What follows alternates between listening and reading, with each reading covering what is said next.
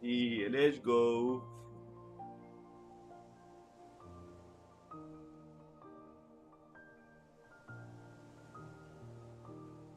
Don't build the hype too much, Cheese. Jesus.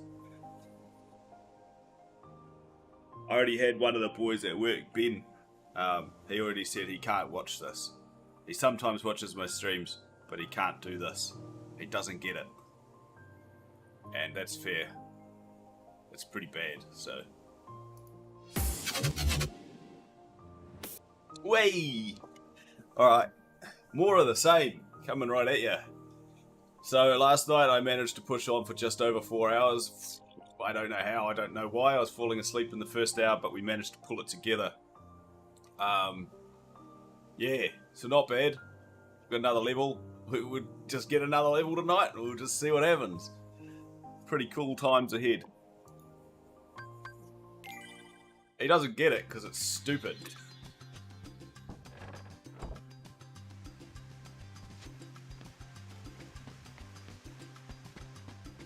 What do you mean?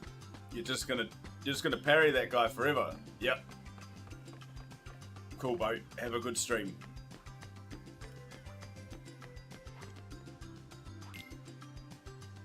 You're going down. Oh, before I get into it, I'll start this thing off with a bang. Look at this.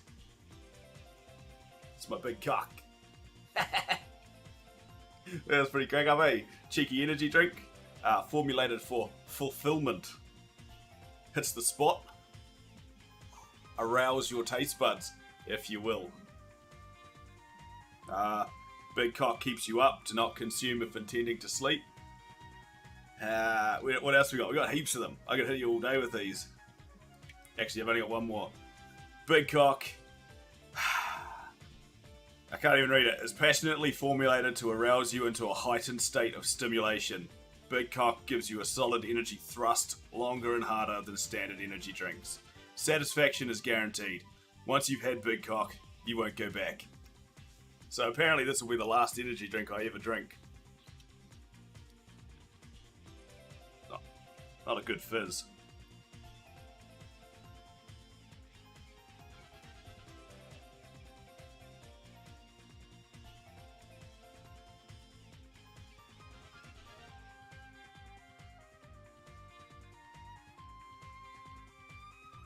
Oh, what does that taste like? You know, the green Live Plus tastes like that, but if they made it taste like cardboard or like can, it's got next to no flavour. Weirdly nice.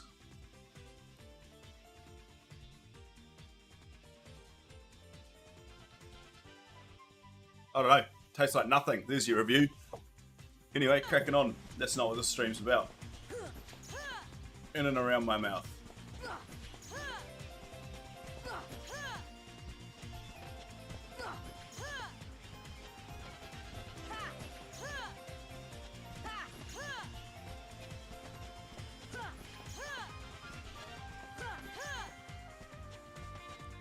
You're not missing out on much.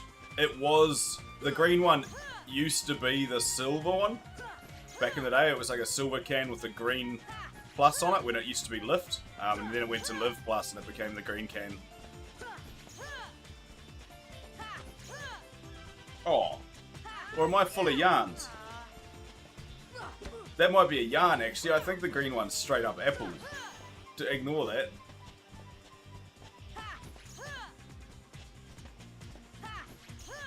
Yeah, I think it's tart apple flavour and it tastes nothing like that. Tastes like the old silver one with the green plus. Yeah, good call, Cheese. I got that wrong. Honestly, that is not anywhere near as bad as I expected it to be. For like a real...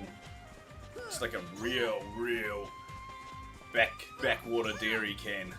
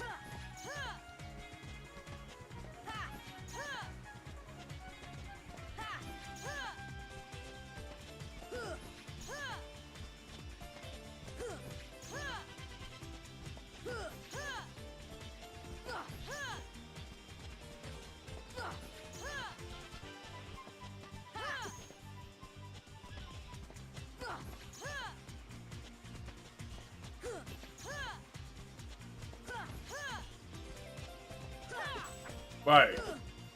Today was a treat, eh? Today is what I wanted real early on in the protest. But I guess the cops just got to their breaking point. They're like, you know what, let's just roll some bucks. And they just, yeah, steamrolled them. It was bloody good to see.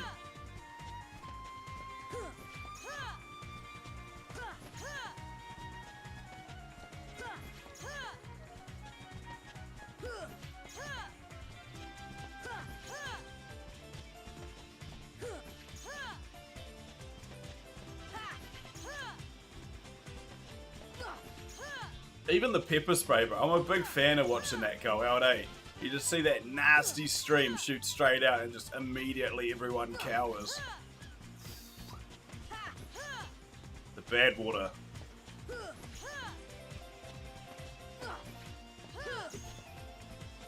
Yeah, digging up the pavement to throw the bricks. Like, that's smart. I mean, I get you come across a pile of bricks, you might throw them. I get that. But we can dig up the pavement.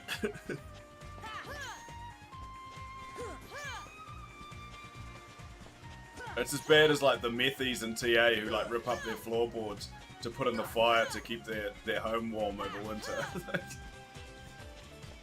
It's the same logic.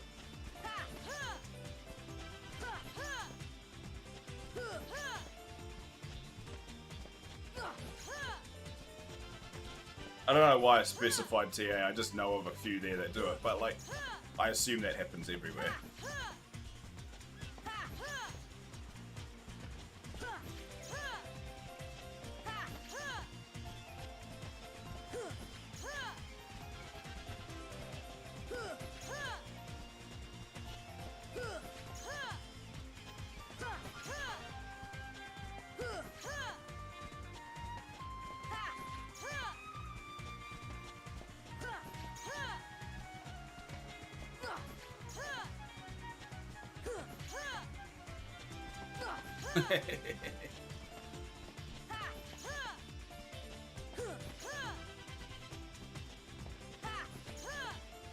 I bet they miss getting like blasted by the EMF now.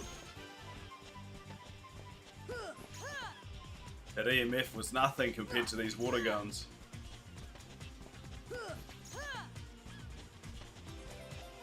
I just want them to like start breaking out like the man marker rounds or like the paint, what's it called, shotgun stuff. It's like beanbags with a paint tag in it. Just nasty.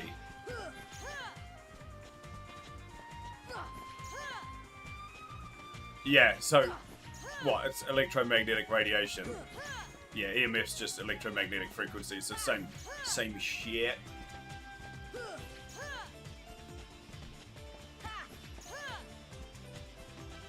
That's the thing. They don't even know what they're talking about to the point that they will just use a different acronym depending on where you are. But I mean, that's in the concrete blocks, definitely.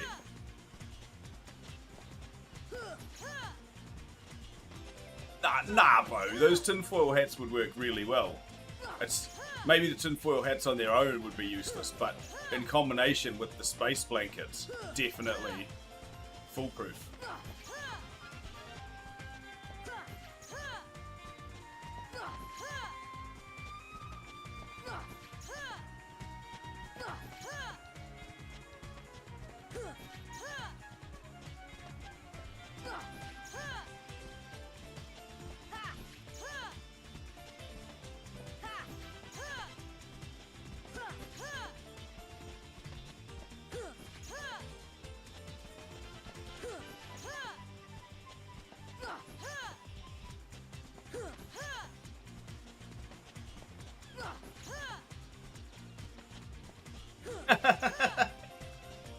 Actual, they did that to some local business.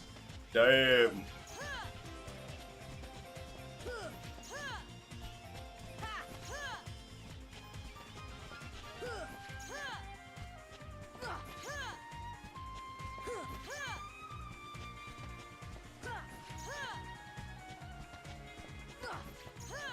Oh. Bro. That's rough, eh? My mods just jump in here. First thing they say is, I'd rather be anywhere but here. Nah, all good.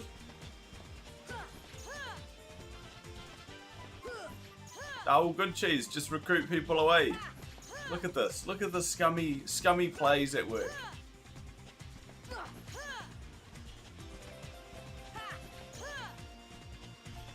Just abusing self-promo in the stream.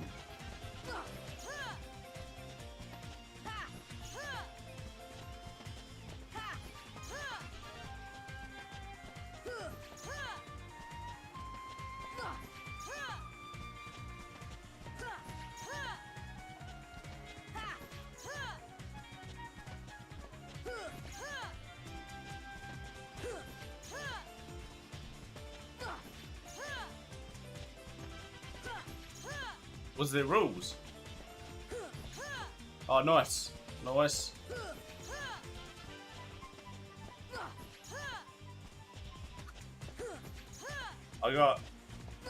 I can stream tonight, and then I can stream a little bit tomorrow, probably not as long, because I have to start my my duty shift at 7:30 the next morning, and I have to be ready for that sort of carry on.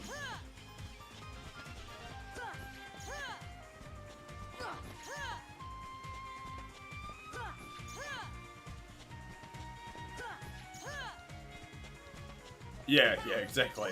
By ready, I mean alive and somewhat functioning. I can't have like my nap mid-afternoon because I still have to keep doing things.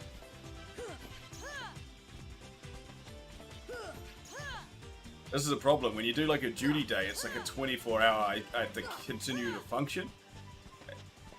Normally I can just finish work and then just comb her out somewhere for a little bit.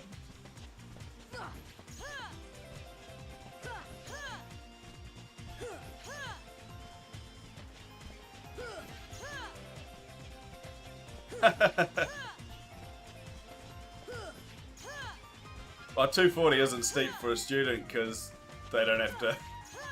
They don't pay for it. Auntie Cindy pays for that.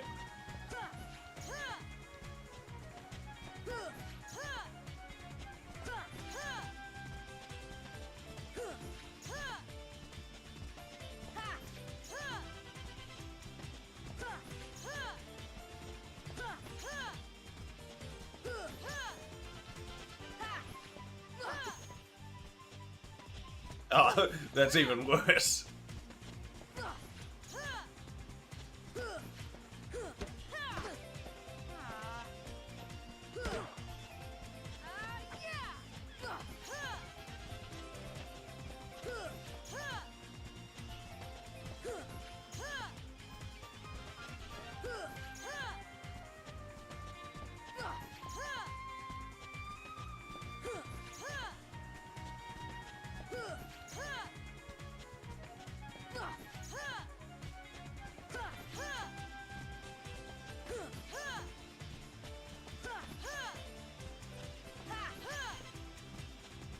What were the words? Like, oui. Bonjour. Oui. Yeah. I don't know if he's French or not.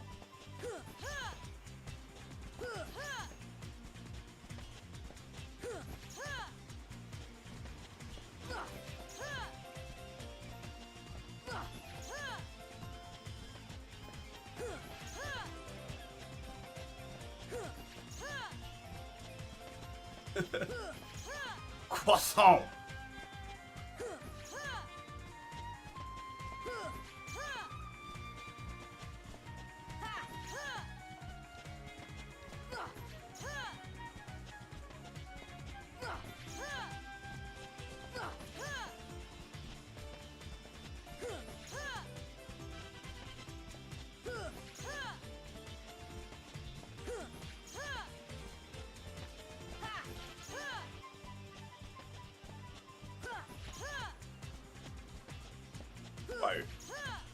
There was a dude last night that jumped in the stream and shat on Raya and the Last Dragon.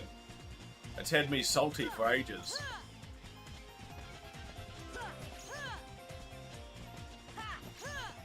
Yeah, it's fair. He said, bro, it's grinding my gears, eh? He said the message was too like muddied and was wrong.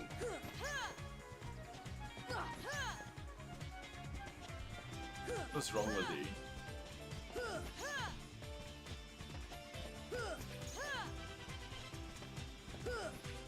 Got me real salty, man.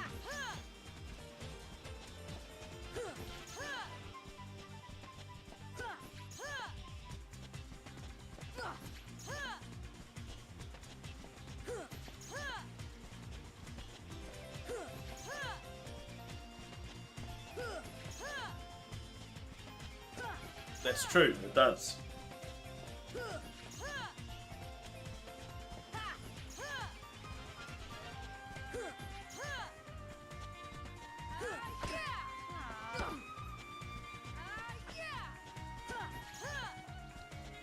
Yeah, and like he didn't believe the bad chick, I can't even think of her name, redeemed herself well enough. And I was like, he's like, at the end, she should have been the one to like do the crystal first, and I was like, yarn, absolute yarn.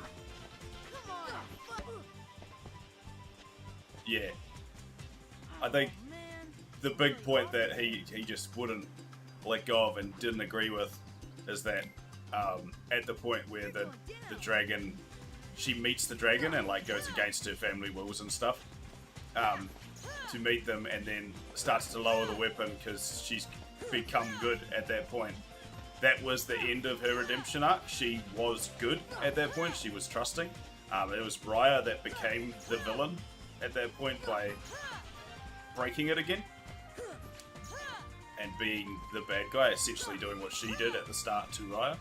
And that's why I think at the end Raya had to be the first person to do the stone, because that was her redeeming herself, but could not get that point across.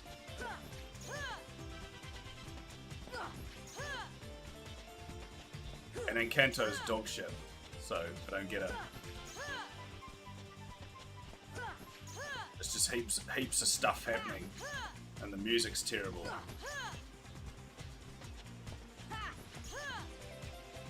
Ooh! What's wrong with my short shorts? You wait till I have to get up today. I got some spicy ones on today.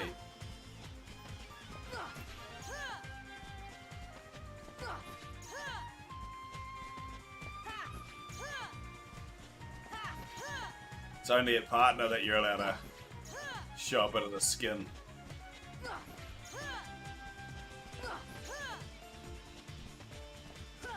Yeah, maybe I couldn't get into it because all I heard was like an 8-year-old singing all the songs next to me and just getting real into it, and I couldn't. Nice, that's good. DC could finally use some love.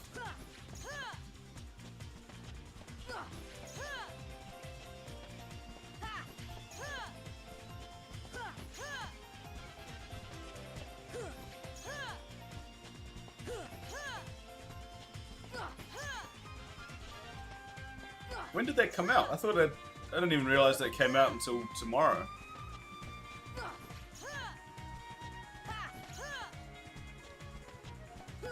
Or is this solely critics at this point?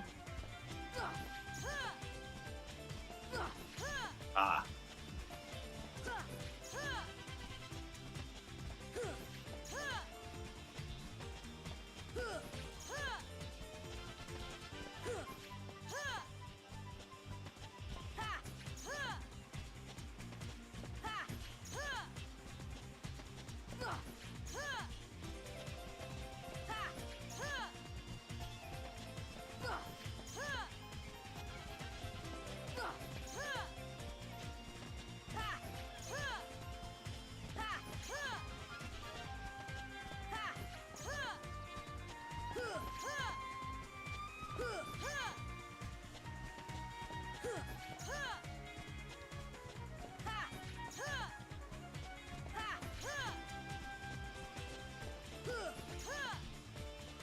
Yeah. To be fair, I didn't even watch that one. Yeah. Is it? I want to say the third one?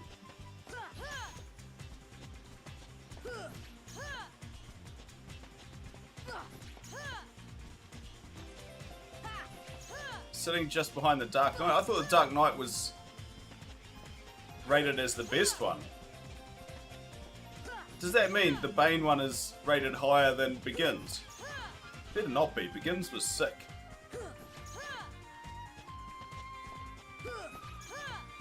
Wow. Madness. Absolute madness.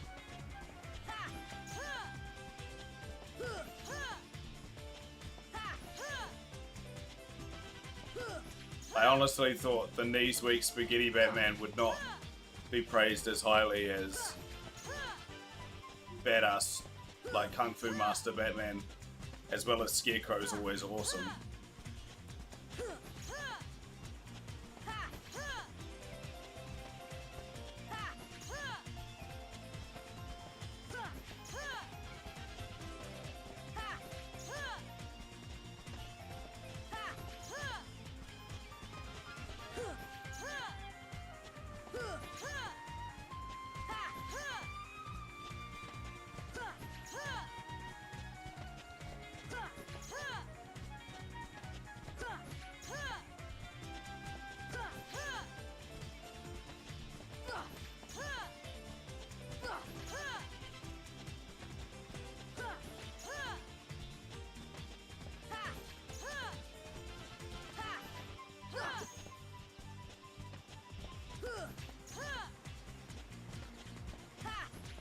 Damn, that's really high.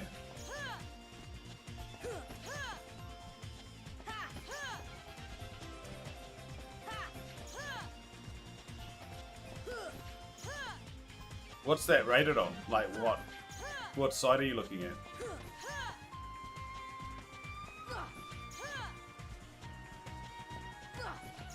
Tomato meter.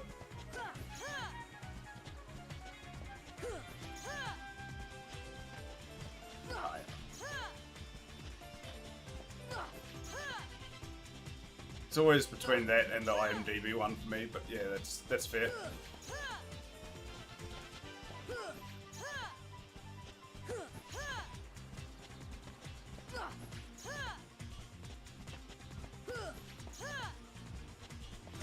It's interesting because like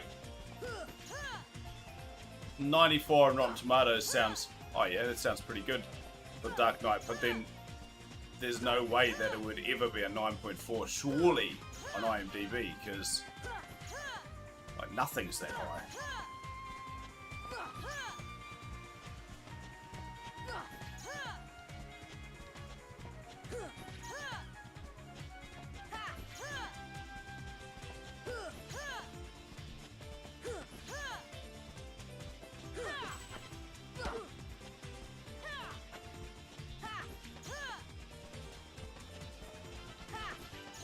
What on what is Dark Knight Rises?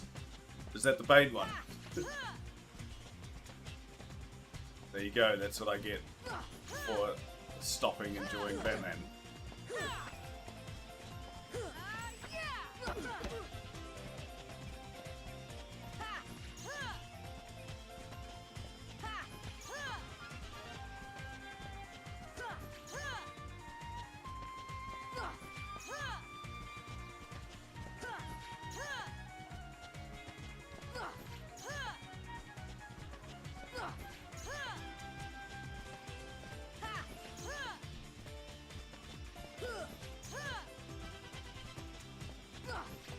Oh, those critics bringing it down.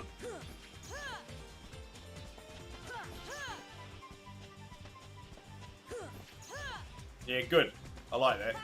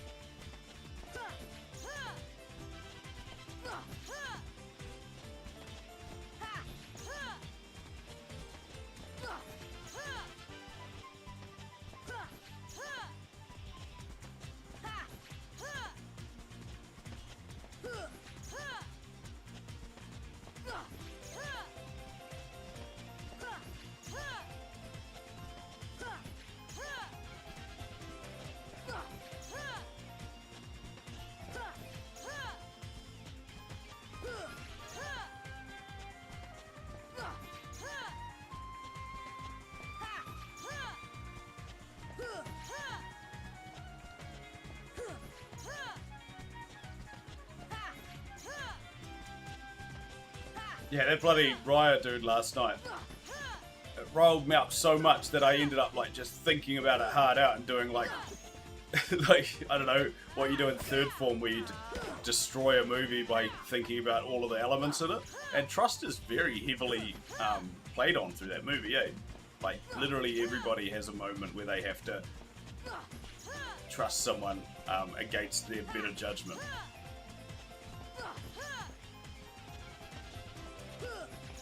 Except for the dragon, who does it too much. But... and I mean, she learns that the hard way as well.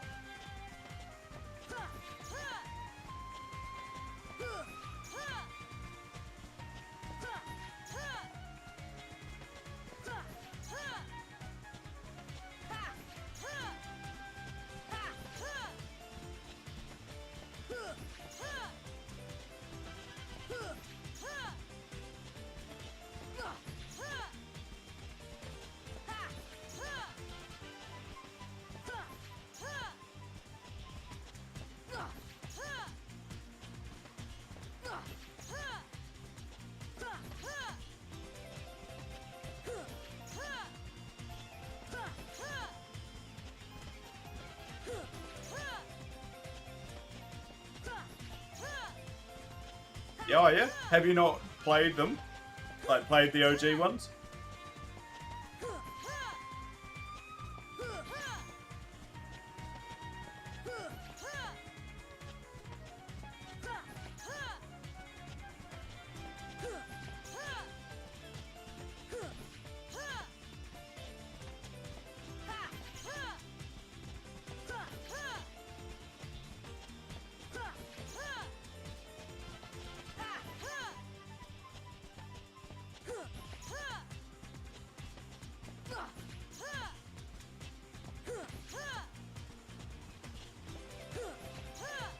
Holy.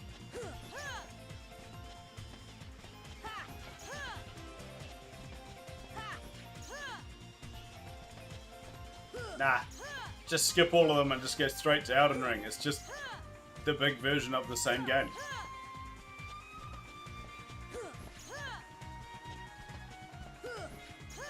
Allegedly. Literally from like 2 people saying that. And the hour that I've played.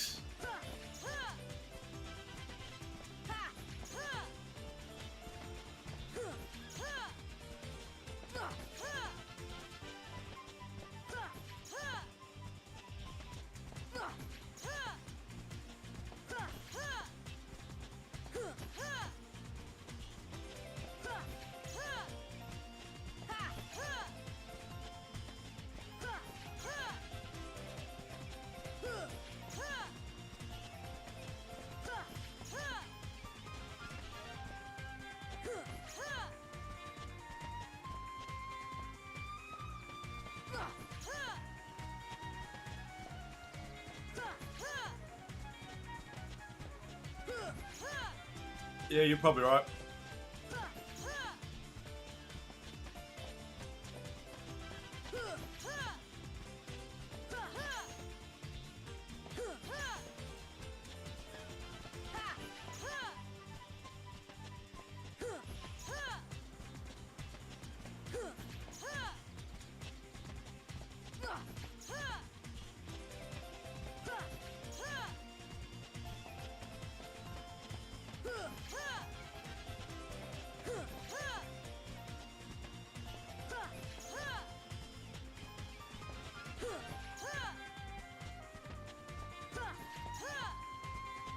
Yeah, I'm pretty keen to play Sekiro as well.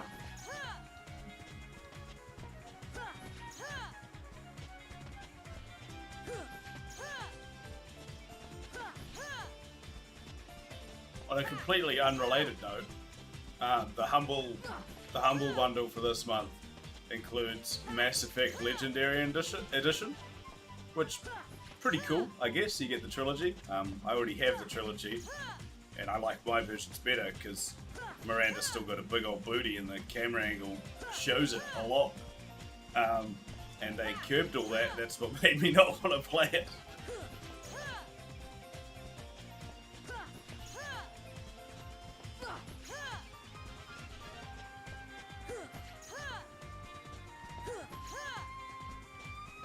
How dare you take these butt camera angles out when we're having a conversation? I always, right from the start of seeing that in Mass Effect, I was like, nice, good camera angles, but also why? This is just two people having a chat and you're genuinely just sitting here zoomed in on her ass.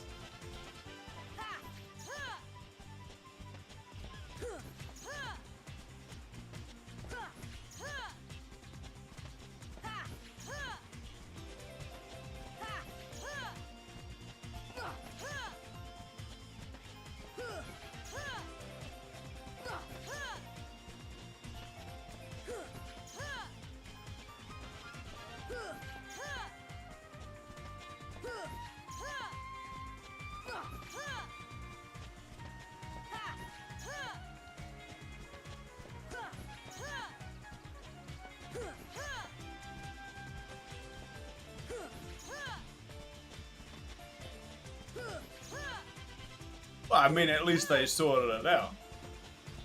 They could have just given it to you as Jake.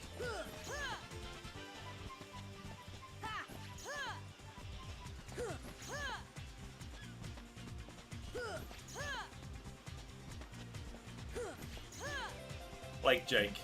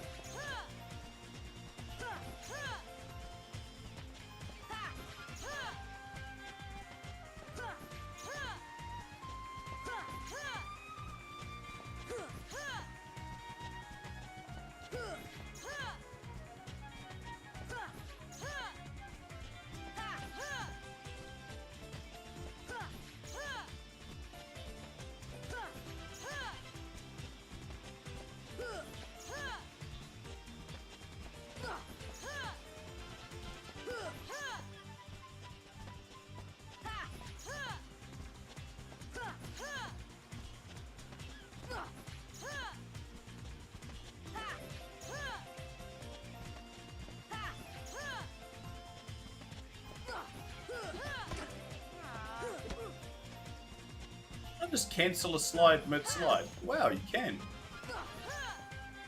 Didn't know that.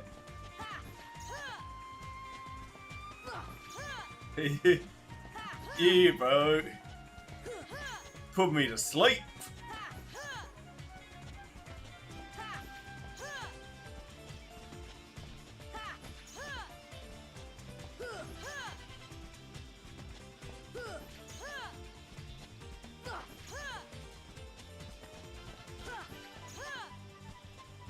I mean, it makes sense.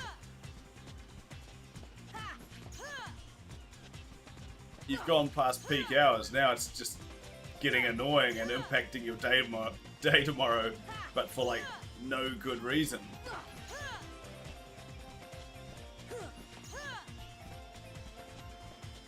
That's right, Cheese, just gulping it down. Like it's nothing.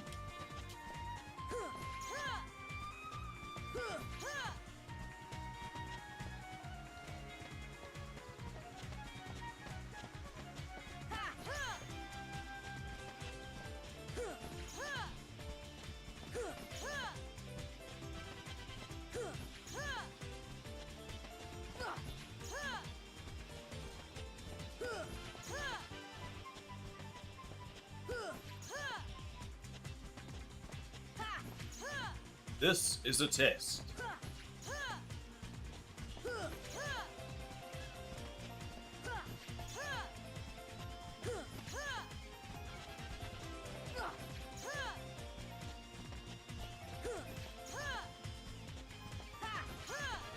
Alright. Big old delays.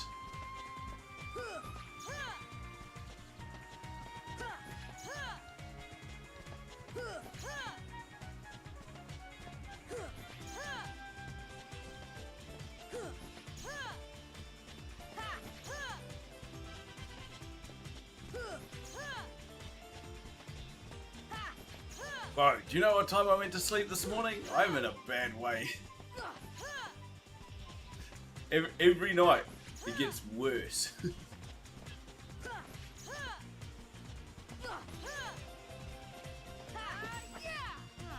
I did. I went to sleep at 5:30. Oh man, I'm really And then got up at 7. Like, oh! You're going down. Ha! Also, that face I just pulled was the closest to the recreation of that meme that I've ever done. Pretty chuffed with that, to be honest.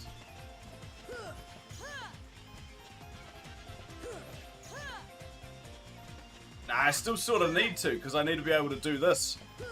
Like, later on. 14 hours later.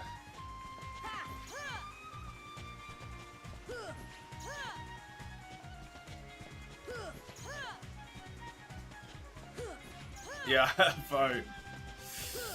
It's those Lost Ark dailies, eh? Because I'm starting to push my gear level up a little bit. It's a bit more of a grind. And then if I do my alts through their dailies as well, I can make a little bit more gold to fund my main. So now I'm like doing 3 characters through their dailies just to get 1 character gear.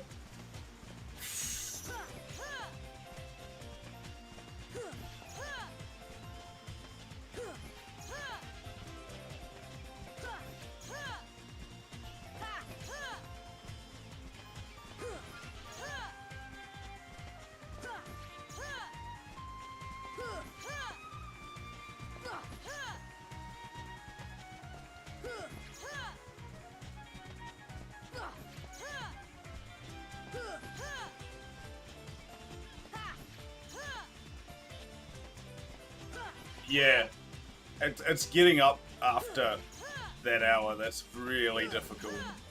It's just become amazing in bed, and it's time for me to stay here forever. No, it's time to get up.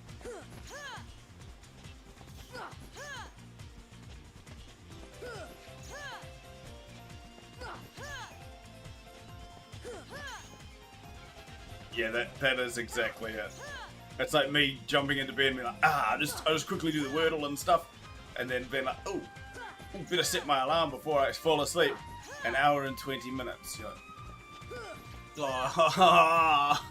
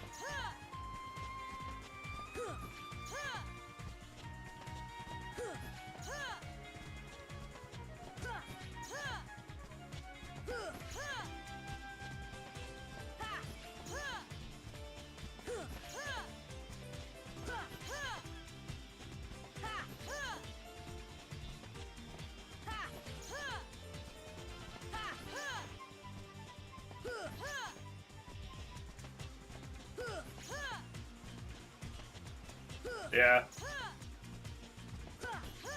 Like the one I set this morning, it was like an hour and 20 minutes. I'm like, that's not going to happen. There's no way that my body's going to allow me to get up. So I'm like, alright, hour 25, hour 30, actually, sorry, it's less. Hour 15, hour 10, all the way down.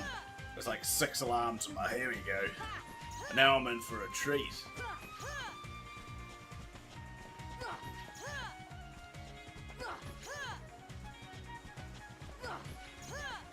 I need to change my alarm tone back to Diamonds Aren't Forever as well. Because there's genuinely nothing worse than waking up to the start of that song. And like, the longer you ignore your alarm, the louder and worse it gets. Nah, please, she's already up and doing stuff well before the first alarm.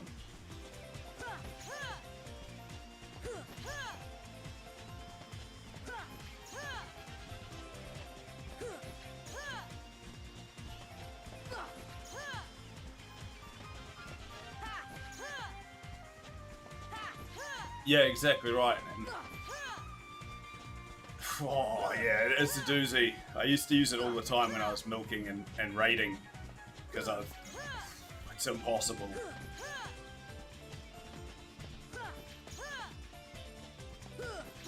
Yeah, yeah. Loud and away from the bed, so you have to get up and get it.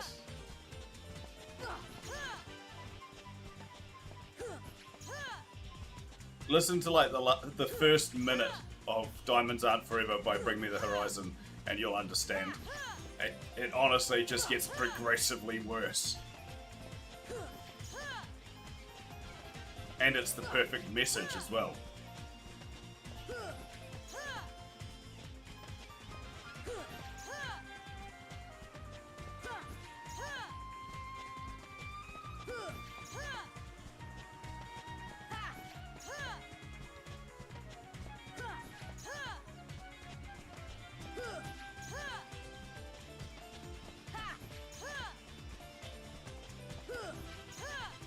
And then just when you think the song can't get any worse, it does.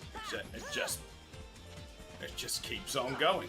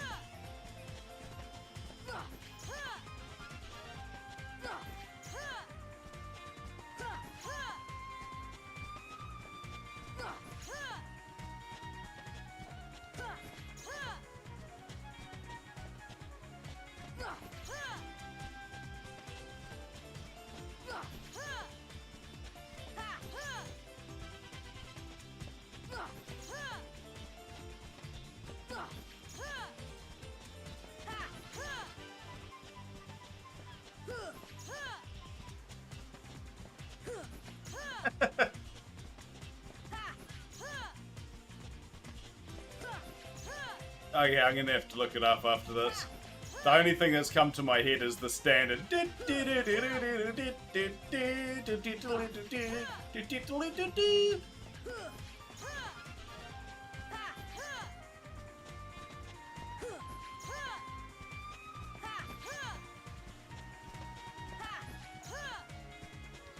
Oh, nice. Very cool.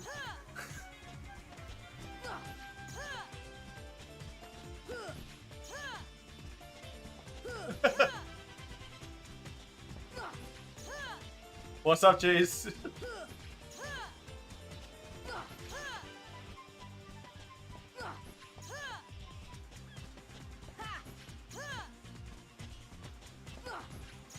Bro, that song's a tune, Cheese. What are you talking about? I take it you just listened to Diamonds Aren't Forever. Is that not the greatest alarm tone of all time? Repeat the same thing on repeat like 5 times, and every time you say it, scream worse.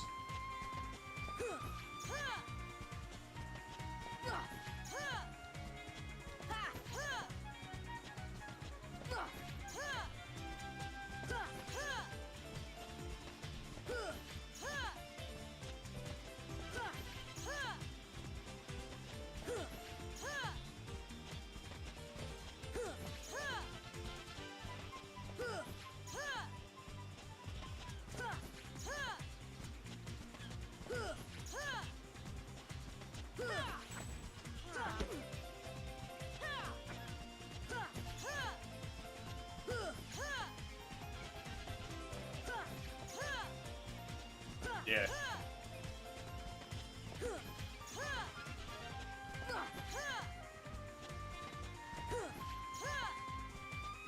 I'll start using it as my alarm again, I think, but only for like days when I am definitely going to be the last person in bed, and because yeah, it's too offensive for everyone else. Like, it's not too bad if you just wake up to the very first one. You're like, ah, yep, there it is. But as you're just like, oh, stop, and then he's just like, okay, it's time for me to just end it.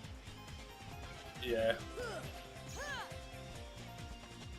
I'm like such a not morning person that we had a uplift thing. We had to do a job at one point, and someone was coming to pick up ammo at 3:30 in the morning. I'm like, well, am I really gonna wake up for that and then start my day?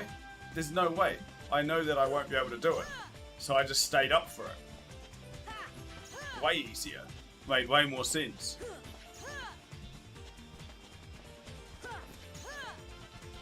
Placemaker's even open that long? That's ridiculous, cheese.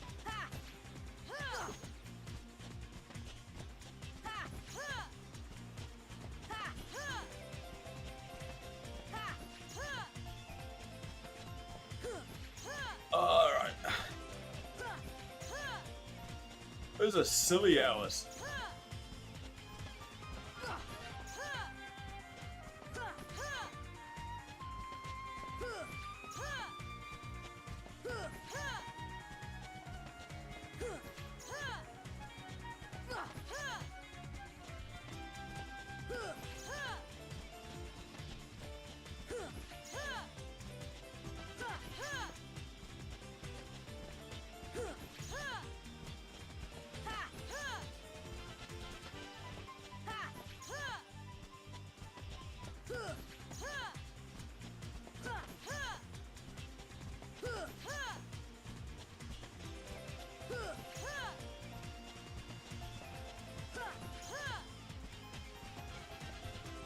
Ah, it's the next level play.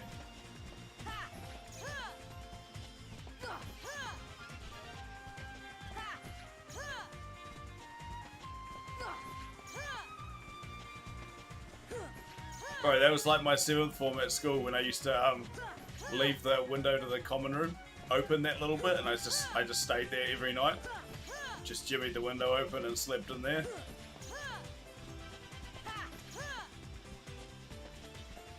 Wake up in the morning, go to the gym and have a shower.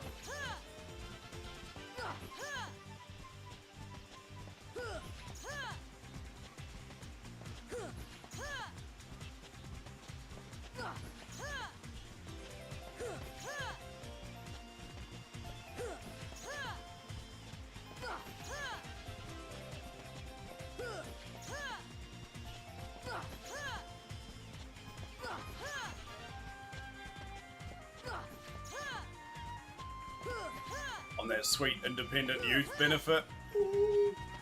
Get 170 bucks a week to sleep at school just secretly, have pies every day and buy fitty bags off my mum.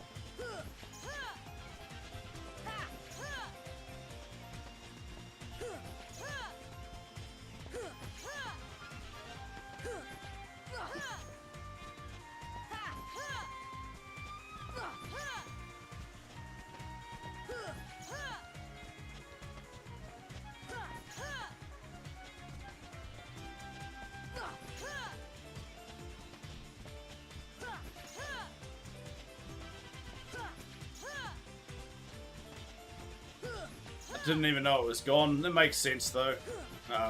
It's gone away from having people chill and slowly become adults. As soon as they got rid of the like mufti and you get your own a separate uniform for your final year, I was like, what the f. Don't be wankers.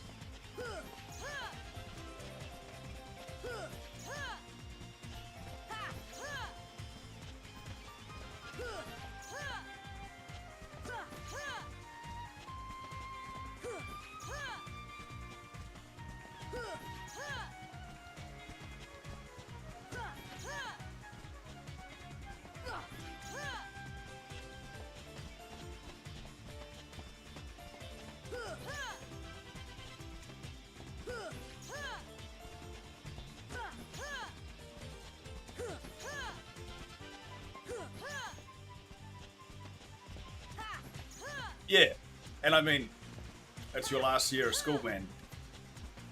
A step towards being like a workplace is a good thing. And I mean, a common room is like your chill out smoker area. Everyone comes in for smoker, has a chill out, and whinges about all the teachers from their classes for the day. Like, it's life. No, now you get rid of it and you have to stand outside with all the other peasant kids.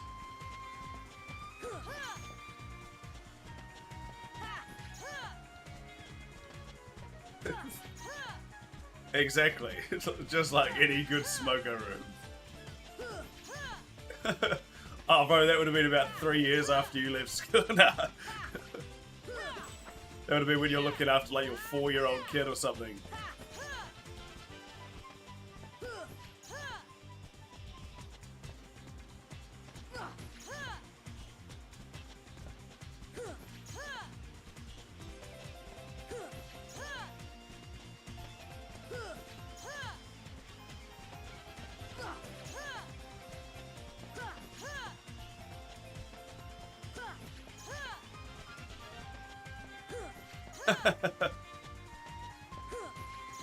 Not bad.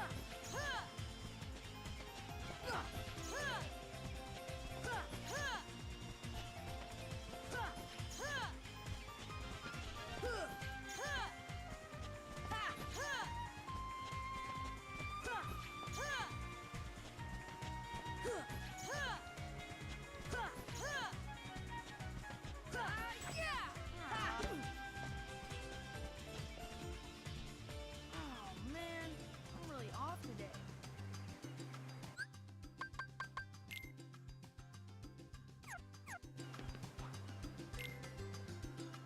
You're going down.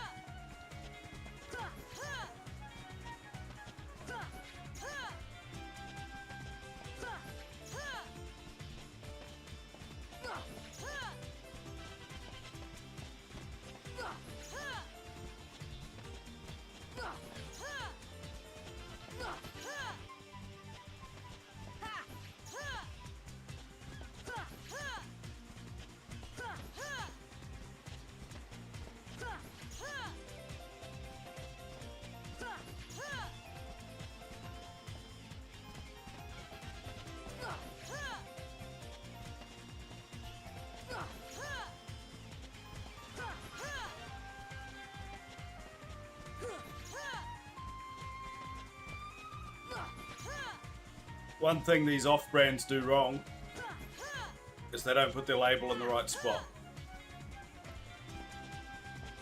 Like, you look at like Live Plus and V and stuff like that, the label's always on like the side face, so that if you're holding the can, it's facing outwards and everyone can see what you're drinking. This is like on the top side of it, so there's no way of showing it while I drink. It's just not thought out. It's a rookie error.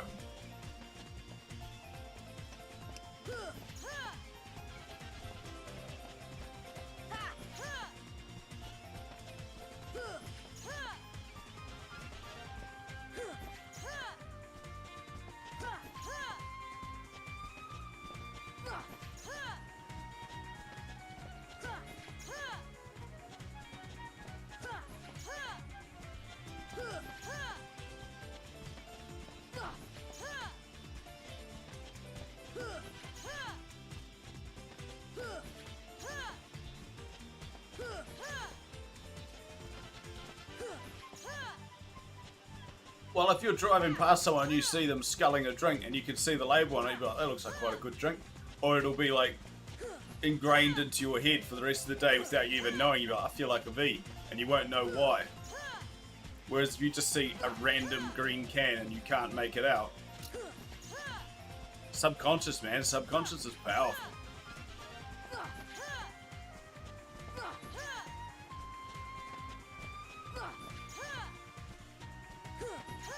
But also I do, because I do energy drink reviews. It's a shitty Heine.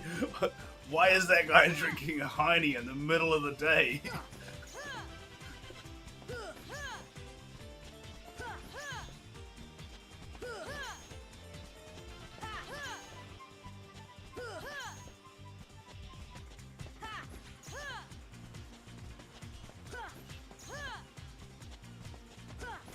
Although I say I do energy drink reviews, but I haven't reviewed this one, except for at the start of the stream where I didn't really review it. And I was saving this for that. Yeah, I know.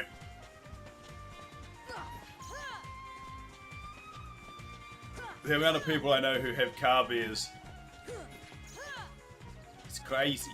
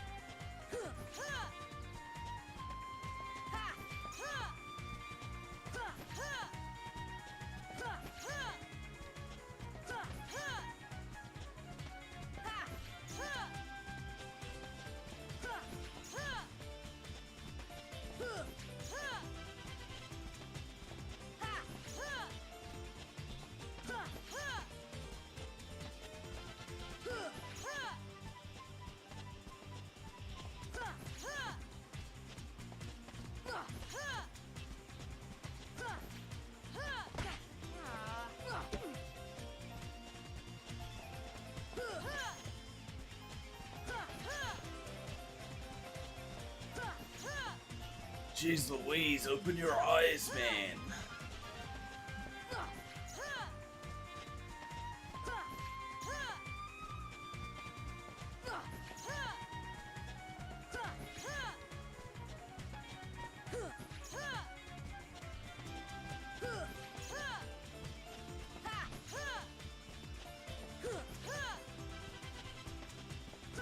Yeah, go on.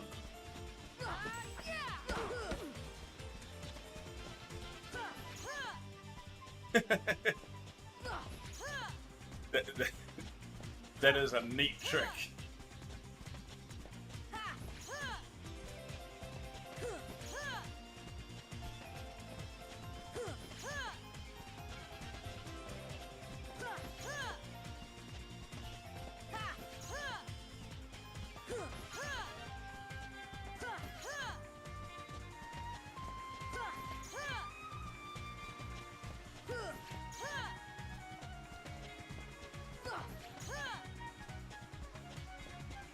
I got probably about an hour and a half in right before this stream,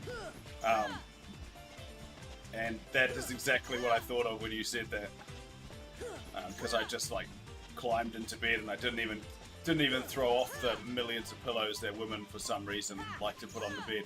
Just like climbed in amongst them, man, so comfy.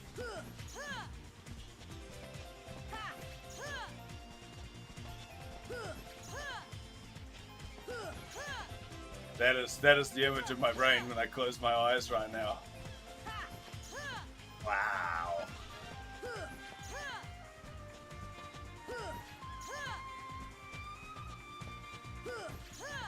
But I'm here, standing on this little sandy beach, parrying Titus. Awake!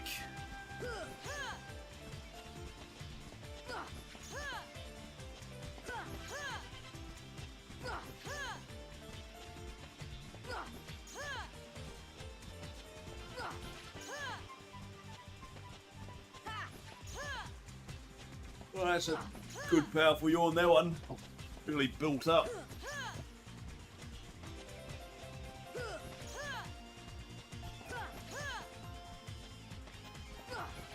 Nice. That might actually be the play.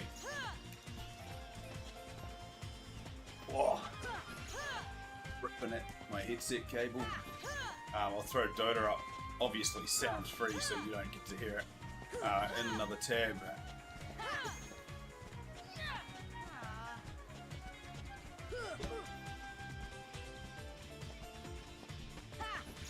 Yeah, out of spite, it makes me not want to watch the tournament because the bullshit politics getting involved in it, but I still will because my boys are playing. Team Muslim and ILTW.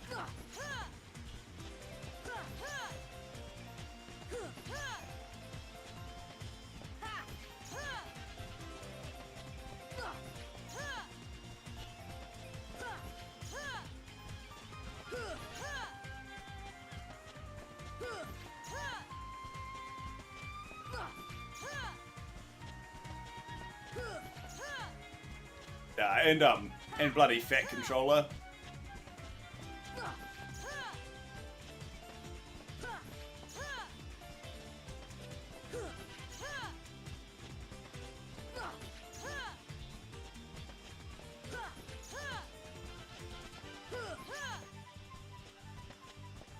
I don't even know what that means. No, they don't.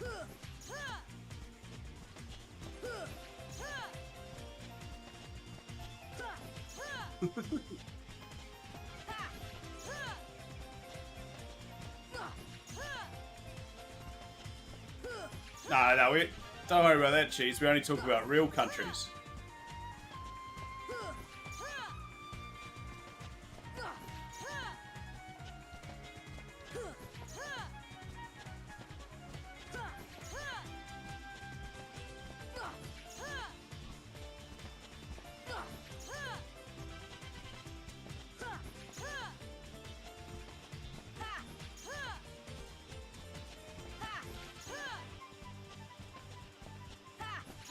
Exactly. None of these teams have publicly voiced their disapproval of what their government's doing. Because it's ridiculous. And the worst thing about it is, like you said, a lot of the players from VP have voiced their disapproval of what Russia's doing. Their organisation just isn't making a stand on it. They haven't said that, yes, they're pro-Russia or anything. They're just saying that they're not going to make a stand on it.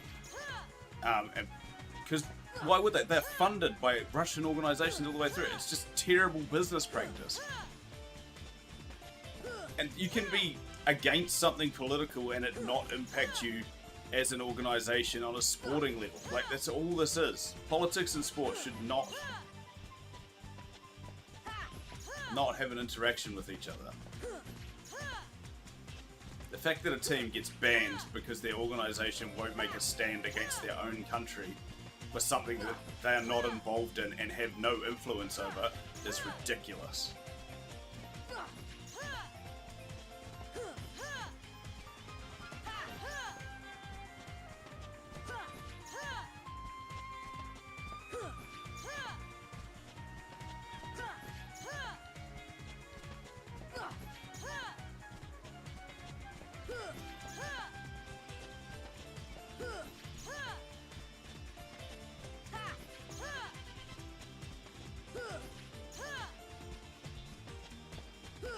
Yeah, I'm sure there is. Have they said anything though?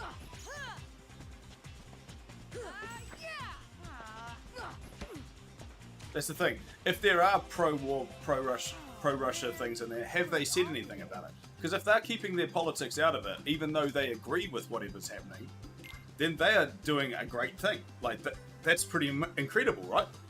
If anything, they should be allowed to continue in these organizations and doing tournaments and stuff, because they're keeping their political bias out of it.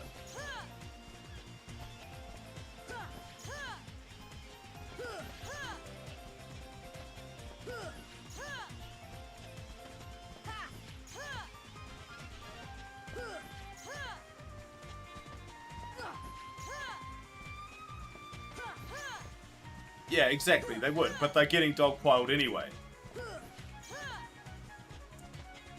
But doing what is right. If you keeping politics out of your sport when it has zero to do with it is the right thing to do, regardless of what side you're on.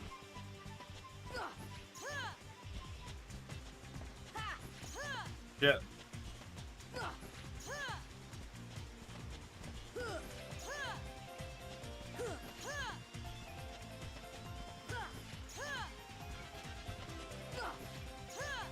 You see, old mate, the dude who was tracking Elon Musk's jet and tried to extort him for money, is now tracking all the VIP planes out of Russia, just to see what their movements are like.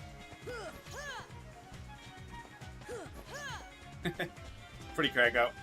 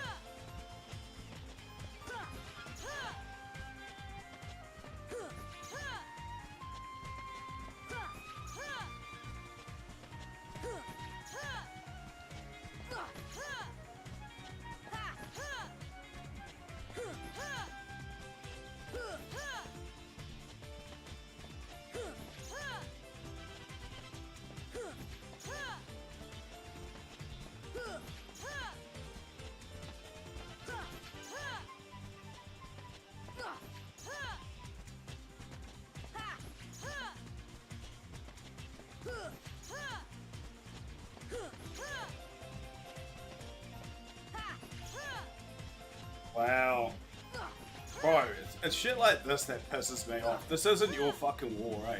This isn't your fight. You have zero impact over anything. All you're doing is being a dick to people that have nothing to do with this situation. Because of where they were born.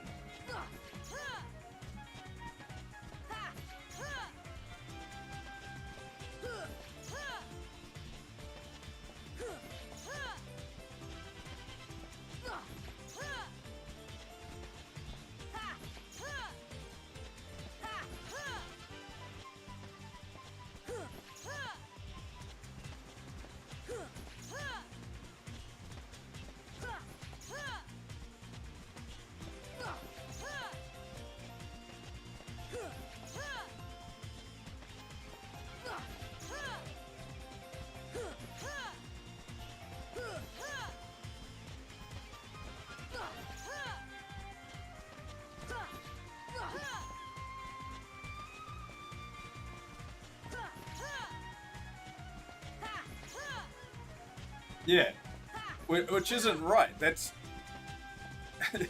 exactly. A tweet isn't going to do shit, and it's not their fight.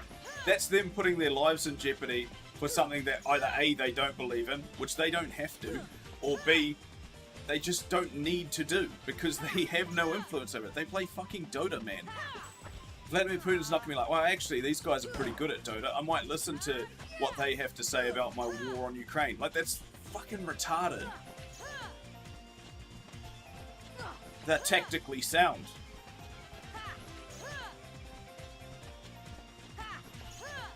Did you see the International Taekwondo Federation has stripped Vladimir Putin of his black belt? What?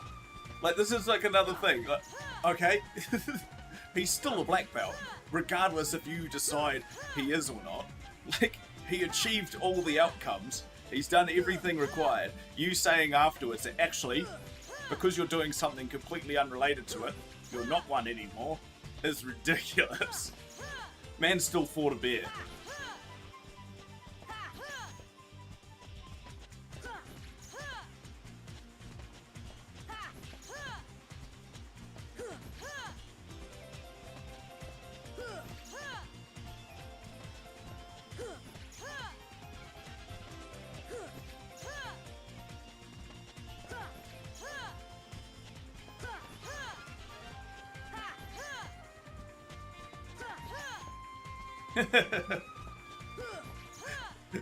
The bear quivered feebly in Putin's arms.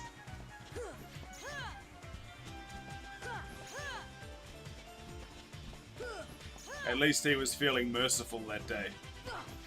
Just choked it out instead of killing it.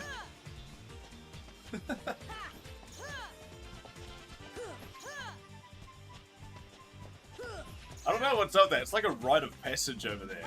Because, like, Khabib fought a bear as well. It's just a thing you have to do. Oh, you're a good fighter? Can you fight a bear? Go on, then. Show me how good fighter you are. You go out of the woods and you fight bear, then you come back.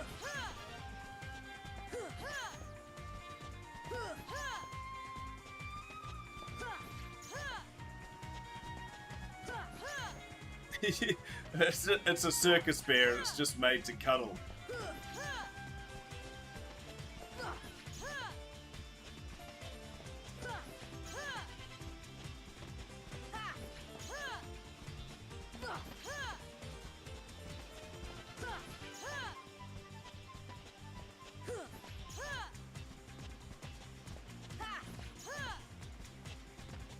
What if its whole life it's a domesticated bear and all it's been trained to do is like BJJ and grapple and fight people? Sick. It's even better than a regular bear. This is a trained bear. Oh man, I'm really off today. With another J-Bo, Brazilian Jiu-Jitsu. Although, one of those words is a bit touchy subject at the moment, isn't it? Since they're out there firing missiles in the vicinity of memorials? Yeah, memorial.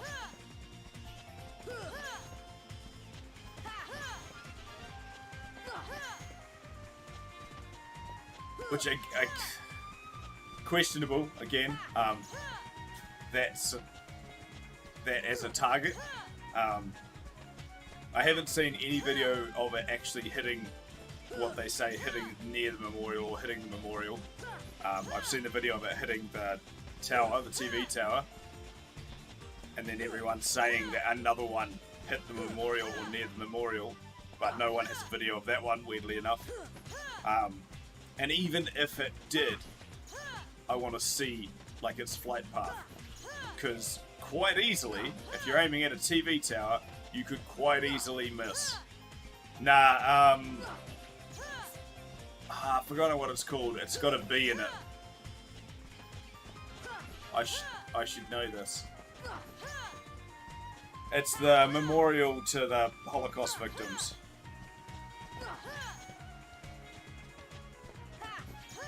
Nah, it's like 2 words.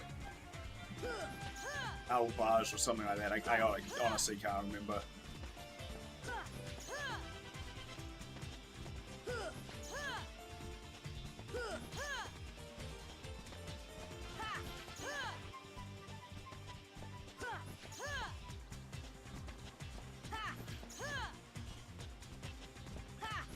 Yeah, that one. Nice.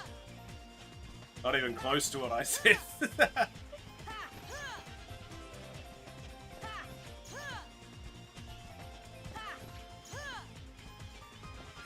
It's bubbling, yeah?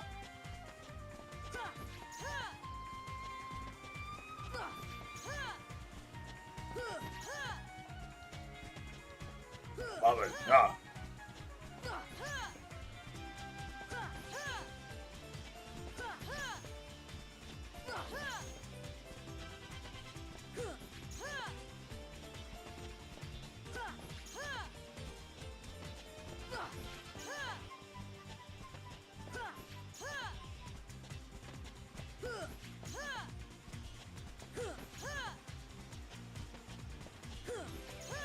Wow, it's not next to, it's about half a K away.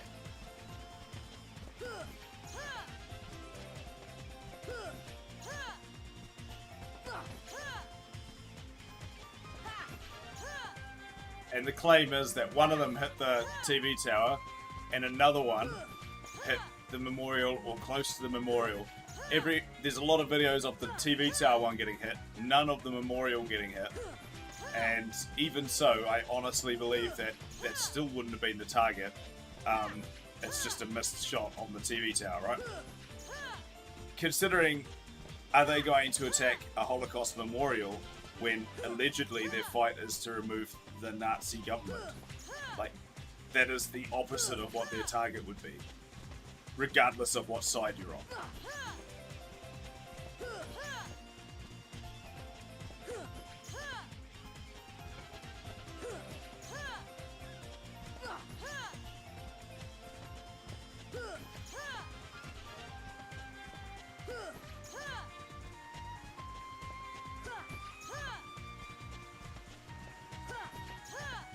Yeah.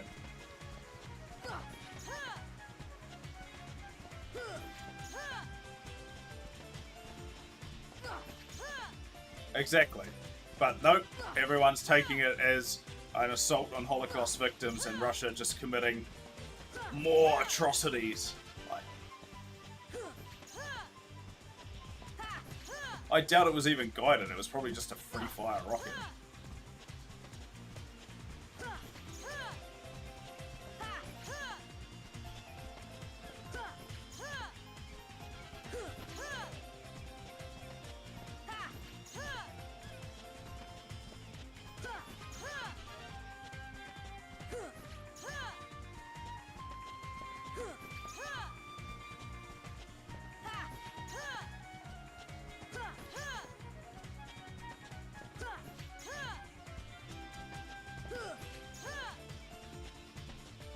Then if it was guided, how far away are they?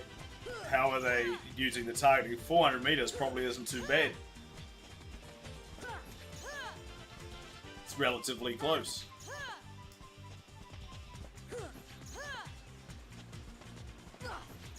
And they're not saying they even hit the memorial, they're saying they hit near the memorial.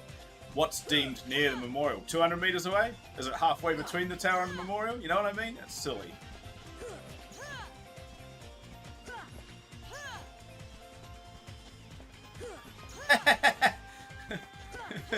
Nice.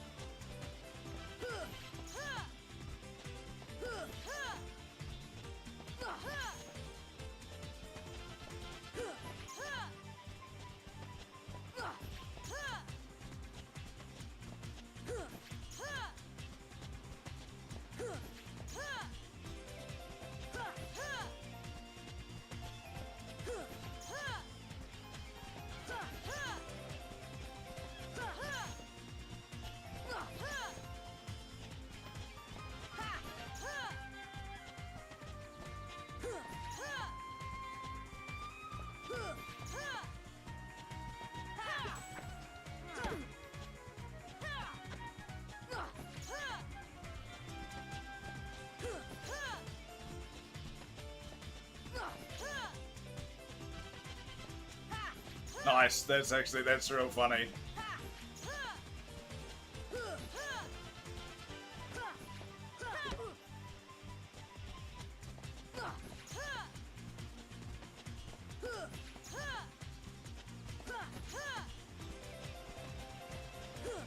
Such a crude weapon too, like there are more efficient things you could probably be making than Molotovs, but do what you gotta do, I guess.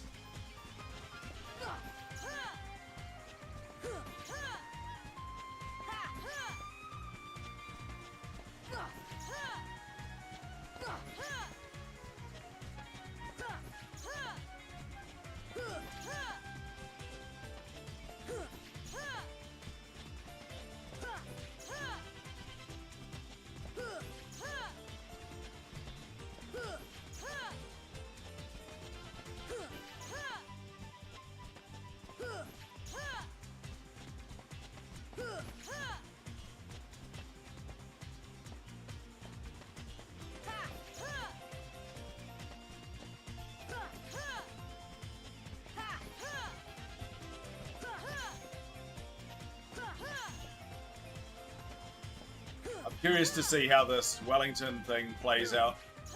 Like, now that the police have pushed them back off Parliament grounds, effectively you've just pushed this peaceful protest back out amongst the community. Like, you're pushing them back out into annoying places amongst the people.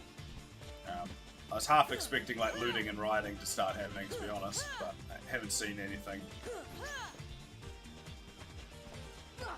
Yeah, exactly. That is funny, and it's high. That's why I believe it's highly doubtful that it's a deliberate thing.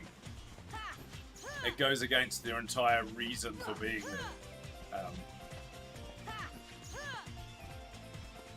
And for people to accuse them of doing that deliberately is stupid. I think everyone's like, I saw a bunch of tweets calling them barbaric and horrible, and blaming them effectively for the original stuff, and also for I saw some shit about them basically dishonoring the Holocaust victims. That's with a missed rocket. Come on now.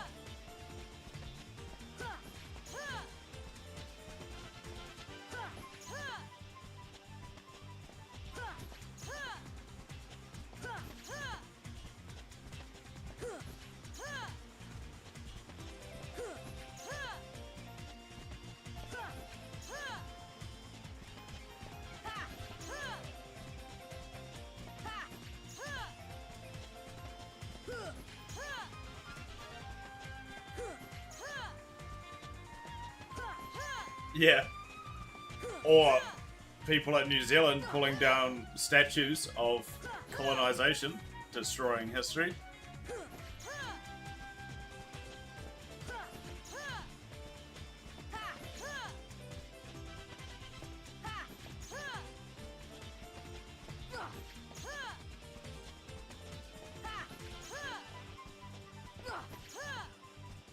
or the people at the Wellington protest who are claiming this is their Gallipoli, and that what they're doing is the equivalent of what the Anzacs did. So that cenotaph is as important to them as it is, and as much for them as it was for the Anzacs who died at Gallipoli. That was a hot take that I read about today.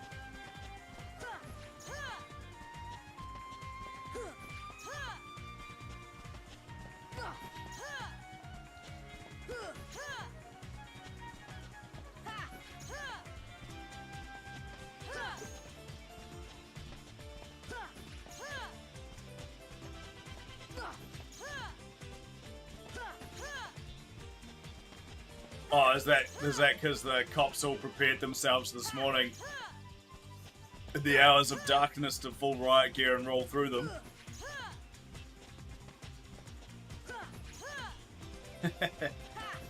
Bro, what I'm hoping, what I really want to see is, yeah, you see all these cops in high-vis every day and putting their riot gear on. What I want to see is tomorrow they all roll in, they're all wearing full black, they've all got gas masks on, and they just start throwing tear gas grenades out in there. Just fucking roll these people. Just steamroll through them. Full, proper riot gear.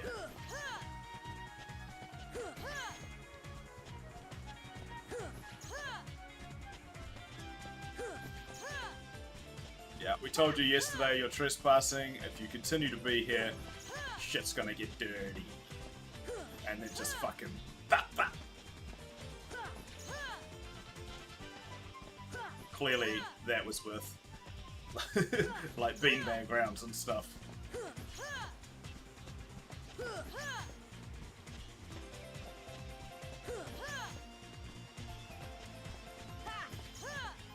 Can't people make mistakes? Yeah, your mistake was being there for the last 3 weeks.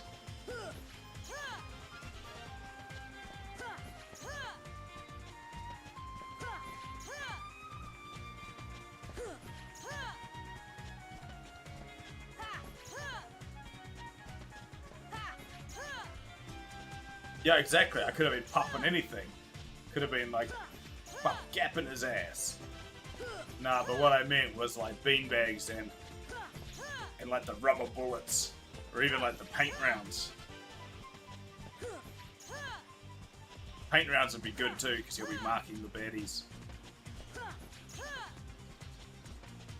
And hell, the cops deserve a bit of fun now too. They've been. It must be so annoying. Like my patience would be gone. My temper would be so high. Just to fire a couple of paint rounds back at these little fucks would be amazing. There's a reason I'm not a cop, obviously.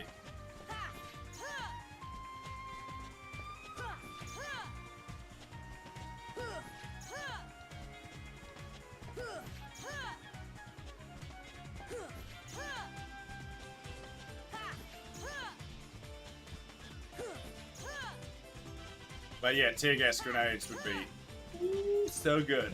So good to see. You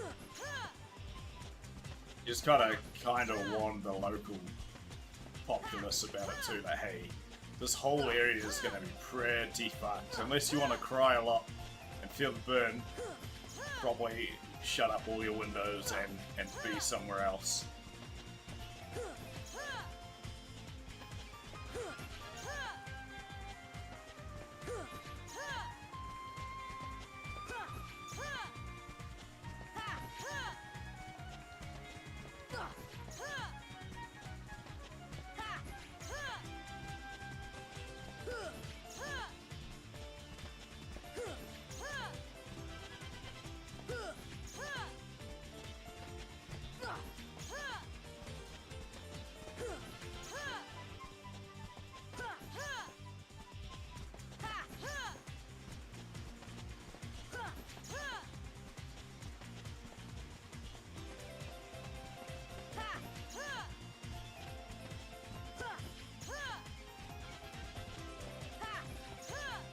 I was reading today that like our flashbang is 165 decibels. That's fucking loud, man. That would absolutely suck. Right next to you when you're not at all ready for it.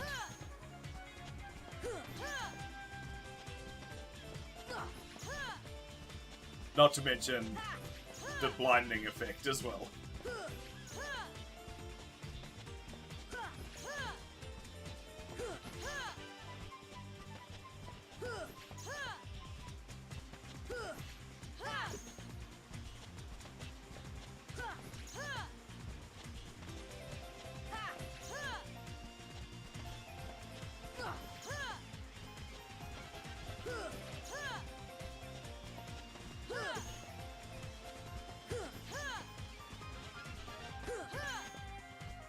Maybe. I'll throw Big Doubt your way, though. That's pretty loud, bro. Go get that sweet Slurpee action that I got the other day. It's pretty amazing. Like, go in there completely deaf in one ear, partially deaf in the other, and then come out, and everything is so loud. Ah, nice.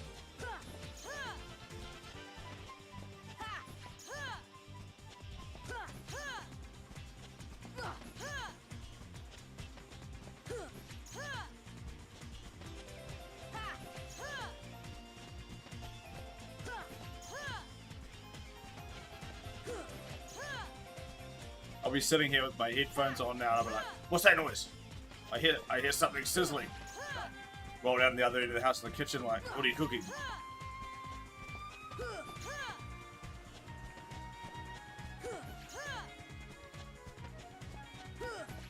Yeah, bro.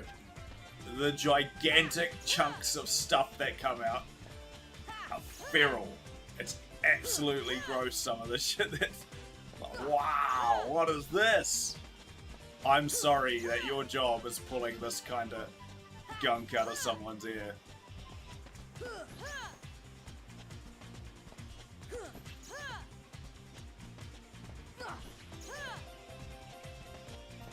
I got a little something for your ear hole. Wah! Well, and you're not meant to. Talking to the lady I was at today, you're not meant to do anything for it. The idea is it's meant to rotate and filter itself out, and putting anything into it or any pressure on it can actually just makes it worse. Pushes it in, and if it goes in past like that far, it can't come back out. It's from the air beyond that far in isn't designed to have wax in. So the second it's in there, it's basically going to stay there.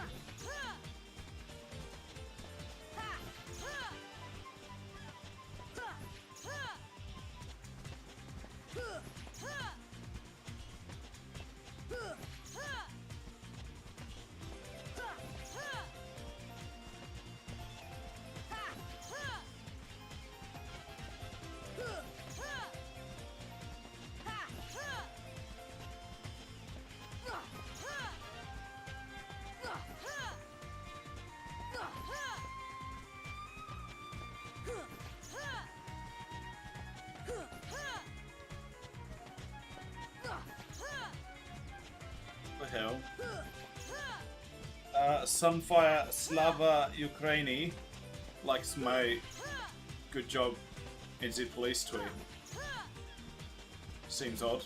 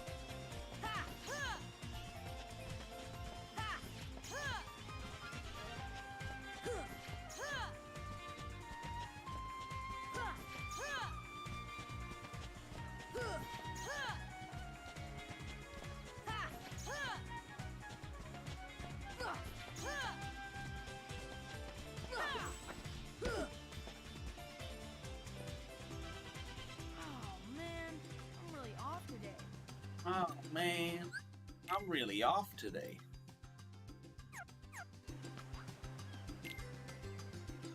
You're going down. Huh, huh. Huh, huh. Huh, huh. Ha, huh. Huh, huh. Huh, huh. Huh, huh. Huh, huh. Huh, huh.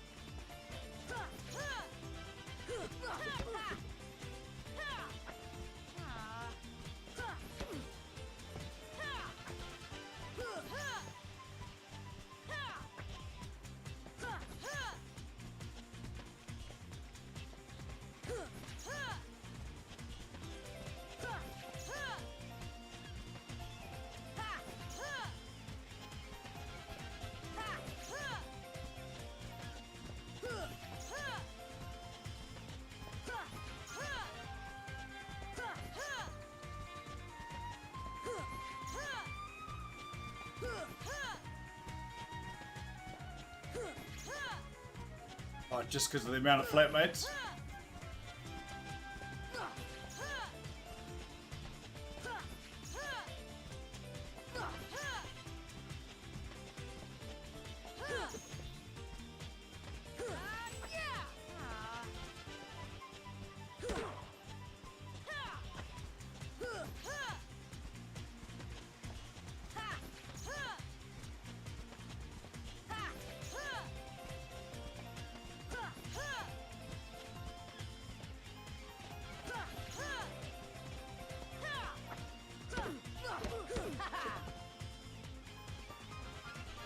Oh man, I'm really off today.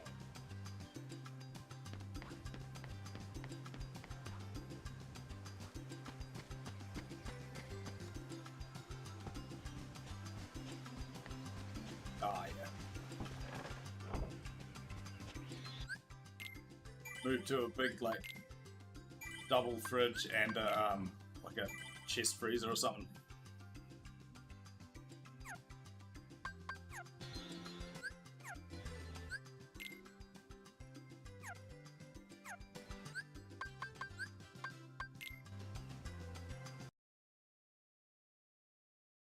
So it's just under 10k gained so far. Goal will be to do another 10 tonight. So I'll hit that level up in 3 and then do a bonus 7 on top of that. Oh yeah, that's the problem, man. The nook where you can chuck your fridge in.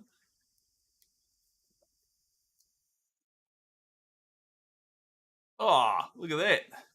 Cheeky follow right as I'm about to just go for a break. How's it going, Icy Warrior Man? Thank you for that. I will be back in like 5 minutes or so after I grab a new beverage and sort out the stream because I've just literally about to go on break and the game always crashes when I do this. Oh.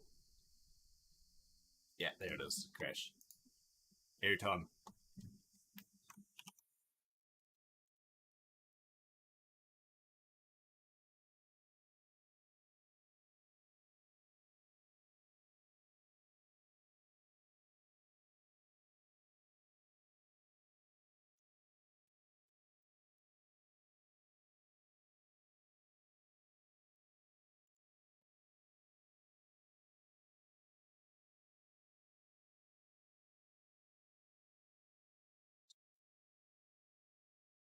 What I'll do is I'll just start booting it up and I'll go on my break now. I'll be back shortly. Hang around.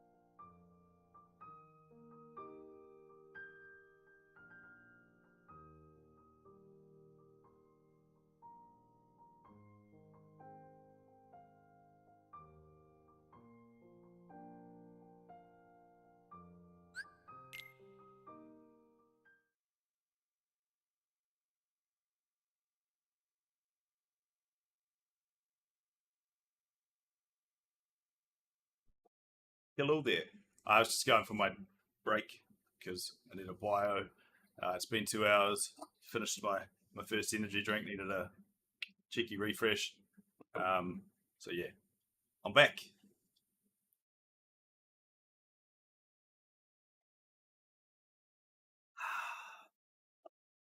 Just waiting on the game to boot up because every time I go out to the menu, for whatever reason, it likes to crash at the moment and then take forever to get back in.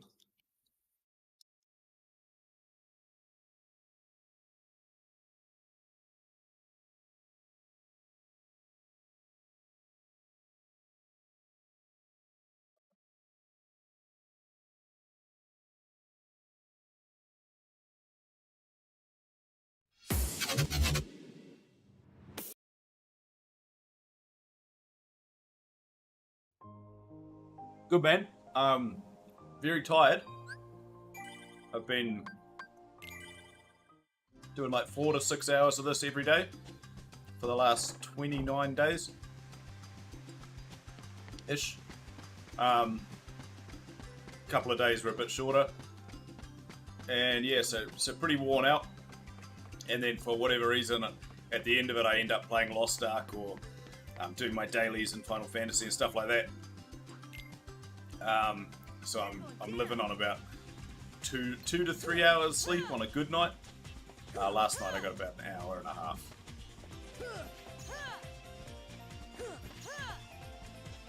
But I also had an hour and a half nap this afternoon, which is helping keep me alive a little bit. Definitely been having a couple of whips tonight though. Very close to kipping.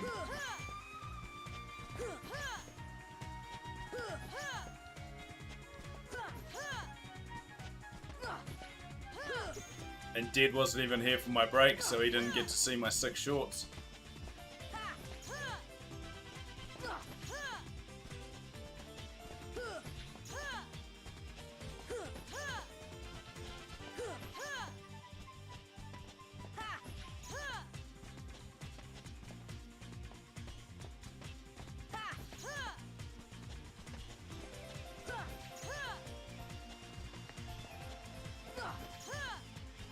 Oh, nice. What are you studying? Oh, no, I won't ask that. Don't answer that. You go study, man. Don't get distracted by this random guy who's trying to distract you from doing something productive.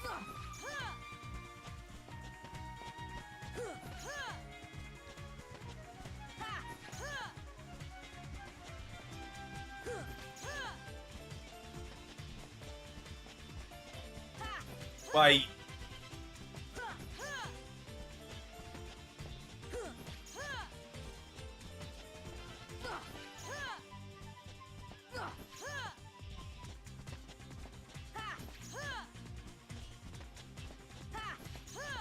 What a crazy backwards world we live in, eh? Imagine doing final exams at the start of March. So strange.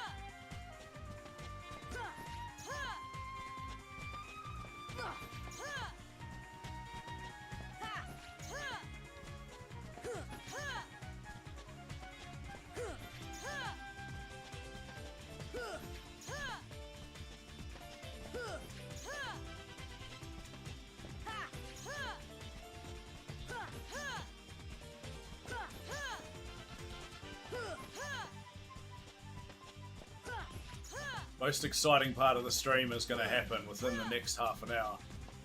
That's crazy.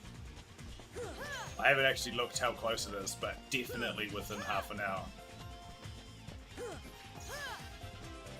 That's exciting stuff.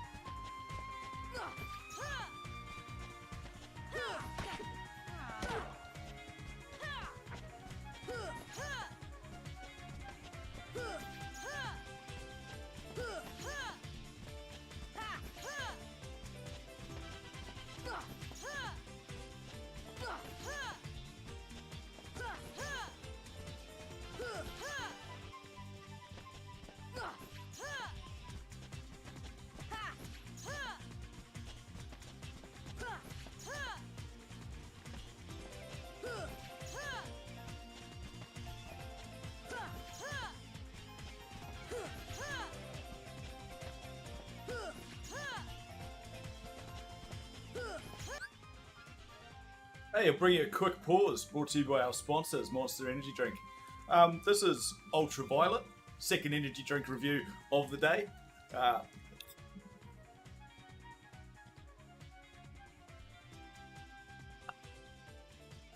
That's okay. That's all. And it tastes kind of grapey, as you'd expect, because it's purple. But it's got like that distinctive, excessively sweet taste that you get with the Ultra cans, despite having no sugar.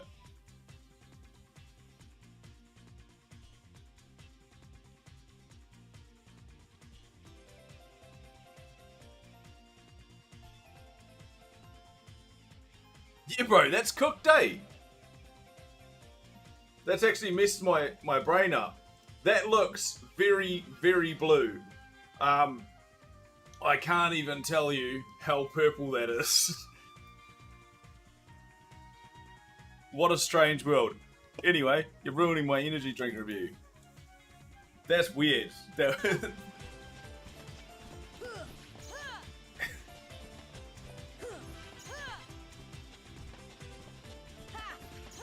Oh man, that's sad.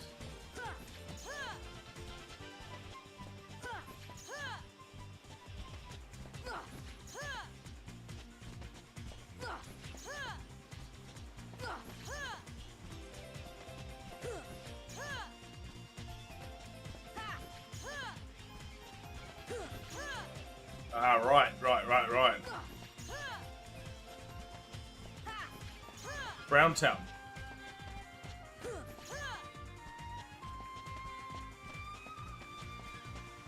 It's gonna bend you over and he'll take you to Browntown.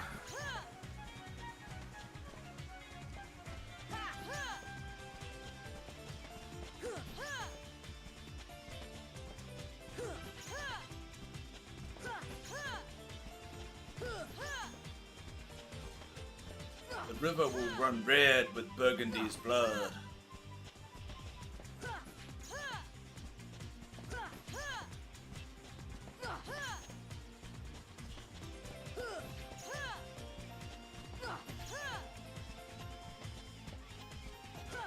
The more I drink this, the more it feels like it's going for like an authentic grape taste rather than the fake grape taste that you get in like lollies and things like that.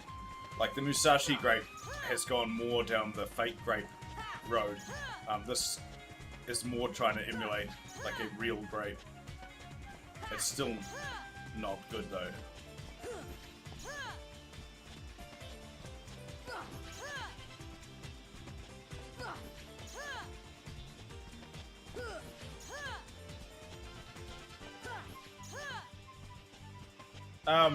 Why? Just shut the garage door. That's your room. Get out. You can only fit one car in there anyway, can't you?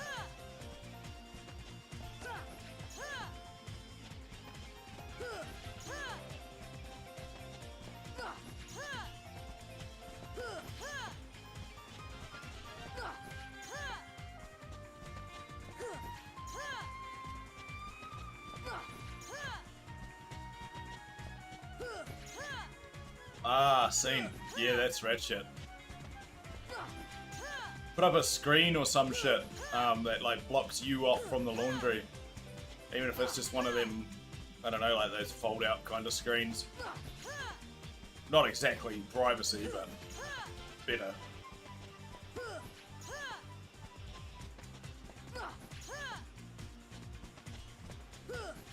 Or do what I did and just build a wall. I built a room in my garage and now I'm private.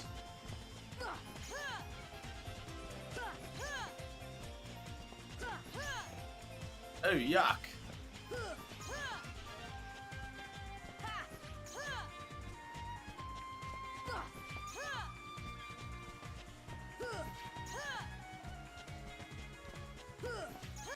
Hold the horses, Dota's on, boys.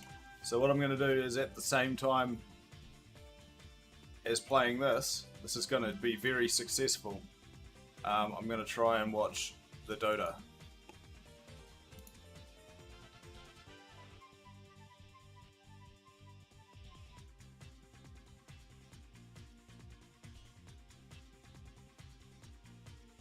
Why is that not showing up like immediately for me? Who's streaming it? Oh, is that what that is? Galaxy Racer DXB. What's the other one? Spirit and Tundra. Damn, that's a good game to watch too, though.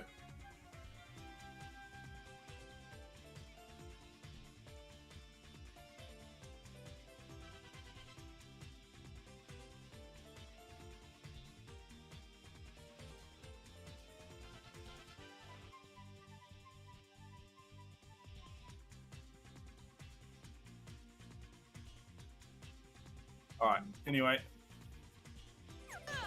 We're back to playing Kingdom Hearts while looking awkwardly over here and staring into everyone's eyes now.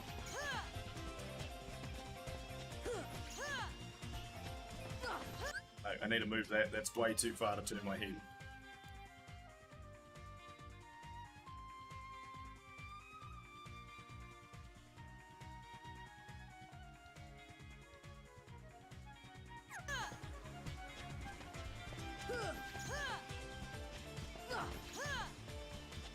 It's good to see Nigma haven't changed in the slightest. Undying and Ember Spirit pickup. Oh, it's your boy.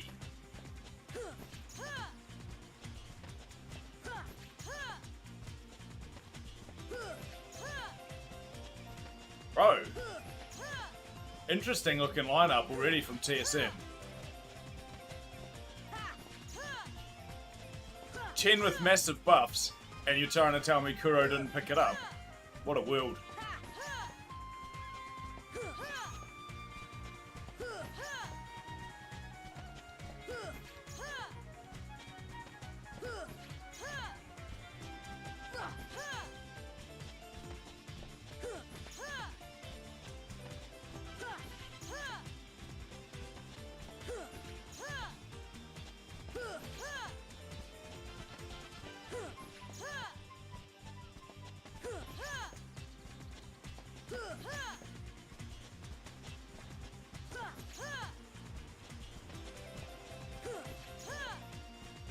Yeah, I mean, they picked it up, but they didn't.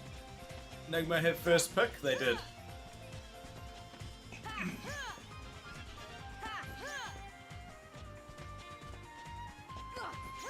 I like the first two bans though for TSM. Just respect banning the Coddle and the IO straight away.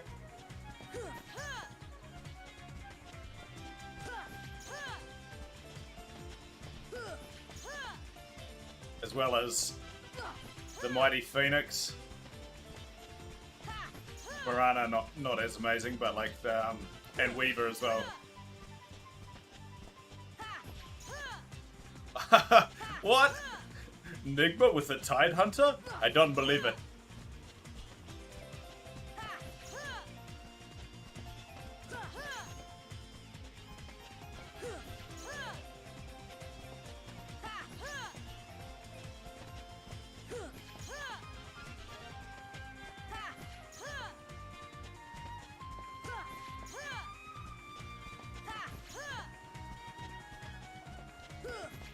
Yeah, I had a brief read over the patch notes, so I did see a lot of the changes. I just haven't seen them in place.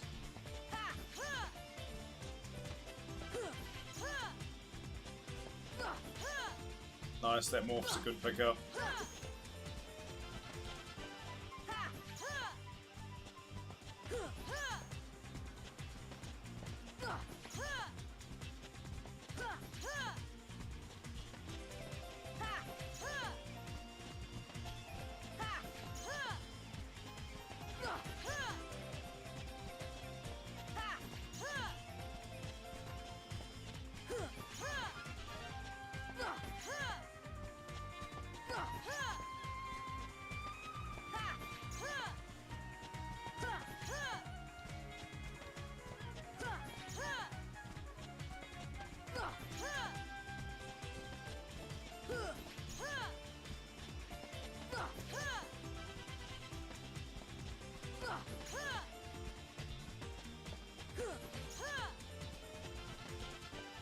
Alright, bro.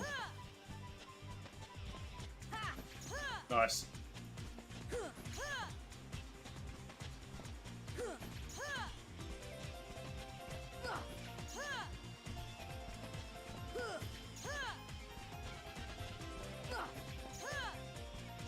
Yeah, at least me watching this will keep me going for another couple hours doing the Kingdom Hearts thing, because I'm not even paying attention to Kingdom Hearts in the slightest.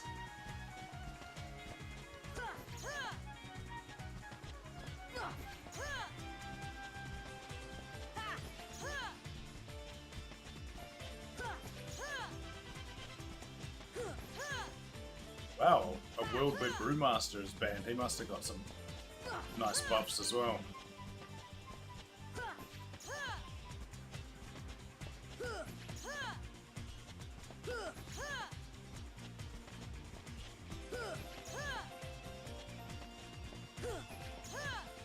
Profit. Ooh, Shadow Fiend. Damn, I don't think I've seen a Shadow Fiend pick up in a really long time.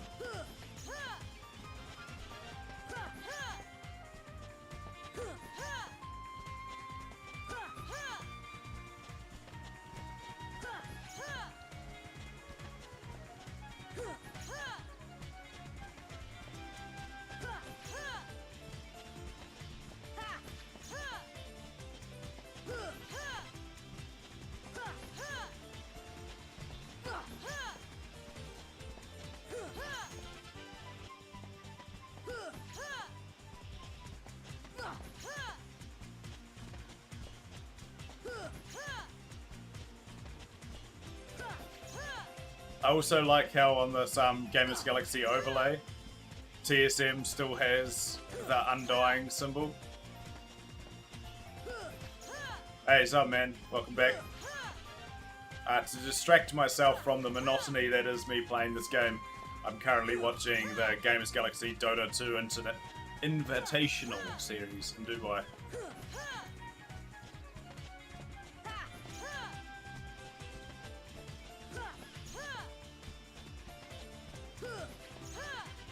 Miracle Shadow Fiend should be a thing of beauty. Although, Nigma is my favorite team, this looks like a very good TSM draft to me.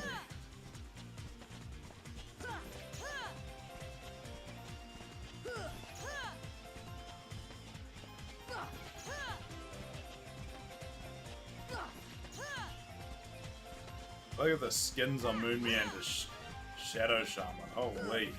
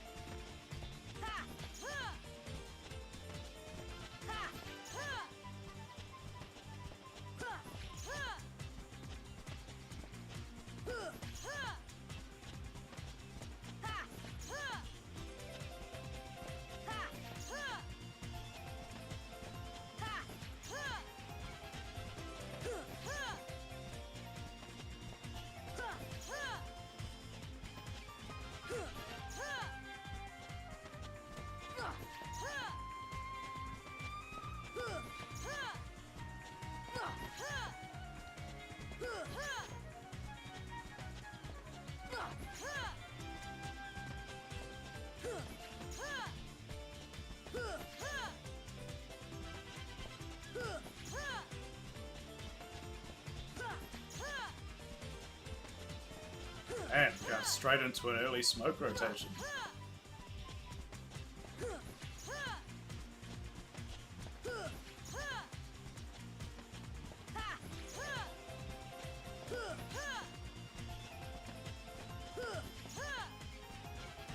It's collapsing straight on that mid tower.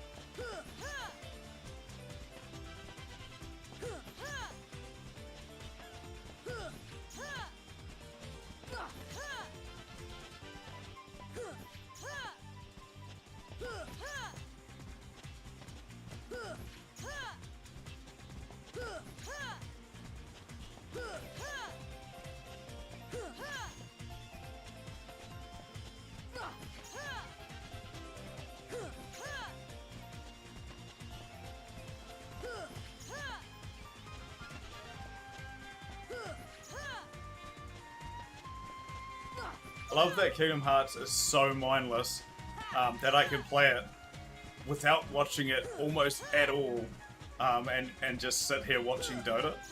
That is going to make this stream so much easier and for me to easily pump out the 4 hours because Dota's exciting to watch. Yeah, I can get into this. This is good. So if it looks like I'm not paying any attention, that's because I'm not. Feel free to still chat. I will acknowledge you. And if you hear me talking about Dota, I apologise. But that is currently what I'm watching, and it's exciting. It is the Gamers Galaxy Dota 2 Invitational Series in Dubai. I'm currently watching Team Nigma play TSM. TSM's sort of just joined the Dota community. And they picked up Undying from North America. I have not tried on my friends on my power run in Kingdom Hearts before. What is that? I've never even heard of it. I've barely played Kingdom Hearts, to be fair. I've played through the game twice ever. Once in 2002, and then once last year. And now this horrible thing that I'm doing.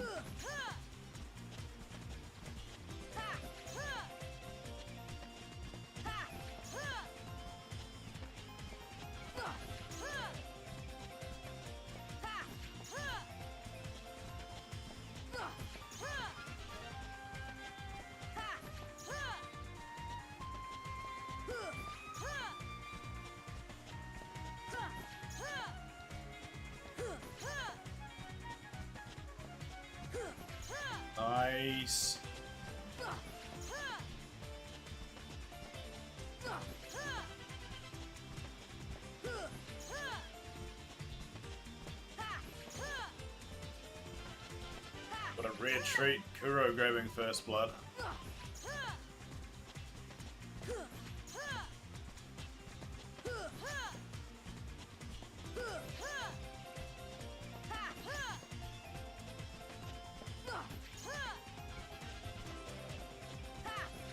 So yeah, what is a my friends are my power run? Is that essentially just like not doing anything yourself and trying to get Donald and Goofy to do all the kills, or your teammates, whoever you choose on each world?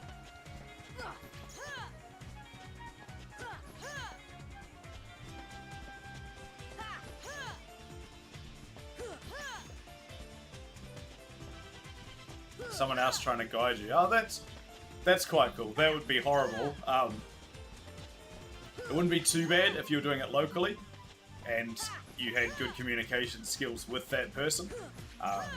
Doing that, say, over Twitch would be horrendous due to like delays and stuff, but I guess someone in Discord, it would work as well. That would be interesting. Very fun, actually. I could imagine that. It would be very frustrating. I played Keep Talking and Nobody Explodes, the game where like one person has to defuse the bomb based on the information they give someone who has a manual. So you're just like, yeah, you describe the bomb in as much detail as you can. They have to find the correct bomb and the correct defusal settings in this text manual thing, and then read it to you, and then you have to defuse it. And I found that incredibly challenging communication-wise to get the point across in a rapid amount of time. So I imagine like a real-time game, like an action game, like Kingdom Hearts, where you have to react to things very quickly and in a specific way, would be quite hard to communicate to someone who's blindfolded.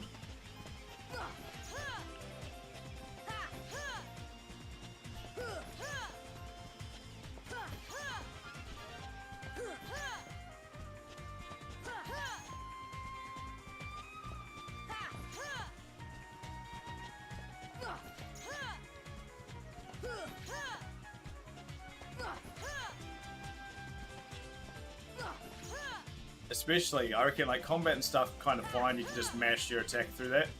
It's when you're doing things like the platforming, like just jumping around, I don't know, say Tarzan as an example, trying to jump around between the treetops and grab onto vines and stuff. That'd be incredibly annoying, the amount of time someone would fall down from something like that.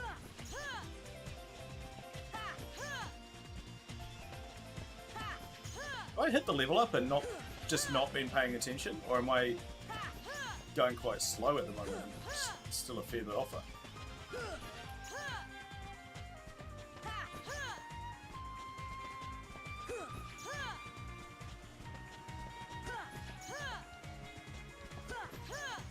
Right, the denies on the Shadow Fiend in this Dota game.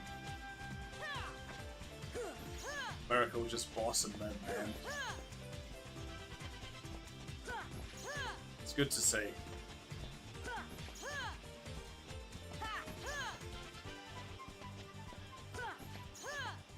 Oh, GH doing GH things.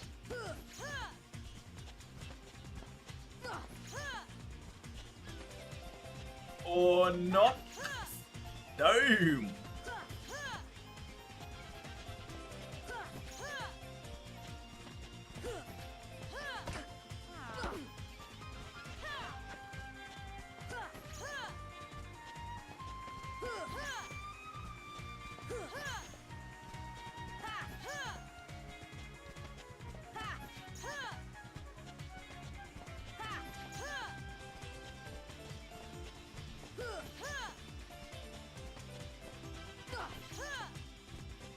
ILTW, what on earth? Why are you so bad?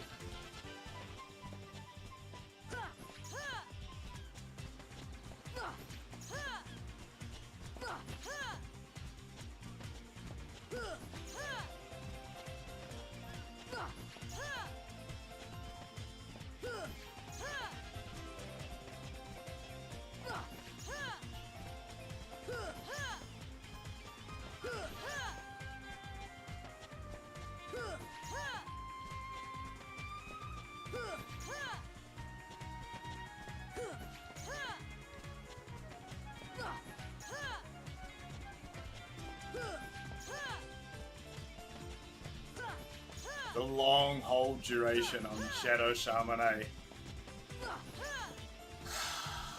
So sad. So easy to catch someone out. At least he's going to die for it. Good.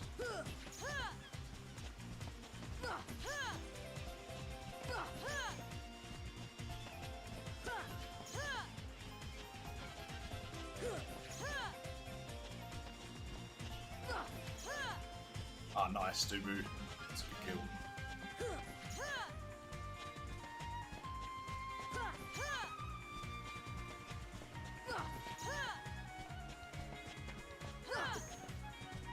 Nice, Fat Controller going for the sweet cuts. Just being a classic nuisance. Oh, bruh. You just gonna jump in on Miracle. The cojones on this man. Got away, but jeez.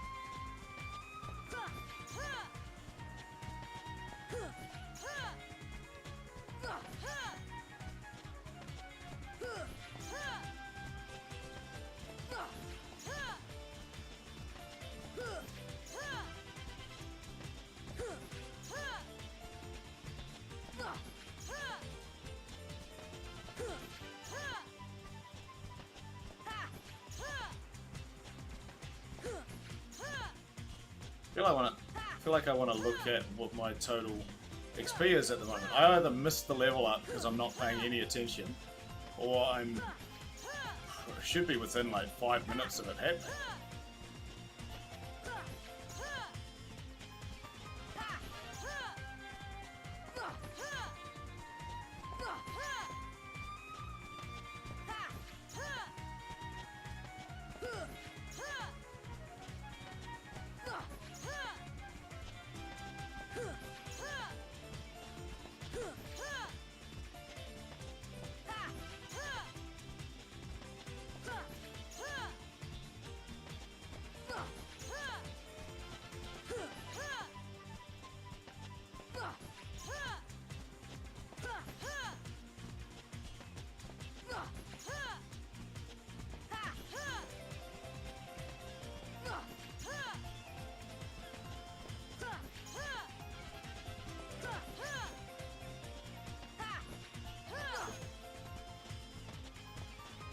Oh, this Legion going deep.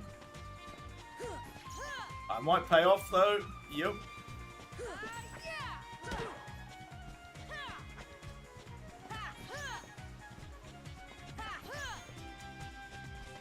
Finish something off, guys. Come on. Nice.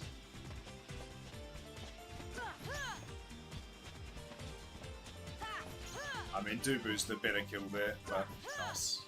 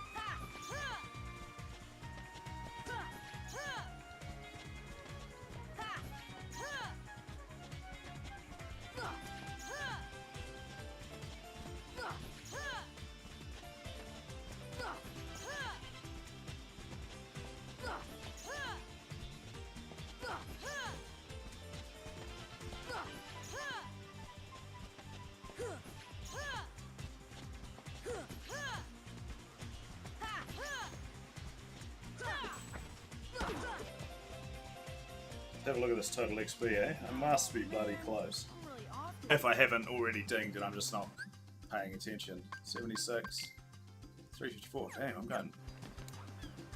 Feels like I'm moving slow this last half hour.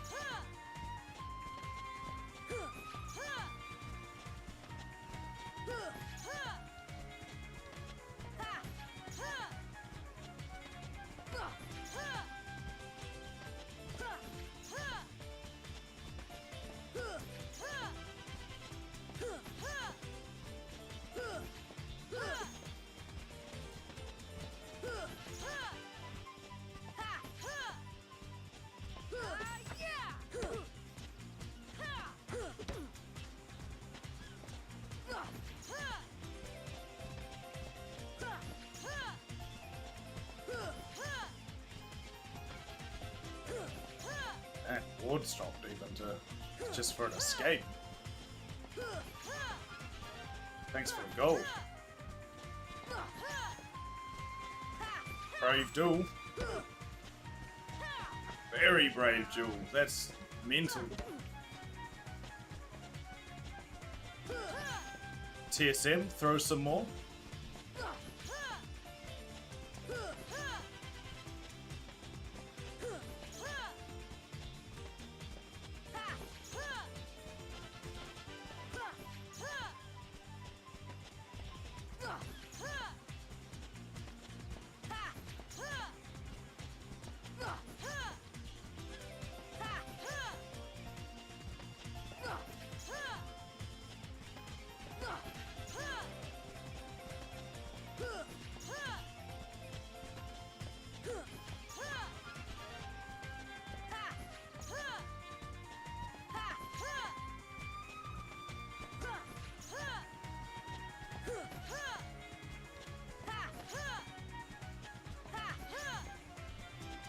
Bruh. Up to Dubu. Boom.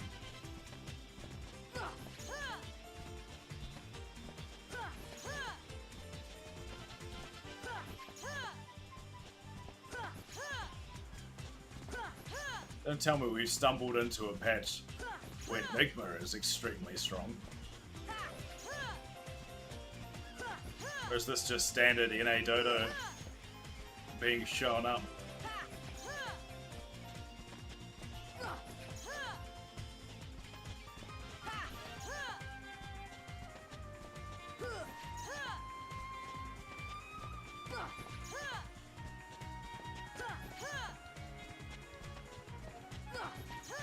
Nothing to stop him. Oh yeah, get that kill. Nice. Just enough damage.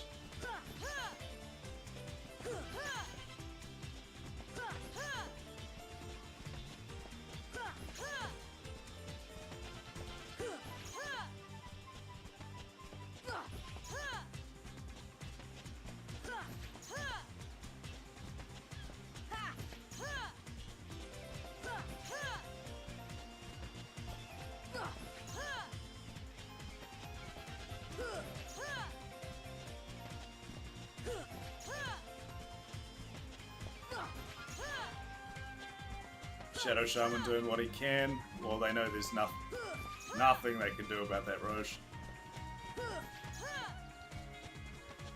Some chip damage anyway on the tier 2.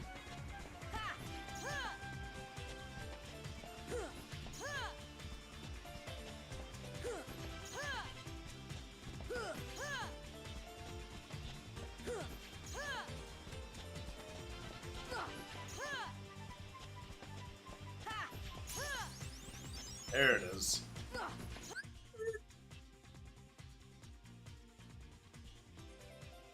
What were we were? Which one is this? Properties. 70. 7. Done. What a time to be alive. Sick level up. Oh, rip that out of my ear hole.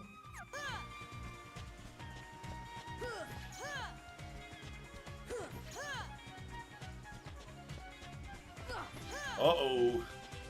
Is it? Oh, he didn't get the tool. And he died for it again.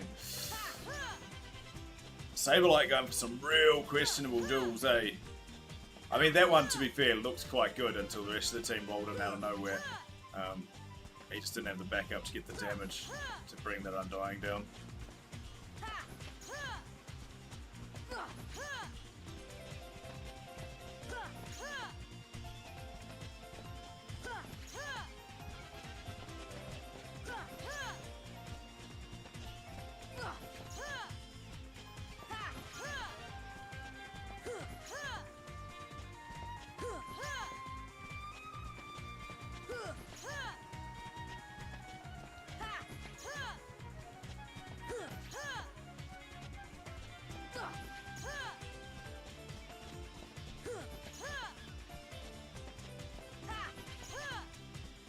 This is very much Nigma hitting like Shadow Fiend's timing though.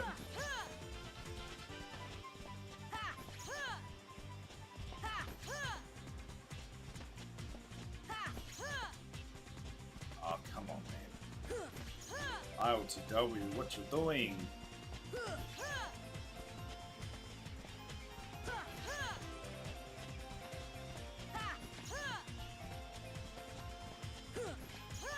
That'll be the whole team slowing down for a little while, buying TSM a bit more time, which is what they want to be doing. Definitely got the better scaling draft, I think.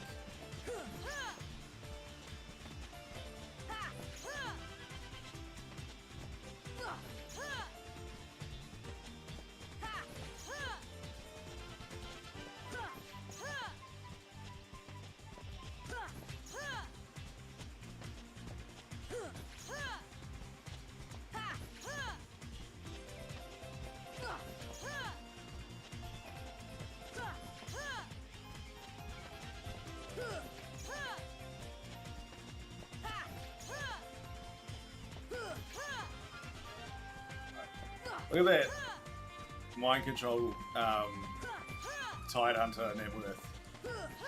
What a champion, eh? Oh,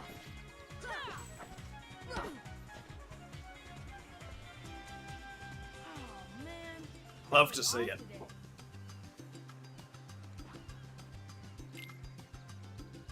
You're going down.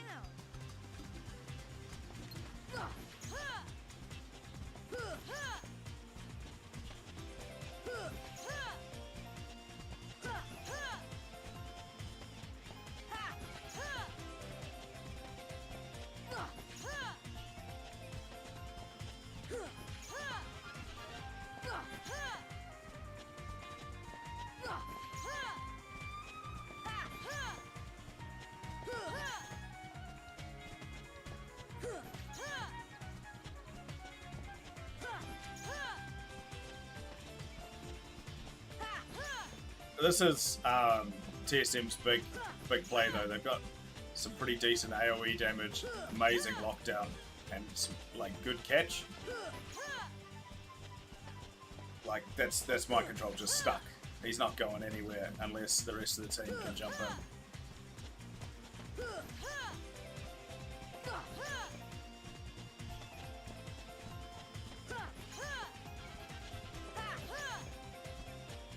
Nice, very nice. GH picking up the tiny kill.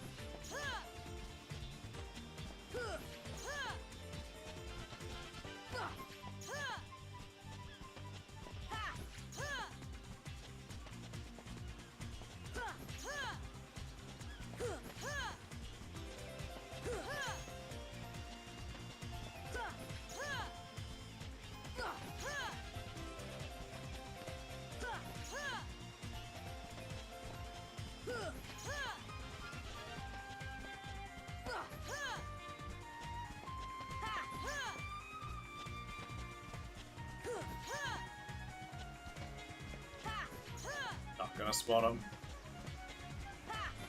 Good awareness from Bryle.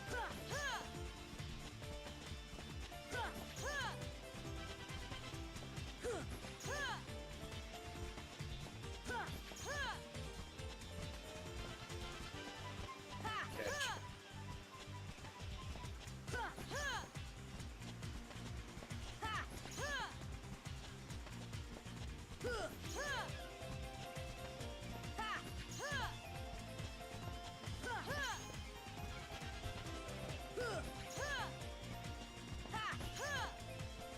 Oh no! MC, can he do it? Nice little turnaround. Big ravage, but no follow up at all. Still going in hard though. Man's fighting like he's backed by 4.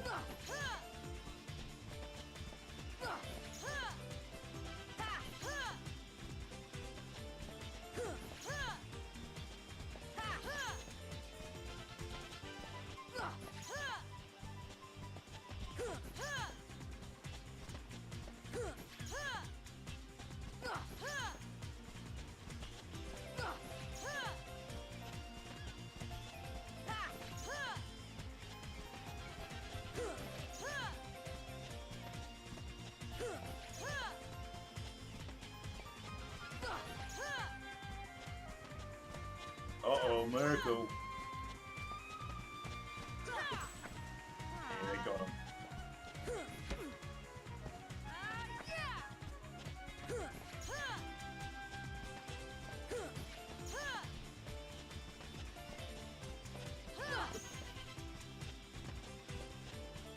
You getting away from this? Damn. Nice play.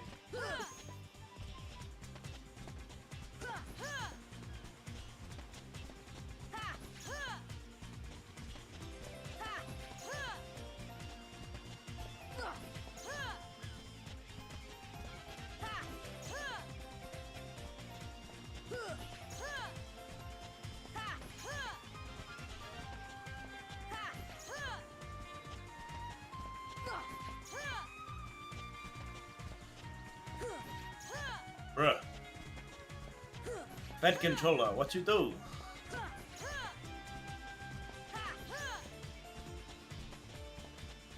This is the power of this lineup though, like, slightly out of position, easy catch, just gone, doesn't matter who you are.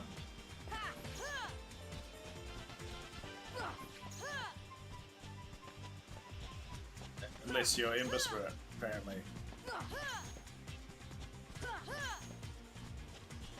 I'll get him. Oh. Oh. Damn! Oh, bro, that was sick. This in-team fight movement's amazing. Those jumps from my LTW, I thought for certain he was dead there. That's crazy shit.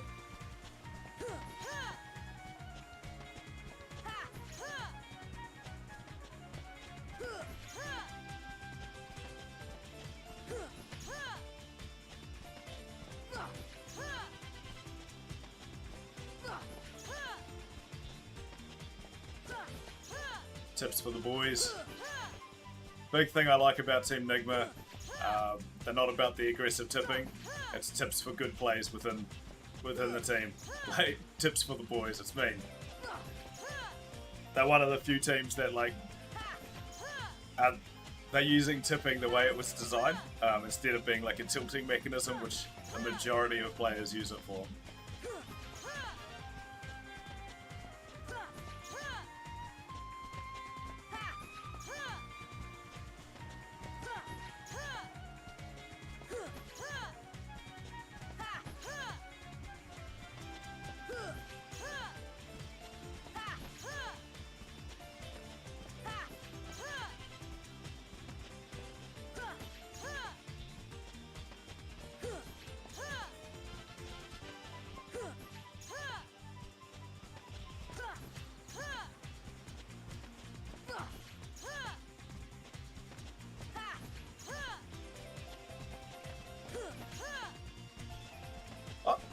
Good. So there's no way Dookie gets out of this, surely.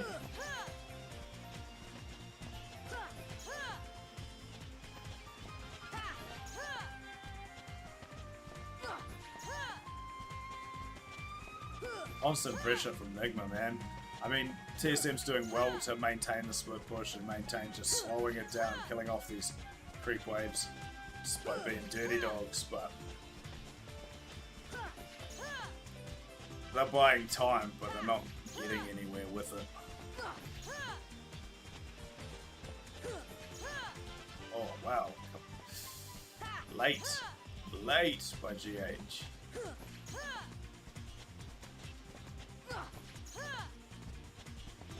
And look at that. TSM is hitting the tier 3. They're in the base. It doesn't take much to rat a base with Shadow Shaman. Add a Tiny into the mix as well. And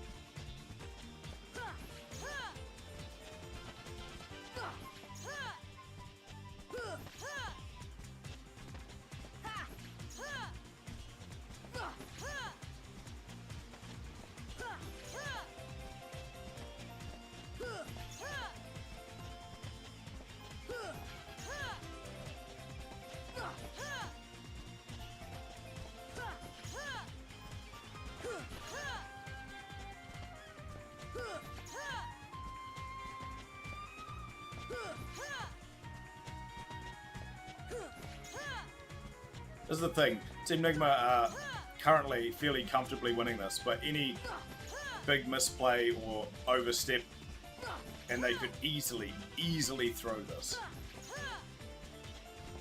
Because a one-team fight and TSM will be comfortably destroying the base.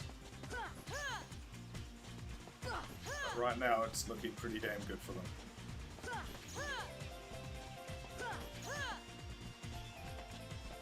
Yeah, they're gonna just leave Tiny up there. Yeah, you want to stay there and rat, then stay there and rat.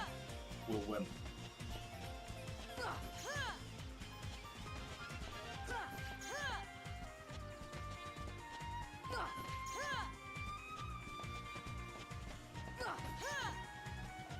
Nice. Cute little plays from GH.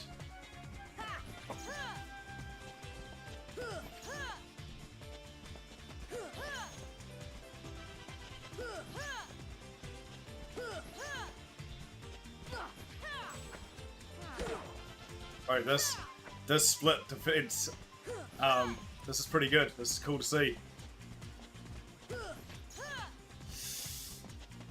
It's not enough though.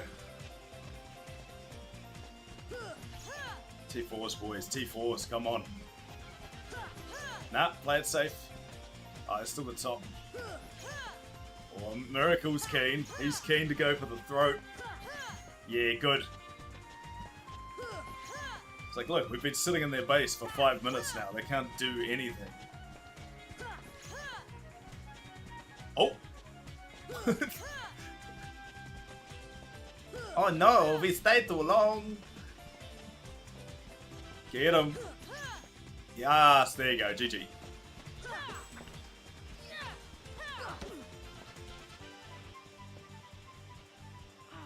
Yeah, there you go. Fat Controller's even buying back to jump in here to stifle any attempt at a delay.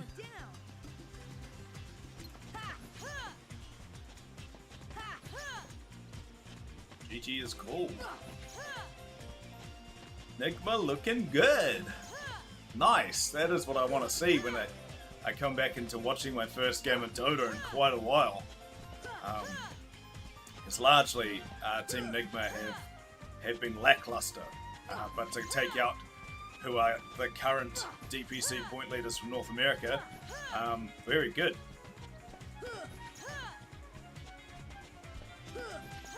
You're looking at what? Were they 6th? I think they finished 6th overall for Europe. So you're looking at a European 6th ranked team just taking out North America's finest in what was a fairly one-sided match the entire way through. Well, game. So match isn't over. Very good. I thought the draft heavily favoured TSM as well, but they have surprised me. Yeah, the boys. Oh, I can pay attention to Kingdom Hearts again for a little while I wait for the next match to start.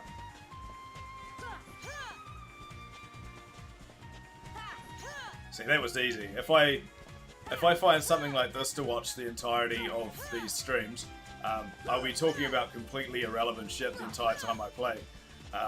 So I encourage you to jump in and watch what I'm watching if you're into it. Otherwise, yeah, this is just going to keep me awake, keep me going easily.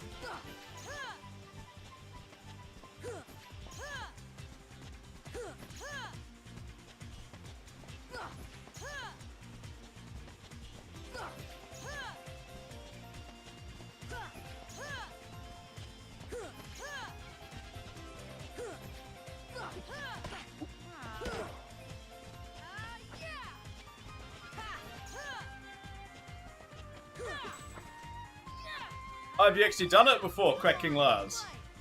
Crazy, man. It is a rough time. Nice. Well done on doing it. Currently, there's only one guy recorded as doing it, so I'm aiming to take his record.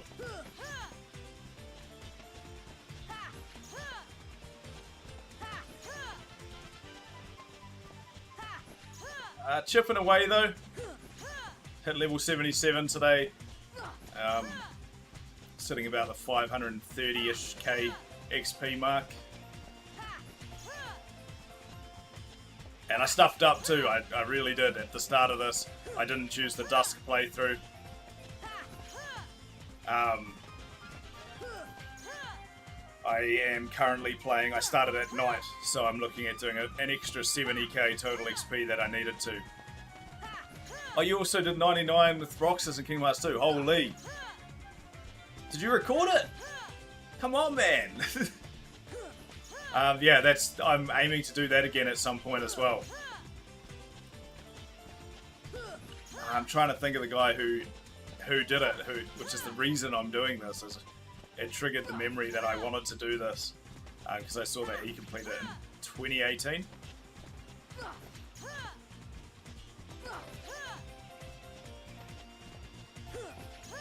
Erroneous, I believe it was. Oh, bro. Back in the PS2 days. Is that same with the Destiny Island?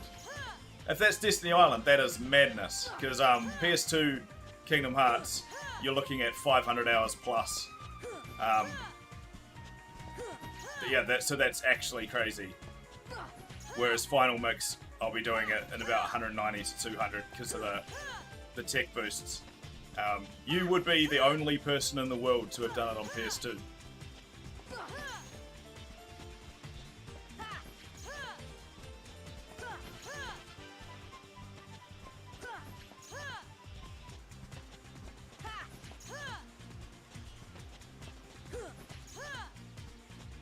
Yeah, that's crazy. I know I spent close to 200 hours doing it back on the PS2 version, and then I stopped at level 56. So, pretty impressive to push on and bang out what is essentially about 30 days of full-time play. Pretty crazy.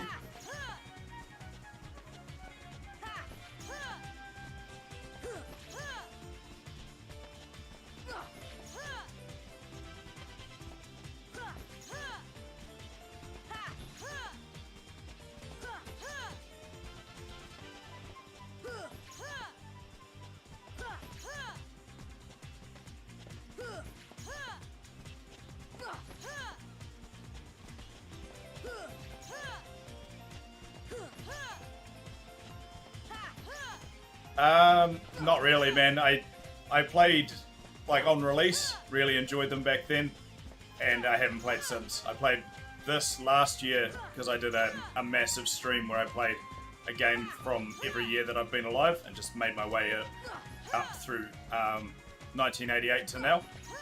So I played Kingdom Hearts for one of the years, 2002. and that was the first time I'd played it in probably 18 years. And I've only played through Kingdom Hearts 2 once, and avoided Kingdom Hearts 3 because I only heard really bad things. The lack of Sephiroth, the lack of a Colosseum, the lack of Final Fantasy characters, basic, easy combat, even though it's fluid and fun, and the lack of a story, basically, which is a lot of negatives. So I avoided it, but since doing this stream, a lot of people have convinced me to give it a go. Just about everyone has still said the story is garbage, but the gameplay makes up for it. So I will give it a jam and finish this thing off. Nice. Yeah, I lived and breathed Kingdom Hearts 1, like I loved it. And then Kingdom Hearts 2 I was iffy with, just because literally adding that one button, the action button, the Y or triangle, just ruined the game for me. It made it so easy and just boring. I found it took away the skill, but combat was more fluid outside of mashing that button whenever it popped up. But it was the breakaway from the things that I enjoyed about Kingdom Hearts. The slow drift away from including Final Fantasy characters and it becoming like its own entity. But yeah. I recently found out that there's another boss in Kingdom Hearts 1 though that I haven't fought. Unsure if he was even in the PS2 version though, to be fair.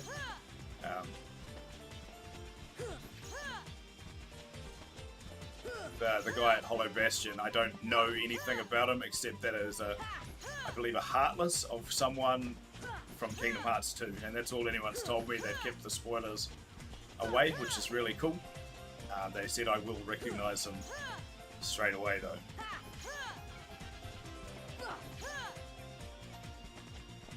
Mysterious figure, I think he's referred to in this. At the end of leveling to 100 here, I was going to just end it and not play the game anymore, but I've had enough requests while doing this to persist, and once I hit 100 then play through the game at cap and just murder ball my way through the game and then do all the like secret bosses and stuff. So he was only added in Final Mix. That's interesting, because I remember back on PS2, right, when you get to the end of the world and stuff and you're there, I've forgotten what it's called, Final Rest. No, you're alright, that's fine. You haven't really, no name is fine.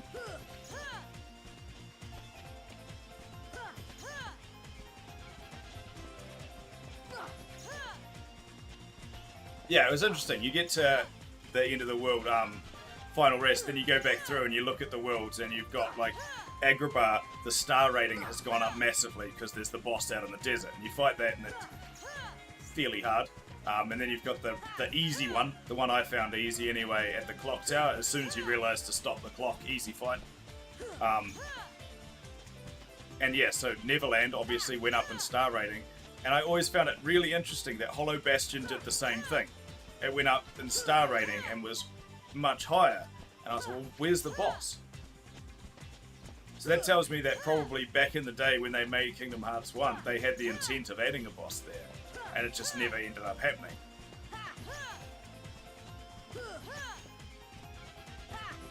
Because I ran around that place forever just looking for this other secret boss, but found nothing. And what was the other one? Colosseum, obviously, is the other one that gets spicy as well. Oh, yeah? See, the clock tower one was the one I found the easiest. As soon as you realise, like, oh, he's got a coloured orb. I wonder what that means. And as soon as you realise the stopping the clock, easy. Agrabah I found really hard just because of the amount of damage output he had. But then as soon as I realised summon Tinkerbell and you're pretty much sus, that became pretty easy as well. Yeah, that Clock Tower boss was good. It was genuinely the first and probably the only boss in this on like a standard playthrough that required thought and mechanics. And yeah, and growing up in an age where you couldn't just Google how to do it, it was hard.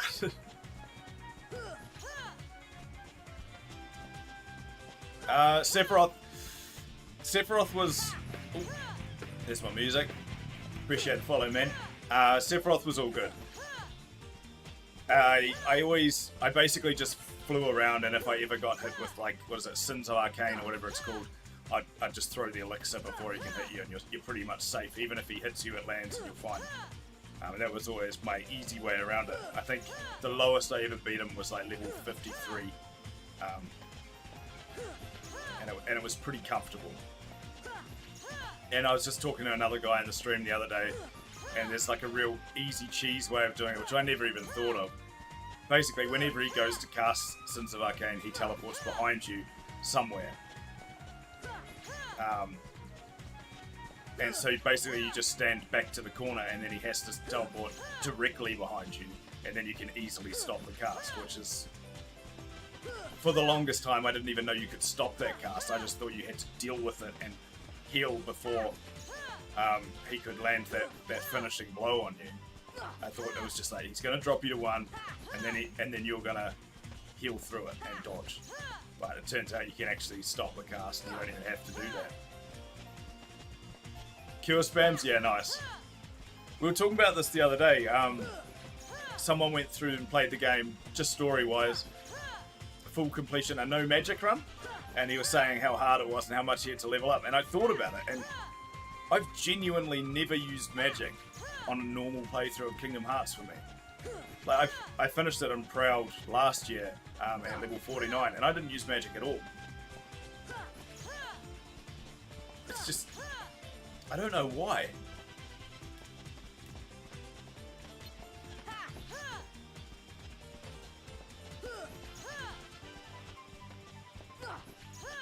Just mash attack.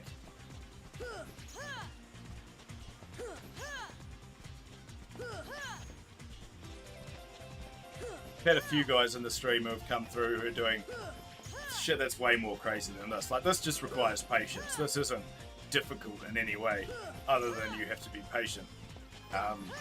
We've had a few level one proud modes and stuff push their way through. One guy's doing a level 1 proud mode with no summons, and he's just stuck at final rest at the moment, just struggling.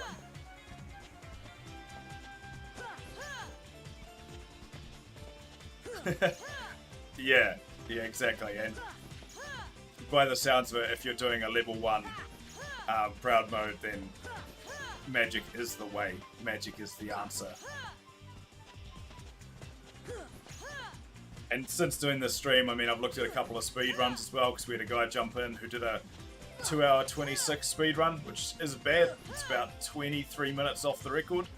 But what blew my mind is a level 1 proud mode run.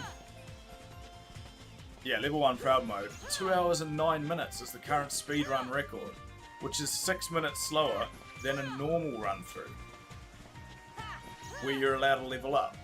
That shit is crazy. That is mind-blowing to me.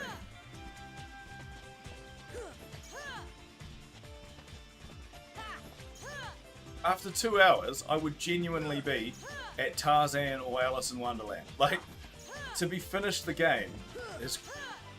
it's so impressive. And from what I've seen and watching a couple of the speed runs through, I mean, it isn't any percent, but largely there's no, like, map clipping or anything weird like that. They literally just play through it. Mostly. I didn't notice anything. Like, it's not like when you watch a Legend of Zelda any percent and they do some weird frame perfect teleports to other places and like save and turn it off and on and end up in different places and stuff. Like, it's genuinely just playing through the game really rapidly, which is cool. So I went from just like liking Kingdom Hearts, thinking it was a cool game, a bit of nostalgia from my youth, to like seeing all of these crazy things that people are doing and being like a massive fan now. Like, I definitely can never do any of those things. Well, I'm not skilled in any way. I'm not mechanically skilled I have a lot of patience, and that is what I've got going for me. What was that? One guy earlier today was saying, have I done my Friends on My Power playthrough? Again, never heard of it. Asked him about that.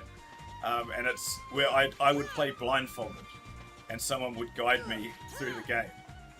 That sounds amazing. I would love to do that. That sounds horrible, like absolutely horrible, but amazing. Like please jump now. Press A. It's dialogue, bro. Hurry up. Skip it. Like, I'd be so mad. Your communications would have to be so precise.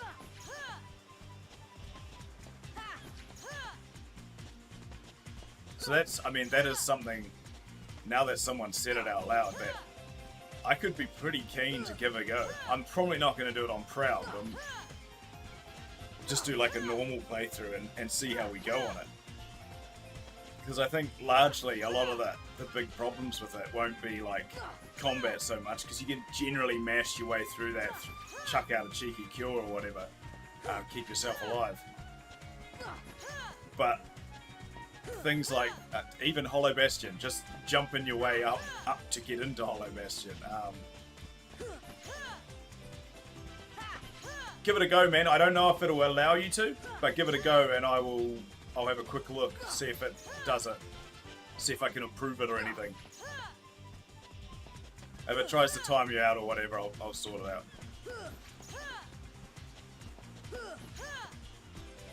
The one runs on Kingdom Hearts 1. I'm trash, always get stuck in Tarzan for an hour in Neverland's narrow ass rooms. Always flip me over. I've done Kingdom Hearts once before. Oh, cool. Very cool. See, while I'm not mechanically skilled or talented enough to do that in any way, I don't know, having all these people here and starting to have like this little strange Kingdom Hearts following that are into it, it makes me want to give it a go and just be awful at it. I mean, it can't be, me dying on repeat and trying to do that can't be any more boring than sitting here and just parrying Titus for 200 hours. Like, it's not going to be more boring than that. And I've had a lot of people in here who have just been jumping in and watching me for like, I think I'm at 113-ish hours now. And they would genuinely have been in here for like 90 plus of those hours. Just came up with stars, no video. In that case, no you can't. I don't even know how I can approve it. It doesn't even come up with like me having the ability to approve it. So I must just have high filter settings on that I'd have to sort out later. The other option is if you join my Discord. I don't know if I've linked it in Twitch. I hope I have.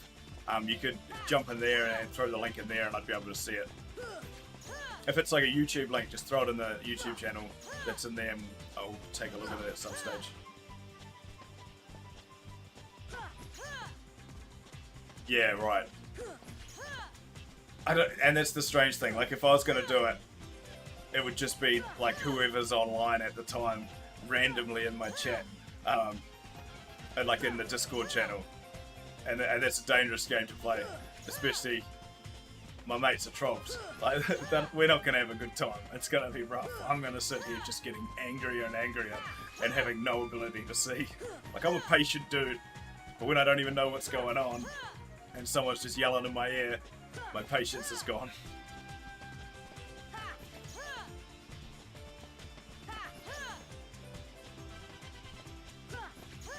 Donald Duck sings Simple and Clean. Oh no, that would be horrendous.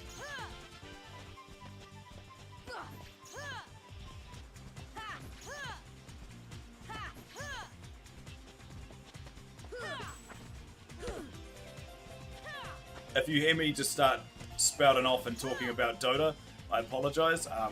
Largely what I'm doing to stay sane and just do this is right now I'm watching the Gamers Galaxy Dota 2 Invitational series in Dubai, and I'm just watching that the entire time, and I end up just doing a running commentary on accident. Turns out I don't have to pay any attention to Kingdom Hearts while I'm doing this. And like my first 2 hours of this, I wasn't doing anything and I was falling asleep a lot.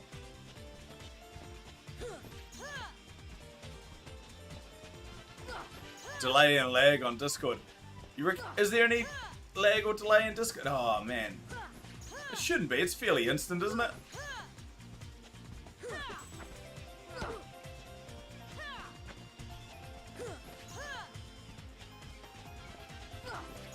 Never really even thought about it. I'd have to be streaming it like... Because it streams to Discord are instant, aren't they? Like the... Oh, there must be some form of delay, I suppose. But it's not like Twitch delay where it's huge. Yeah.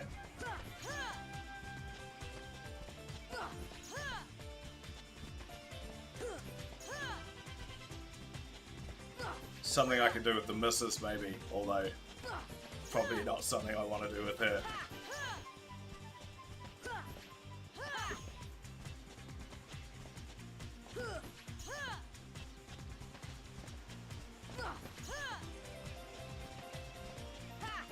Oh, that is huge. 0.86 seconds is disgusting. I'd have to do it with a fellow Kiwi, I think.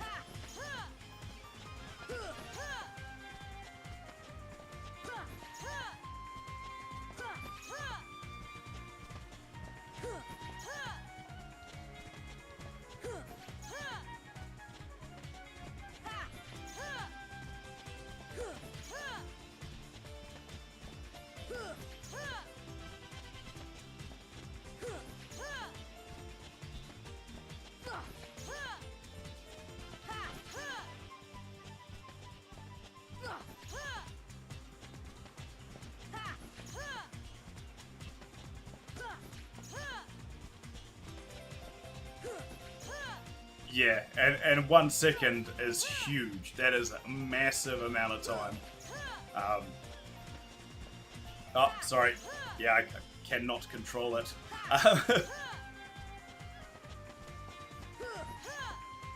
Yeah, 1 second's massive, especially if you're doing things like platforming. Like Combat Fine, you can mash your way through it without worrying too much. You just tell people to heal slightly earlier. Like precautionary healing, right? Just topping up earlier than you need to. But it's platforming. All of that stuff will be so difficult to coordinate. Just in general, like awareness of where they should be, where up is, where moving is. Like your communication needs to be amazing, and then a 1 second delay, it's just not happening.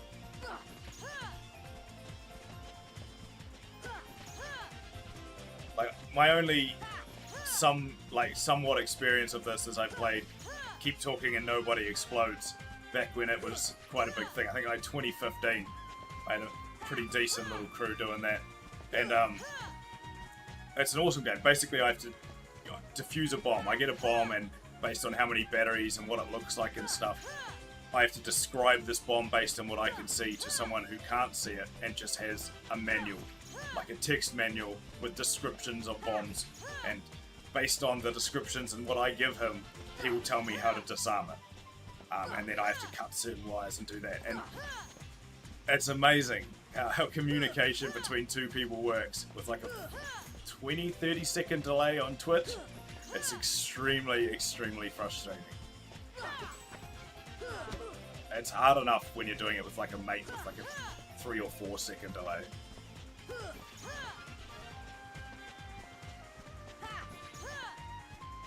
And that's a game where you can take your time. That's just do things when you can, within a time limit. It's not do things instantly, action. Like, yeah, that's hard.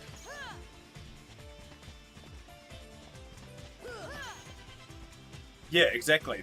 That is the area I thought of. Hollow Bastion, climbing up there will be hard. Even like Tarzan jumping along the treetops, grabbing the vines and stuff. Just little mistakes leads to a long time getting back there, just to likely do it again.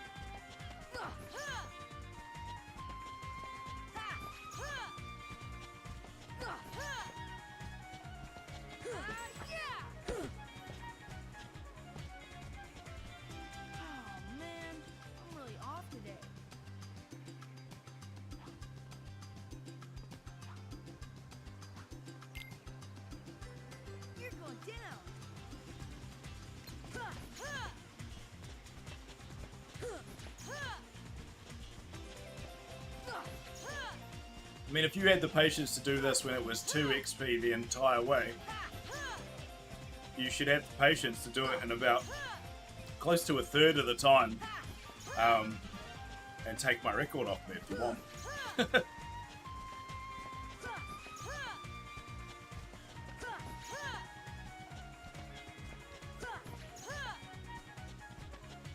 I haven't seen that, but it does not surprise me. There's always someone who completes a game with a dance mat, or with like a Guitar Hero controller, or the what's that, like Jungle Beat drums. Pretty impressive. Those people blow my mind. Or even like, what is it called? The disabled gamers who have been playing with like using the straws and just different airflow into different straws allows you to control the controller. That is awesome shit, man. Like, that's so cool. What was another one I watched a while ago? Not Kingdom Hearts, but Age Odyssey. Blind gamer completing Age Odyssey, completely blind. Like, that is mind blowing.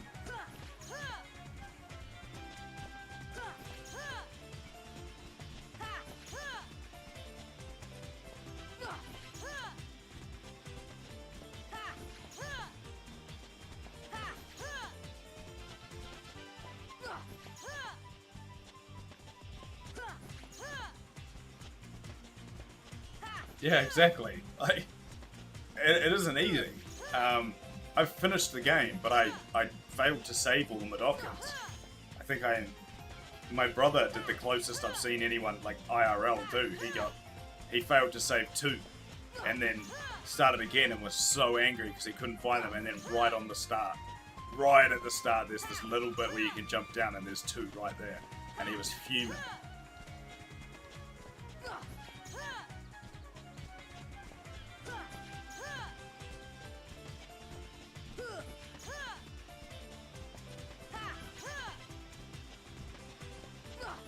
It's impressive to see like all the different things, different ways people challenge themselves within a game. Like, this game isn't particularly easy anyway. Play on proud mode, it's pretty hard. And then you start doing level 1 runs. You start doing level 1 no magic runs, level 1 no summon runs, just no magic runs full stop. I don't know, leveling to level 100 on the Destiny Islands. Just stupid shit people do to challenge themselves. Completing it using only a dance mat, like you said. My friends on my power run. Being blindfolded and having someone talk you through it. Like, it's cool. The lengths people will go to challenge themselves and make a game remain interesting 20 years later.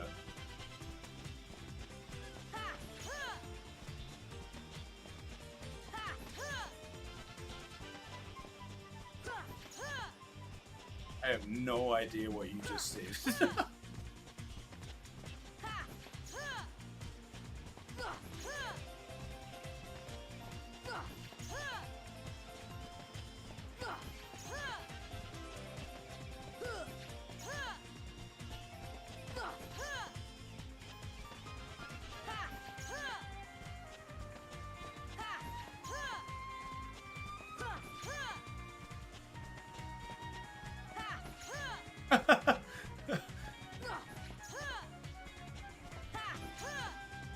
To be fair, I honestly don't think I do either. Not within a ping range that would be acceptable to be able to do it. Or live.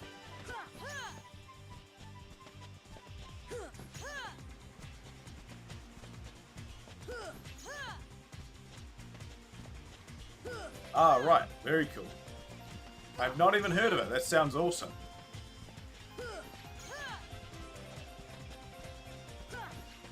There was one challenge I was looking at doing for Pokemon myself. I haven't really even looked into it or know if it's possible. It's just something I thought of randomly one day. And that is, but you can't XP lock, which is the shame. I wanted to try and complete the game using only, like, you can't level up. You can't ever increase the level of your Pokemon. You basically just have to, however you catch them is what they are. I don't know if it would be possible though.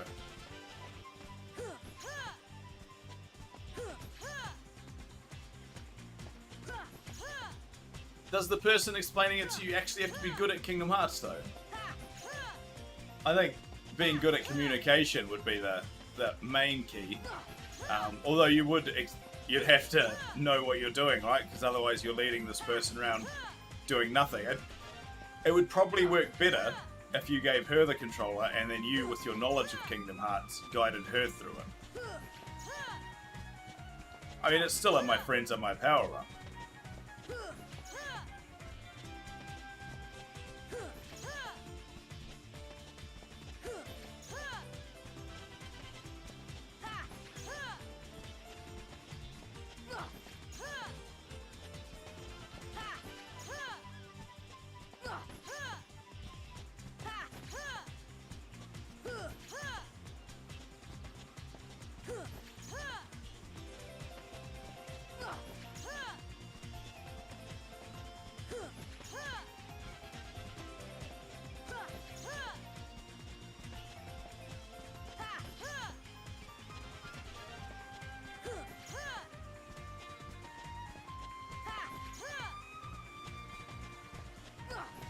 That's quite cool. I like those. Those are good challenges.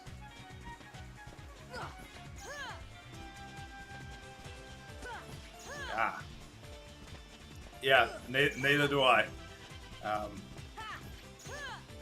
definitely currently the only one that's playing this.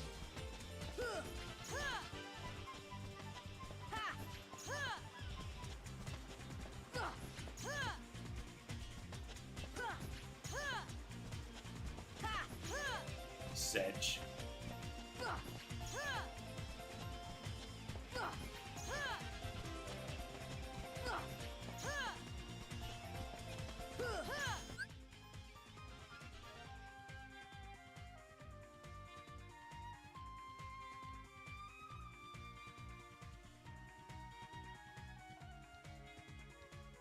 Oh, I don't even have any sad emotes.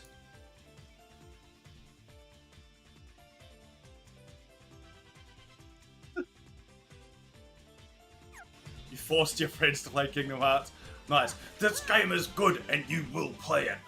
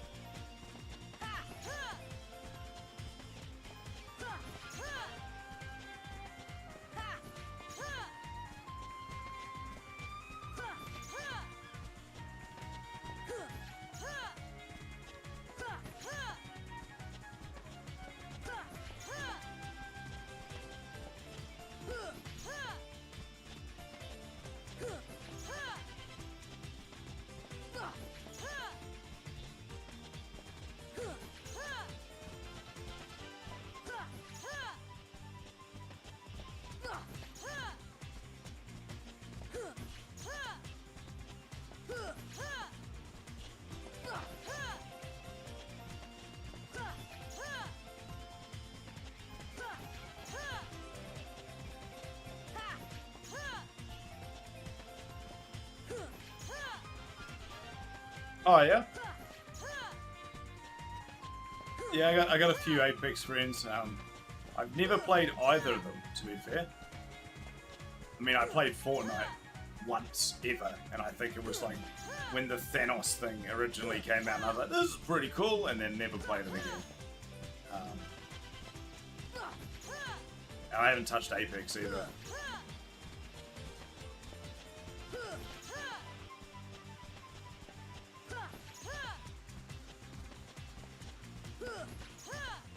Nice.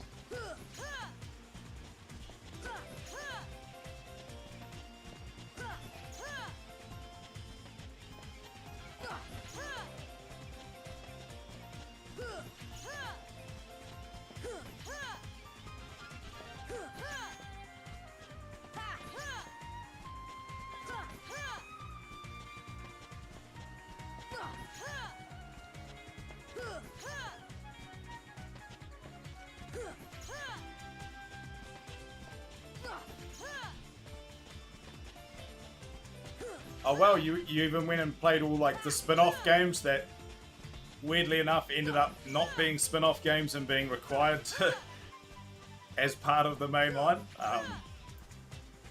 Very cool. The only one I ever played was the Game Boy Advance one. I think it was Chain of Memories, and I thought that was very different but very cool. I really got into it, and I just didn't try any of the others.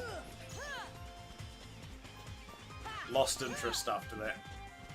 Well, after Kingdom Hearts 2, I lost interest.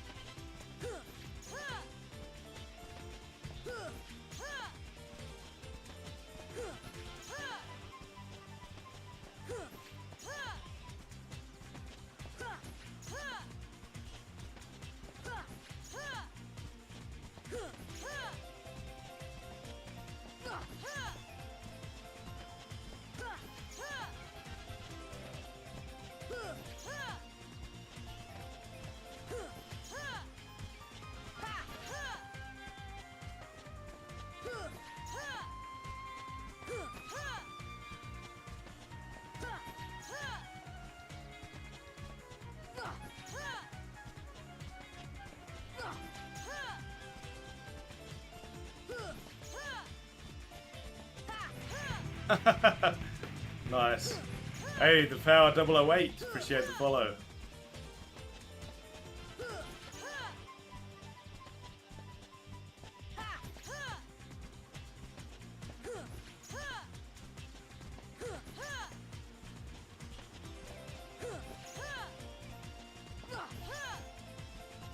Of course, you guys all start piling on when I'm like 15 minutes from calling it a classic Twitch at its best.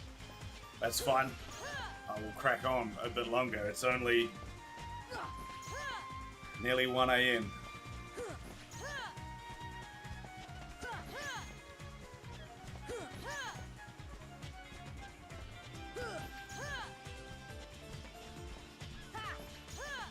All right. I think that's like, I had some Game Boy 50 in one game and it had on it, it was like Pokemon Green, like first gen, way back in the day, and you could start with a Nidoran. I can't remember if it was male or female, it's so long ago.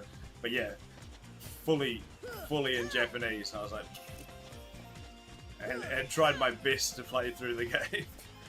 It's very difficult as like a 9-year-old boy. Not that it would be any easier now with my still the same amount of knowledge of Japanese text. 0.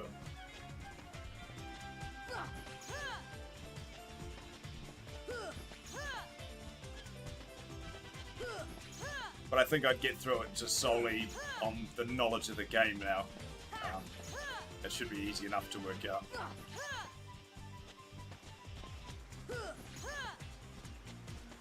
Who is all in Pokemon language? Yeah, they're all speaking Pokemon.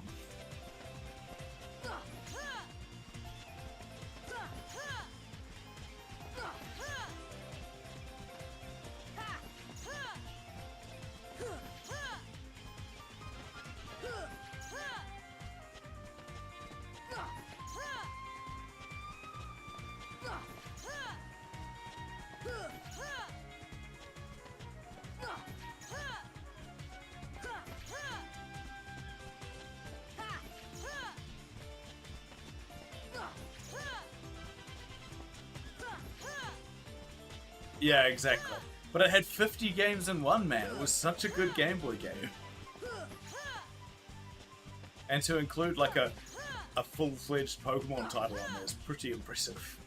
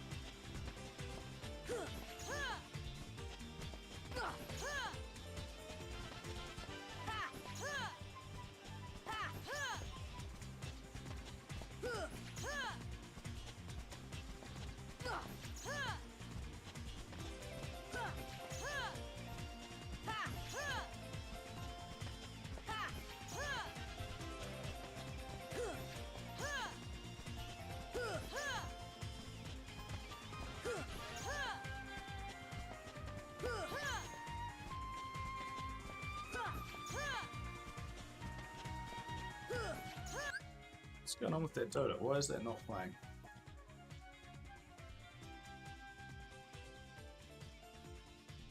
Oh, it is. Ooh, Team Nigma's looking good.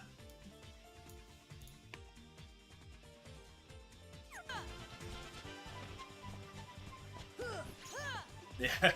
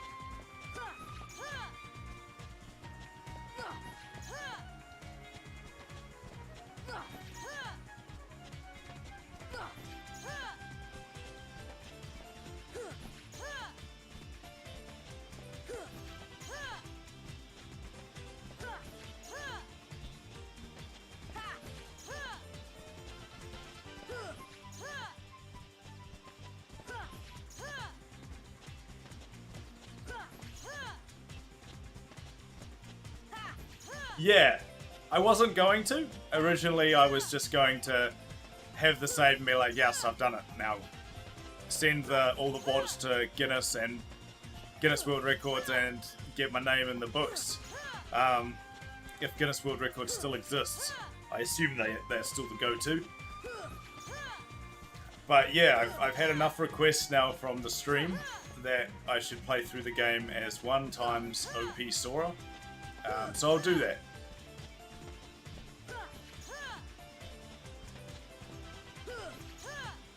And then after that, I've got a heap of other monotonous challenges that I need to get done. Yeah, I will. Definitely a separate save file, so I still have the one on Destiny Islands.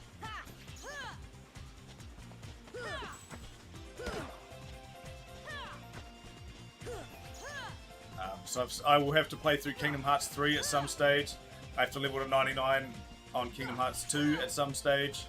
And I'll likely just do the same thing once I do that, play through the game. Because I've played through Kingdom Hearts 2 once, so I don't even remember it. I've got to play the Stanley Parable for the entirety of a Tuesday. That'll be pretty horrible. I'm going to play Final Fantasy VII and try my best to get, well, to hit for 9,999 prior to the Midgar Zolom fight. So that'll be an incredibly boring one as well.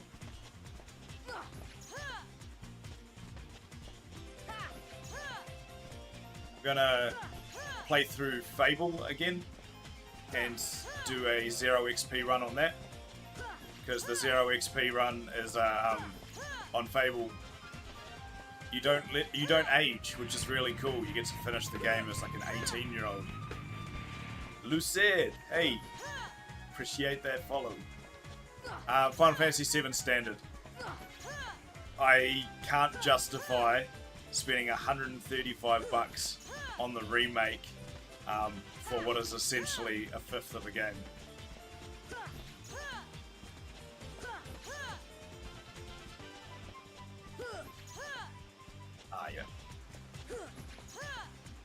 Yeah, so the plan will be to get out to where the Chocobo farm is and get the enemy skill that will, I can't even remember what it's called, but you do 1 damage per battle that you've run away from, and then I'll proceed to run away from 9,999 battles, and then I'm going to one-hit clap the Midgarzola.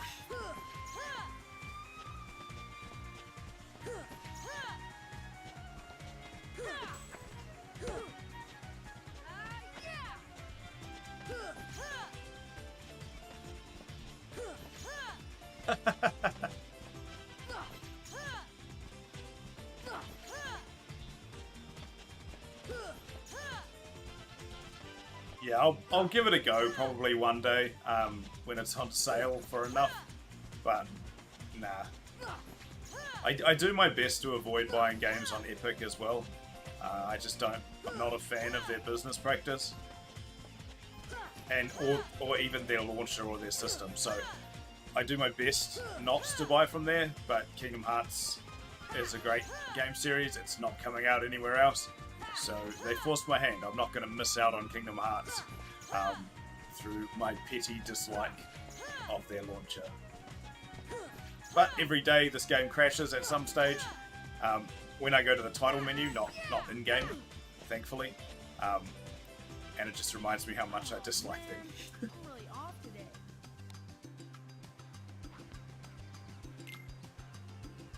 You're going down.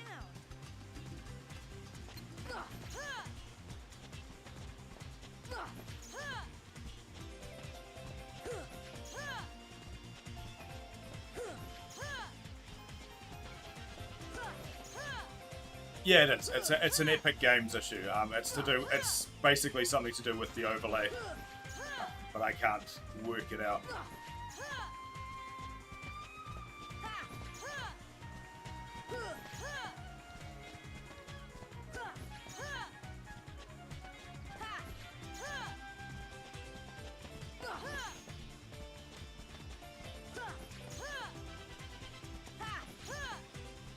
Yeah, and then on top of like all the really, really monotonous streams that I need to do, I'll try and play some real games somewhere in the middle.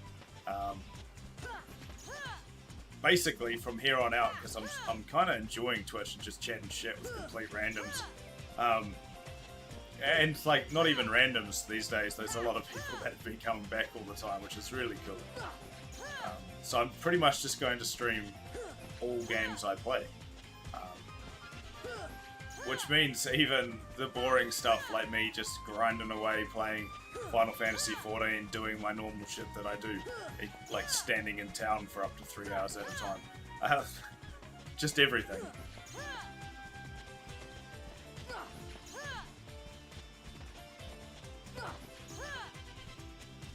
Oh, really? Early on, it hasn't happened in... probably the last 12, 13 streams, I'd say. I was having, like, I'd be playing the game and it would freeze mid-combat, just completely frozen, I say. The first couple of times, I'd just force close the game, lose half an hour of progress, and then load the game and carry on. Unlucky, and I was saving every hour then, and then I realised I didn't have to force close the game. Unfortunately, the time does keep ticking when it's frozen. But if I just alt-tab out and wait, it would eventually clear itself if I didn't stay focused on the tab. If I stayed focused on the tab, it would never clear, and it would remain an issue. But if I went somewhere else and just pissed about, it sorted itself out. So, yeah. not world-ending, but still very frustrating when for up to 8 minutes the game sits frozen.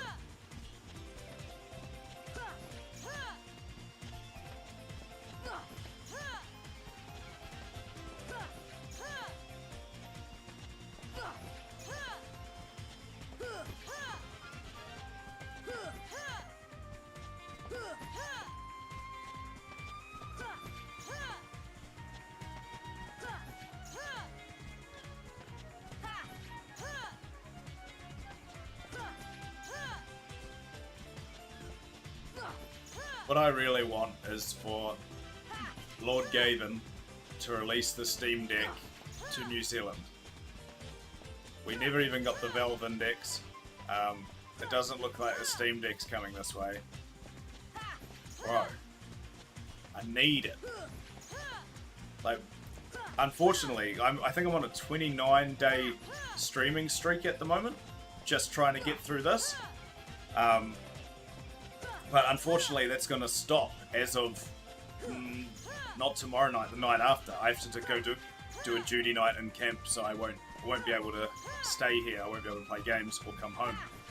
And then I'll be back for 1, maybe 2 streams, and I'll be gone again for another week. I'm running a course in a different camp, different location, so I won't have access to my PC or streaming for a full week. Little frustrations with my job. Yeah, that are gonna get quite annoying and break my sweet streaming streaks. Only plus side, Kingdom Hearts on PC, graphics and frame rate, but that's irrelevant. DLC was added to the main game for free. Most importantly, PC can change the background music volume. Yeah. I've turned it down significantly. It puts me to sleep really, really badly. A lot of the stream, I've been taking my headphones off and then playing music myself and just sitting here listening to music, while unfortunately everyone in the stream still has to listen to the in-game audio. Because I can't play music for DMCA reasons.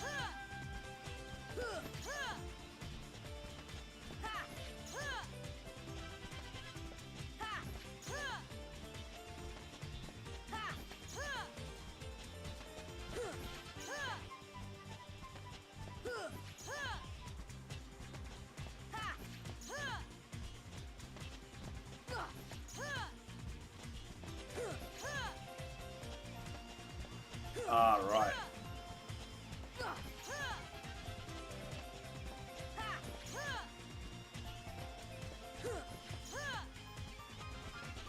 I made my break away from consoles, I think, in 2011, and I've been almost exclusively PC gaming since. I do still own Nintendo consoles, so I've gone through Wii, Wii U, and now Switch, solely for the couch multiplayer. And like, Nintendo still does what Nintendo's always done. They've focused on fun.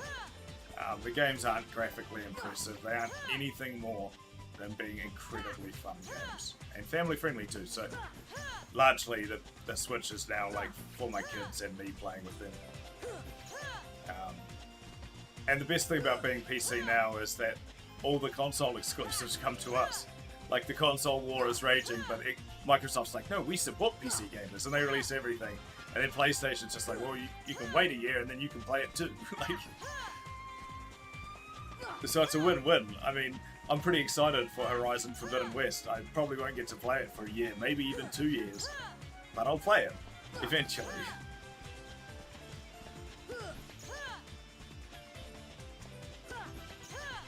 It's hard playing this at the moment as well, and doing an incredibly monotonous stream for the next 200 hours or whatever. When I've currently got Elden Ring sitting there, I've played an hour of it.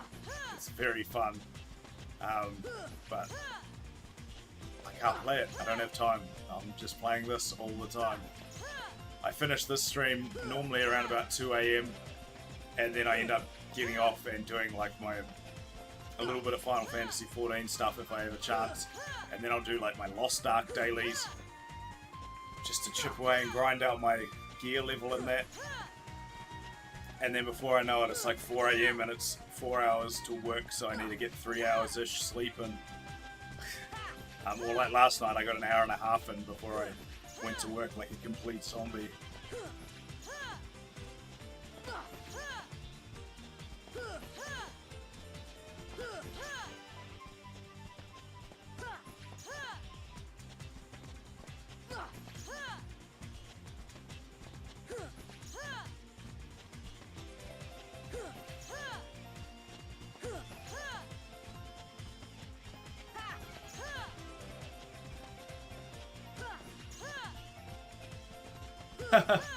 Right, it is everywhere on Twitch. I'm doing my absolute best to dodge it. Like, I'm not watching anything, even though everybody's playing it. And I've only played my little bit. I don't want spoilers. I'm trying so hard to avoid it. It's likely the game that I'll play after I finish this run. And by then it would have died down enough that I'll probably be the only person doing it on Twitch. Oh damn, on a little hot streak. Ashulmere, appreciate the follow. Forgiveness if I'm saying everyone's name wrong. I'm a big fan of trying to say them.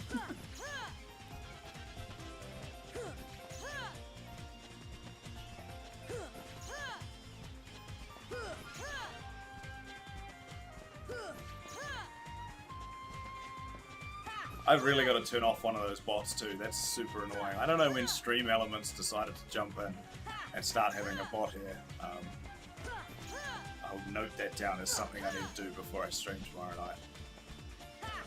Getting multiple thank yous from a million bots it's just annoying.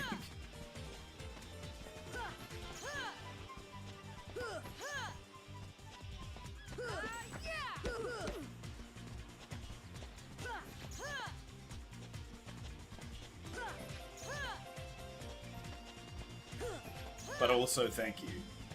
Because at this point, I'm essentially a bot as well.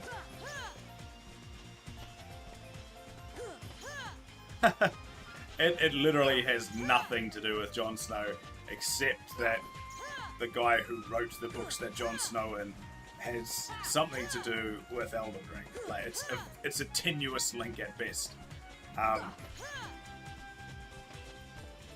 It is basically a larger in scale, more refined Dark Souls. It is just more of the Dark Souls universe, but all piled into one big gigantic open world game. Nope, Jon is a character.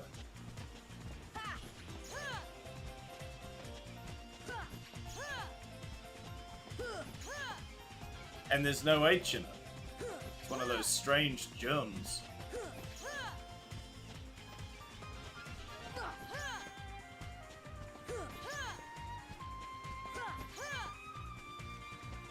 Although arguably less strange.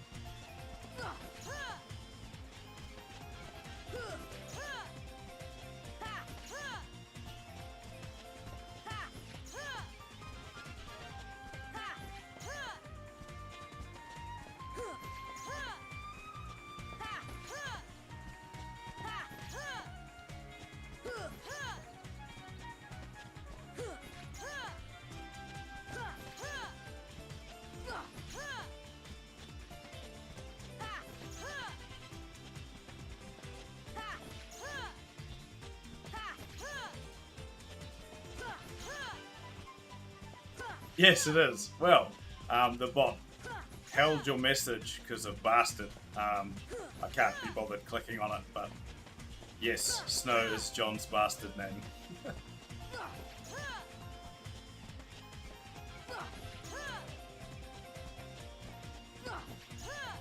The bot says you are bullying.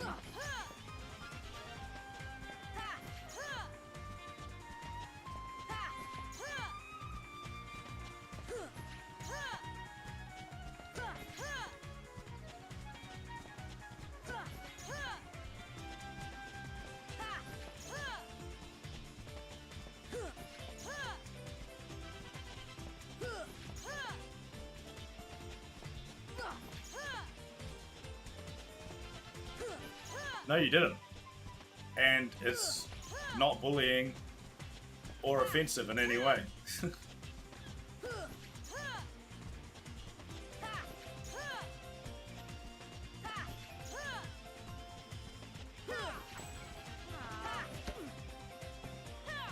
I think Twitch's parameters as a whole are largely made for an American audience, which you'd expect, and they seem to be a lot stricter on filters and content and just things in general being available for people to see.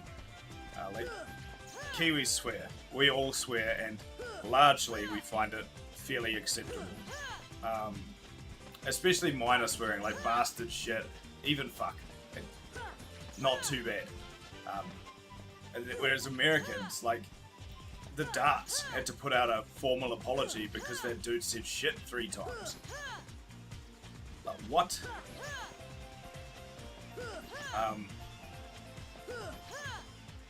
And then you get, like, terrible TV shows that I'm forced to watch with the missus, like The Bachelor and stuff, that are doctored down to a weaker version for American TV because they can't handle. Like, it's crazy how, I don't know, how much the content they get given is filtered and how little you're allowed to say or do. Yet, like, straight murder, action, violence, it's always acceptable. But anything like sex related, say, or swearing related, pretty hard to get through. Always find that really weird.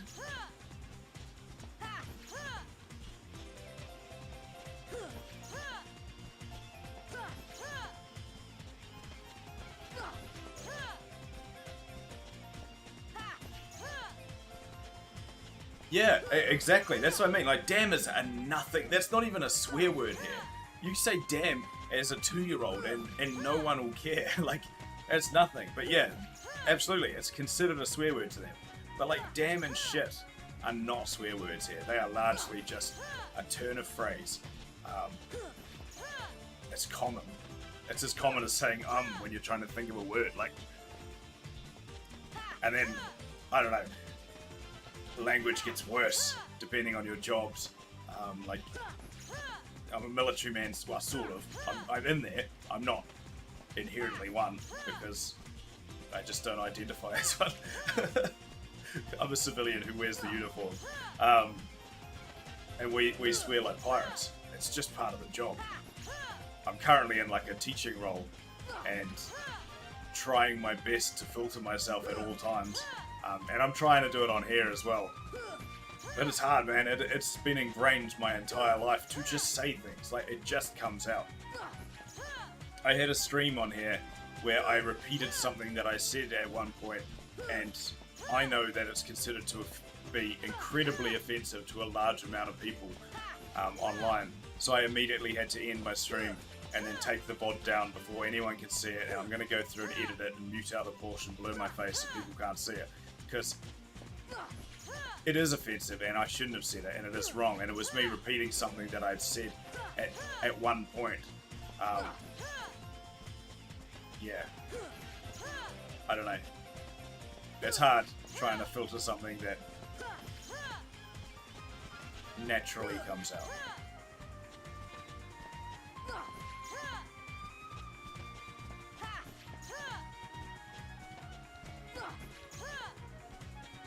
But this word was a very, very bad one.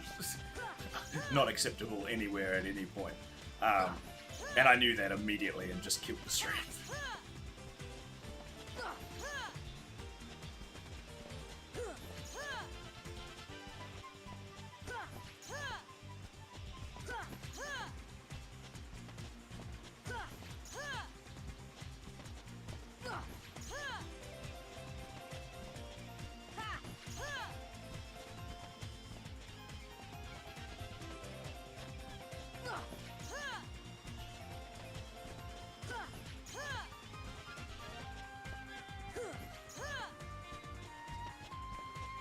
I guess, like, America is largely a religious place. I can't remember. It's close to around 80%, right?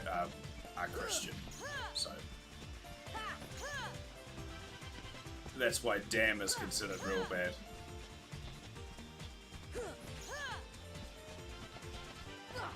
Oh, 100%. If you're a good cunt, that's what it is. Like, it is largely a compliment here. Occasionally it's used in an offensive way, and that would be unacceptable for stream, but using it in the way I just did, it's a term of endearment. It is very common out here, and all of my best mates are one. Like, it is not an offensive word here, unless used in an offensive context.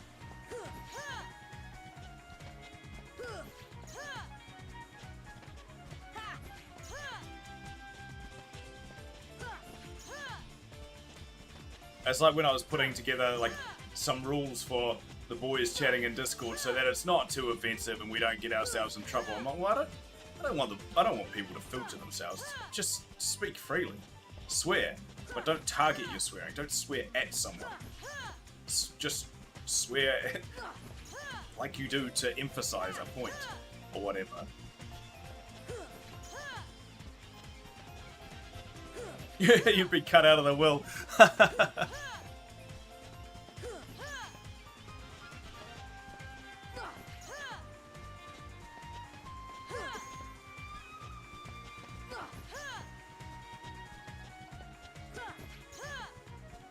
And you're right, that is generally the audience that are offended by the word because they grew up in a generation where that word was considered offensive to them. And it was used in an offensive manner. The way we use it now is not offensive. The word has changed, and once all our great aunts die, we'll be free to use it.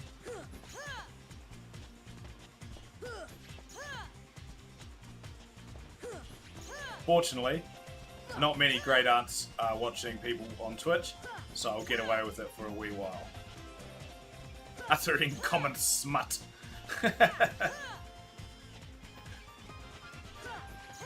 Nice. That is a very ladylike way to say that. I quite like that.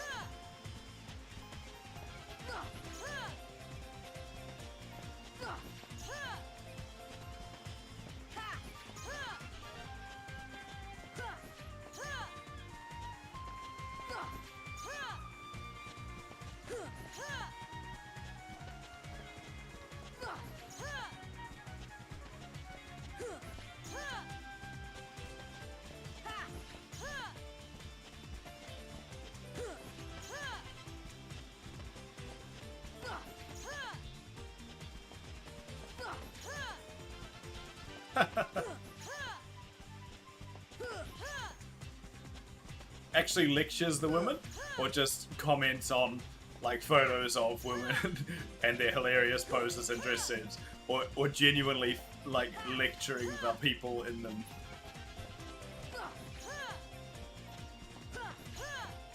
That's quite funny. And the hilarious thing is, the words that she's offended by are not considered offensive to most people now. But a lot of people would find that sort of thing incredibly offensive now, where she probably doesn't mean it like that. Like she's just correcting you. Enhance.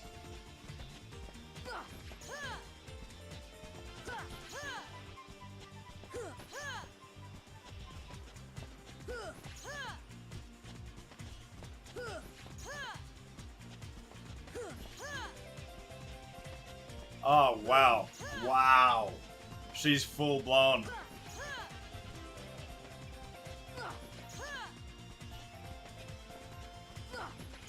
I would consider that incredibly amusing, but there would be some people out there that would not take that well.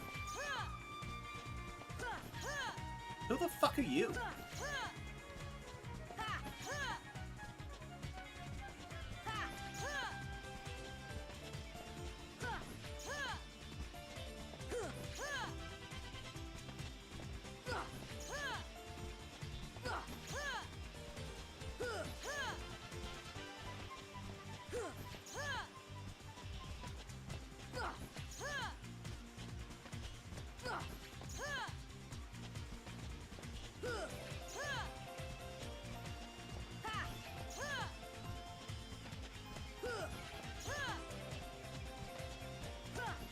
It's like my granddad has got onto Facebook after his partner passed away last year.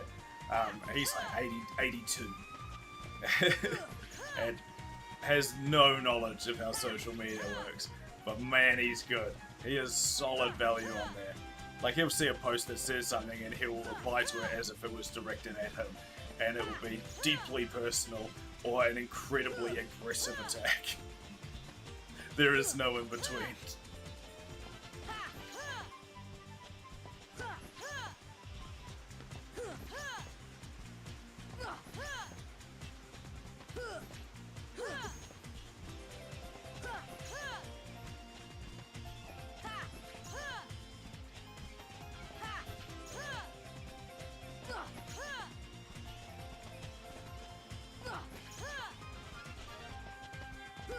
Nice.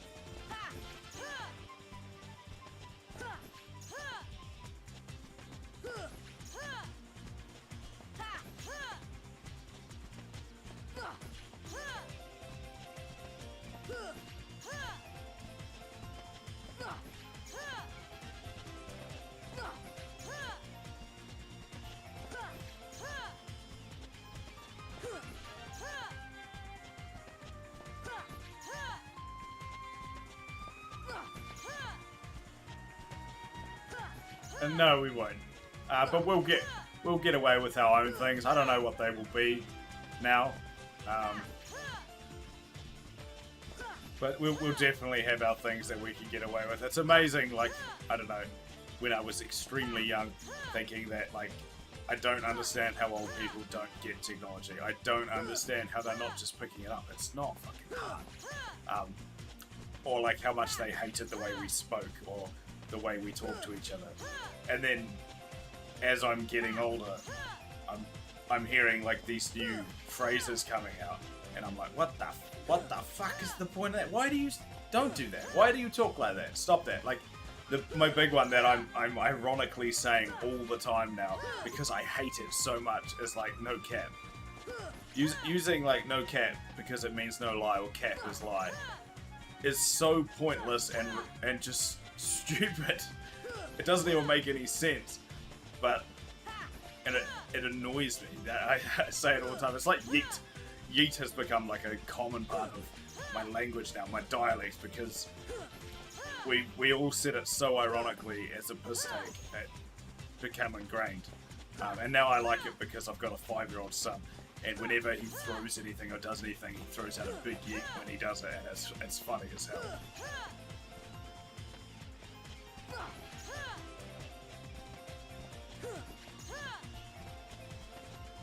And like the technology thing, I'm still pretty decent because I'm maintaining it and staying up with it, but it's amazing how quick you can fall off on anything. Like, technology's still progressing really, really quickly, and it's just a different world, man. Internet crazes and things that move on the internet move incredibly quickly and change in such strange ways that I completely understand why a really old person, like just old people, can't keep up. And I'll be there soon. I'm already like, oh, I can't maintain Twitter and Facebook and Instagram at the same time.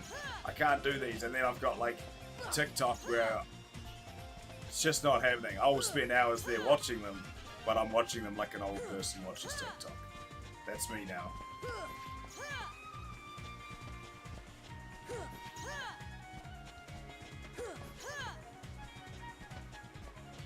Nice.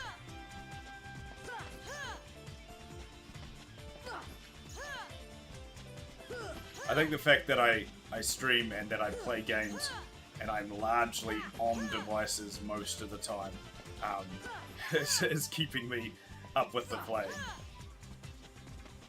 I'm not out there, I'm not a handyman or a builder or anything. I'm not on the tools. I'm largely computer based in everything I do, so that's really fortunate.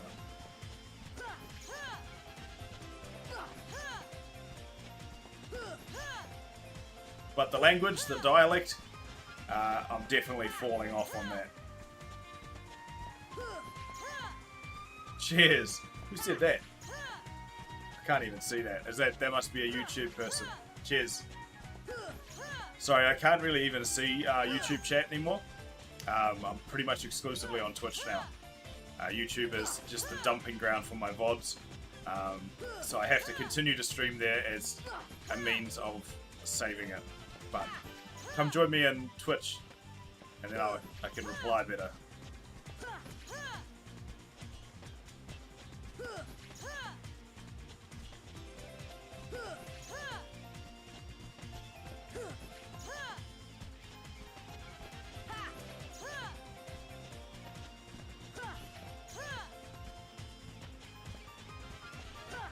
Who's the only YouTube person I know? I'm guessing it's Jesus. I can't even see your name from here because it's so small because I have the Dota open instead of having my own stream open, but you're kinda in the background there.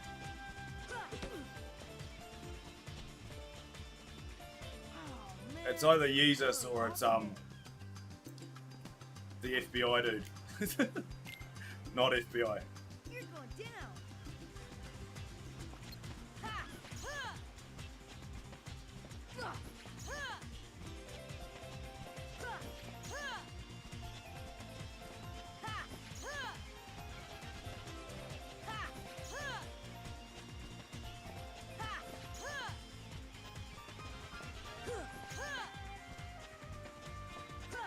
Yeah, exactly.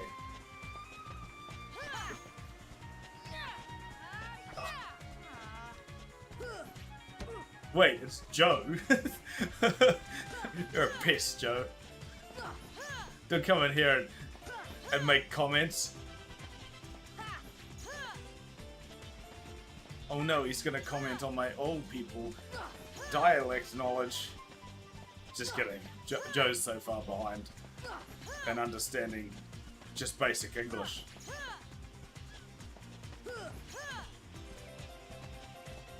Unnecessary roasting. Apologies, Joe. See you, bro.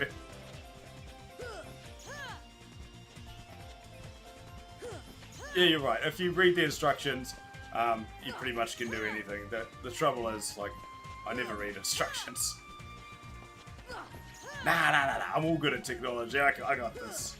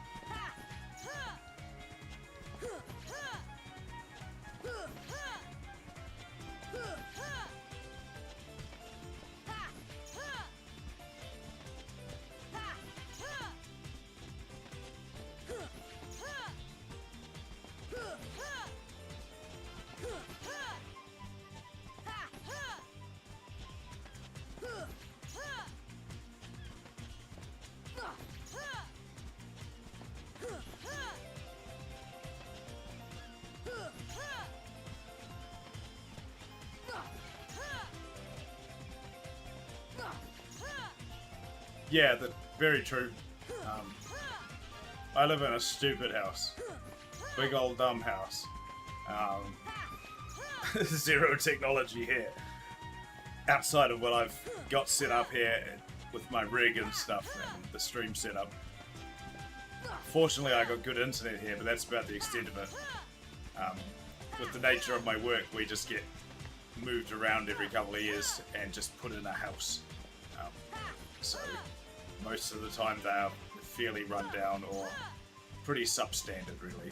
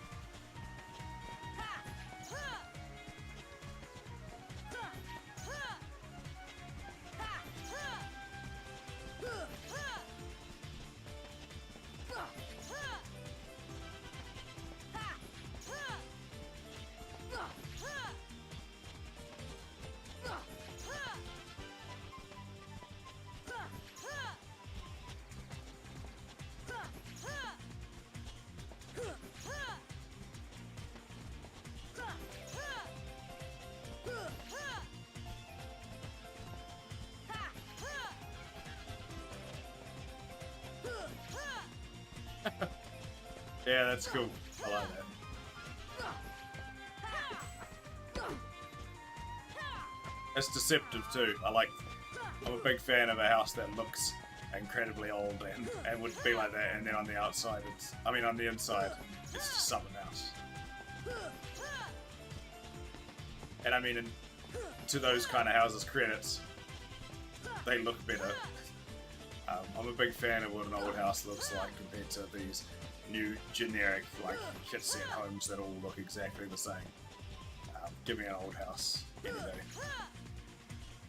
As long as I can, fill it with smart shit and change the inside entirely. Rip its guts out.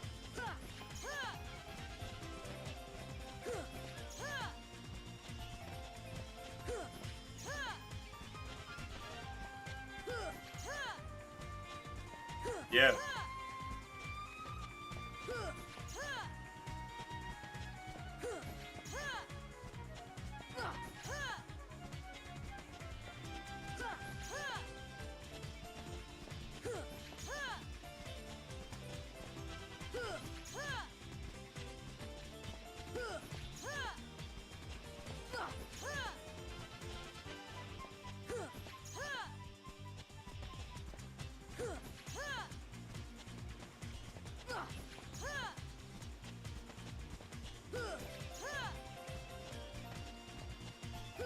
I think Moldy would have been here, but certainly no Europeans were here at that point.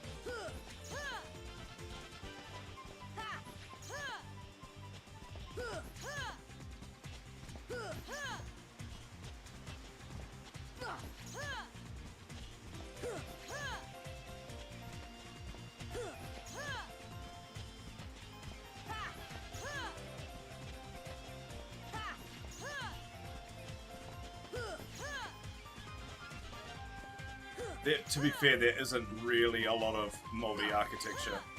I'm trying to think of literally any that predates colonization sort of thing. I don't know of any, but that's largely because I'm fairly culturally insensitive to a lot of what happened in New Zealand. I don't know, to be honest. That's pretty sad.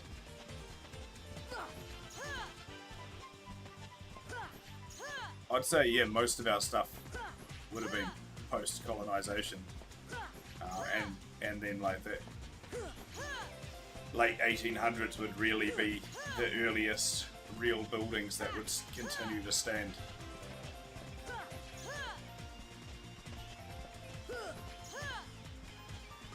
Because largely Māori architecture was not designed to last extended periods.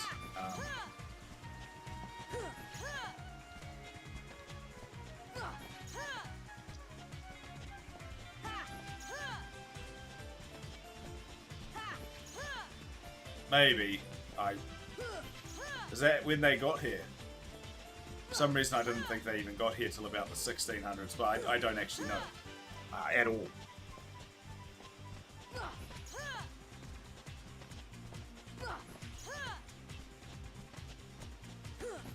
And I don't know what they'd have outside of some carved wood.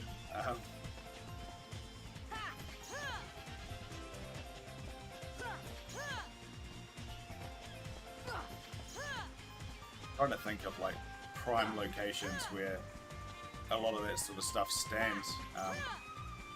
Unfortunately, with colonization and stuff, a lot of it was destroyed or taken down, and most of it isn't built to last that amount of time.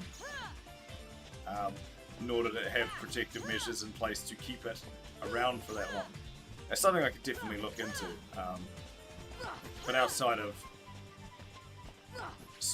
small statues and things like that, yeah, I don't think there would be much.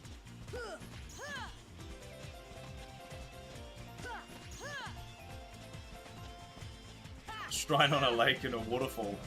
Don't even know what that is. There you go, like, never even heard of it.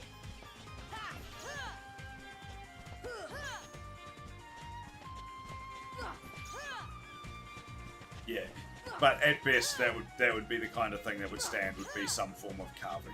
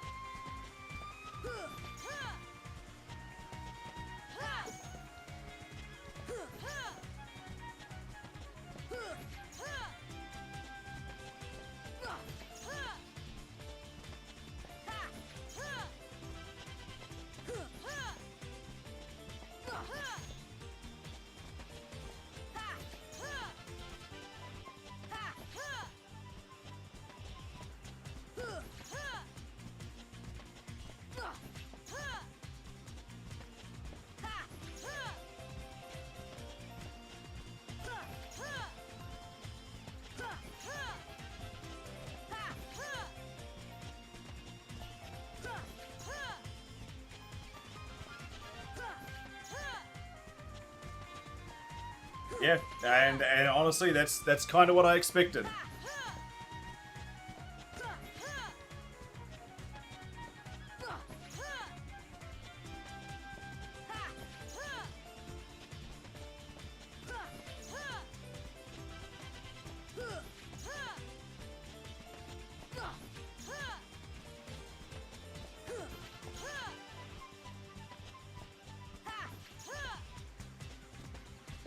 That's what I mean. So if there is anything that predates that, it would literally be, yeah, like a carving somewhere at best.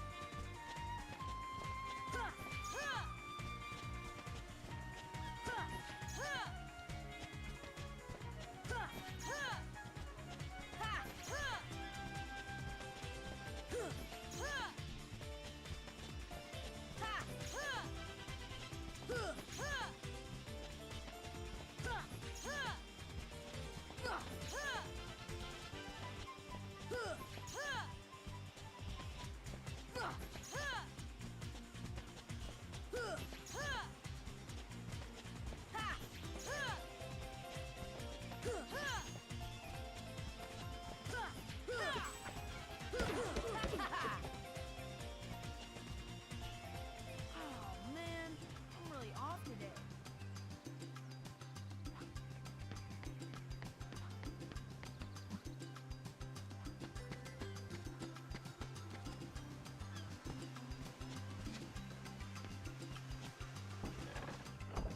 Just gonna do a quick safety save. It's been a little while.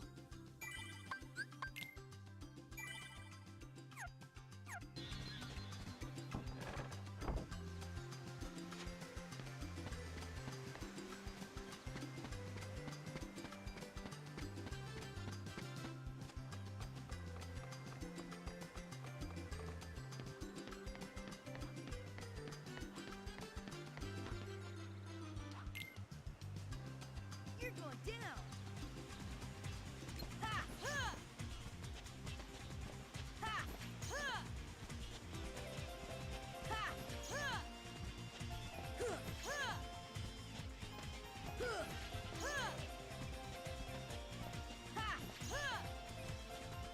Ha! Ha! Ha! Huh! Ha!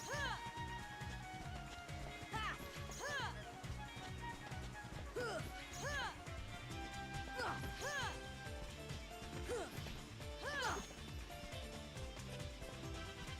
Ha!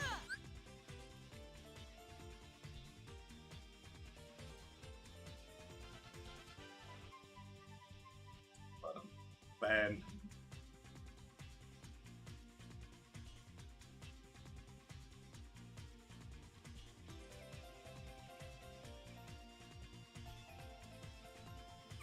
The North New Zealand Trail. To be fair, everything beautiful is down south.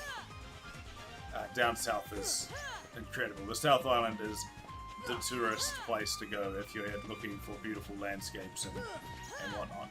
The North Island's okay. I've largely travelled a lot of the North Island and seen things, and it's just okay. But I mean, that's from someone who lives here and is just used to it, and it's absolutely nothing to me. We don't really acknowledge the beauty of our country too much because it's normal. You don't really appreciate this kind of thing until you go somewhere else and see how much of a shithole it is. Yeah, I believe so. Down Queenstown. I've never been. It's literally a tourist thing. Not something for us. That is, yeah, the fairly close to the bottom of the south. All the good, like, walking trails and things like that are, well, primarily the north of the South Island, all through, like, Marlborough and the Sounds, and all like, west coast kind of way.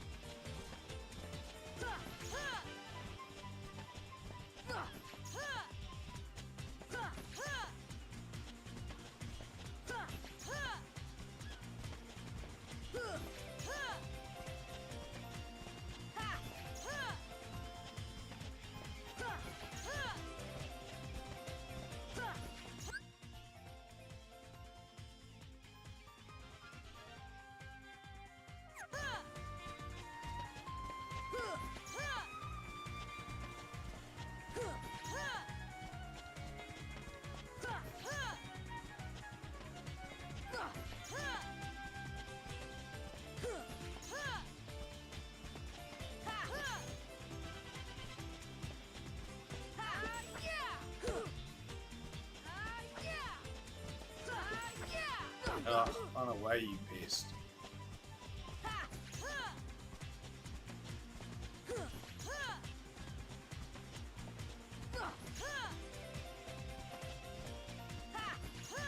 Nah, you gotta do it, man. You gotta do it.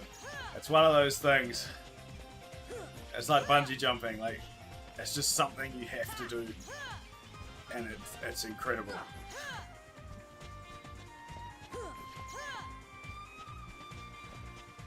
I mean, I haven't done the swing. I haven't even looked at it, but I've had a bungee, and bungee was a lot of fun. I would definitely be all for that swing.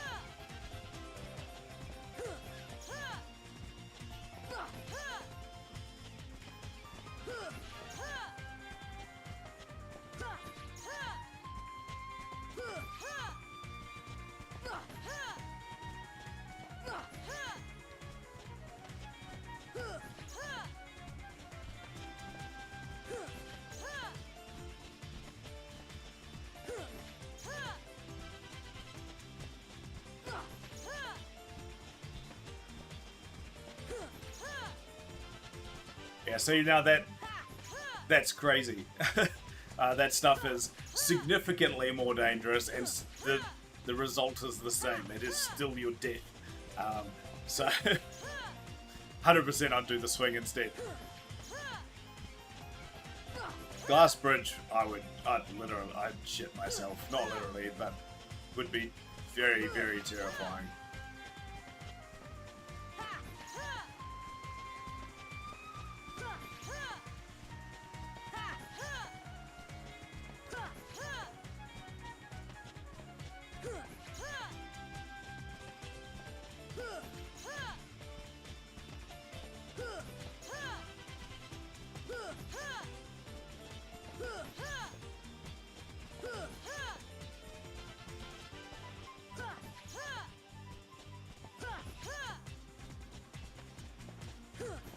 What if the glass bridge in China had that glass that makes it appear like it cracks underneath you when you walk on it?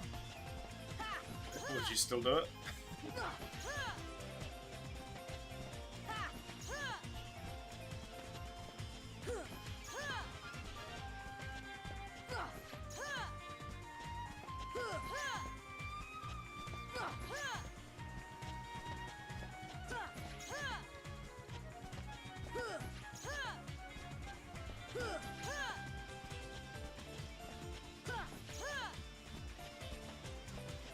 Oh, it does do that? Yeah, that's cool, man. That's very cool. It's terrifying and horrible, but cool.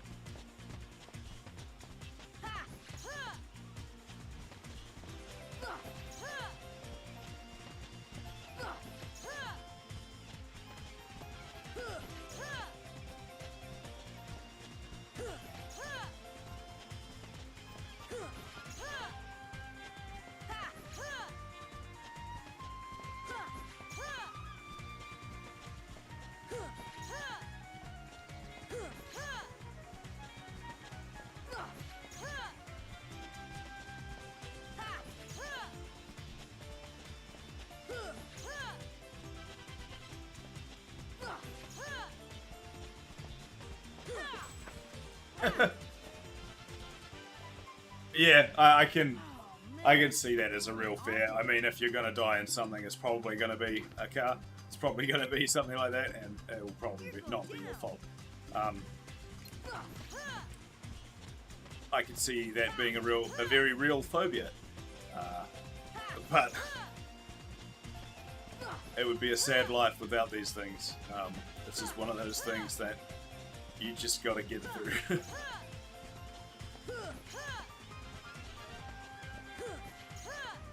I don't think I've got any real phobias these days. Water in general is still a fairly scary thing, but I don't know. The things that would be considered scary to me all have some form of safety in my brain that makes it fine. A means of control, if you will.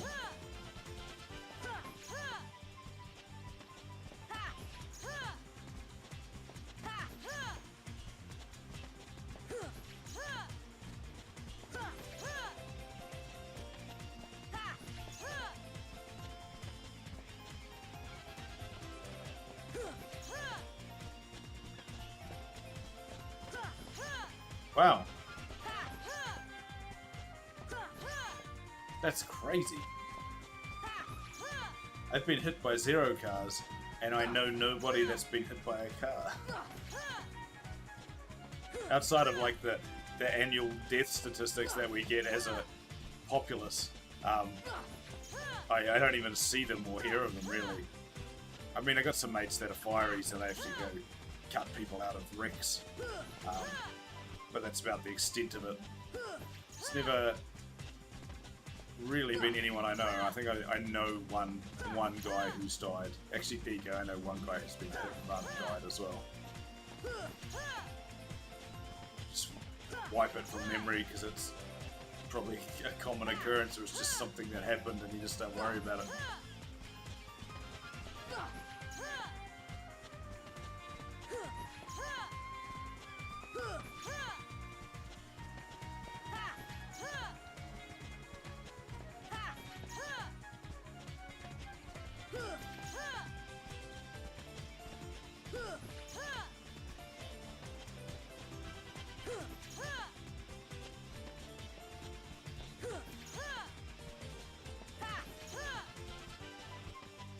That's pretty gnarly, man. That's crazy.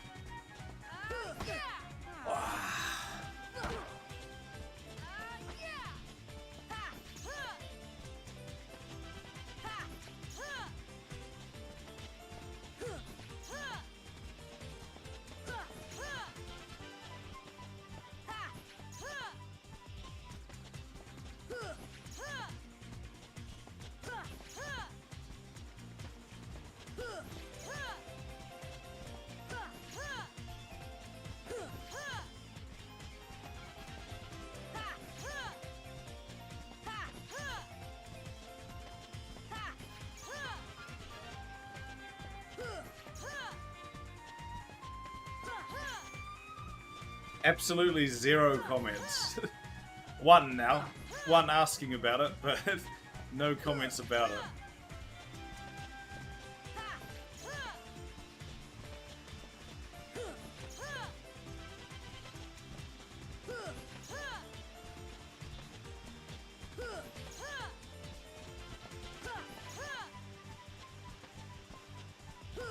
I think largely the people who have been jumping in and watching the stream have been big Kingdom Hearts fans, or yeah, or play the game a lot anyway. So they've come to grips with Sora's feat.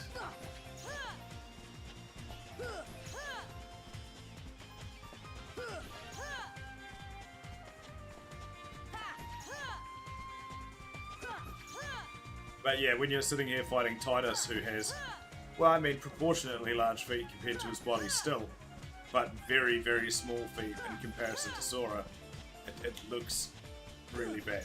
It exacerbates things a bit.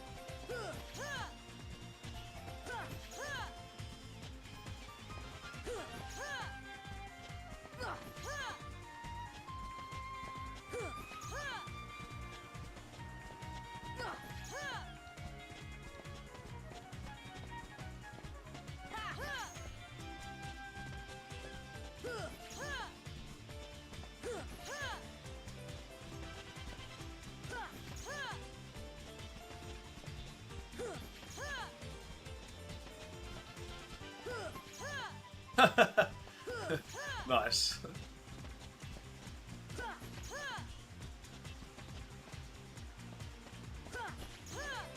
It's very much just a Disney thing, right? Because most of the Disney characters have significantly larger feet than is necessary for their bodies. Like Goofy has huge feet as well. This is a Monster Ultraviolet. For some reason it shows up as blue. Randomly, because I used to do energy drink reviews on YouTube. Just piss take once, and I got into it pretty hard out for a little while. So I've been, whenever I crack a new can in here, I've been doing them half-assed during the streams now as well.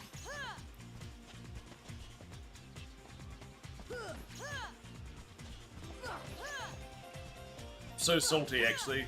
You guys are pretty much the only people in the world who got the best monster. Monster Monarch is amazing. We got some like UK imports of it, and I only ever found one can in the country and had it, and it's by far the best drink. And I can't find it anywhere. I found a couple of like random shops in the UK that I might be able to import it from, but nope, all sold out and all like $10 a can sort of thing. It's even then, $10 a can, all sold out. So bad shit. Plus postage.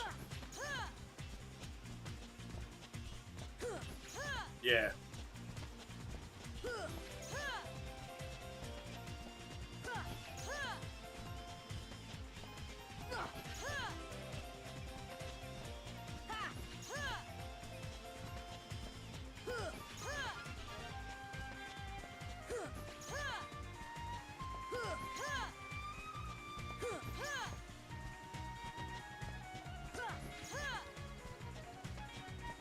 So cheap.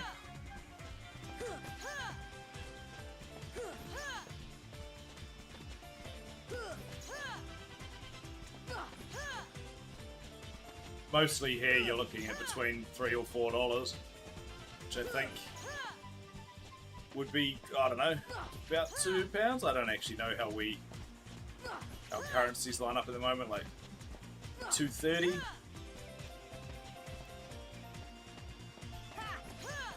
at an estimate,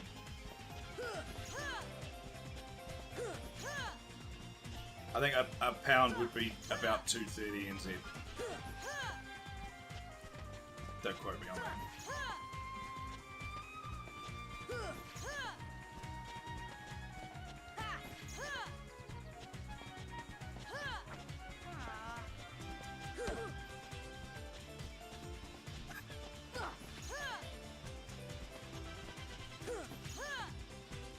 Oh yeah. Basically 2 to 1 then. It's actually not too bad for us. The currency's doing alright at the moment.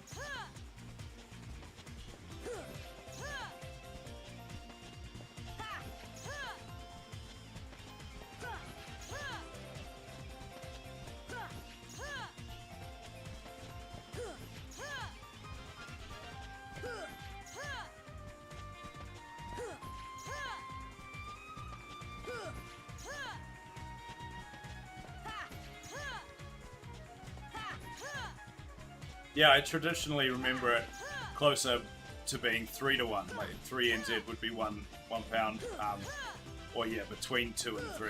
So almost exactly 2 is really good.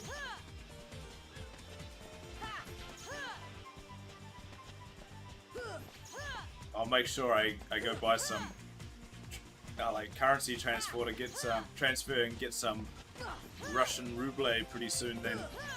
While we're so strong and they are incredibly weak.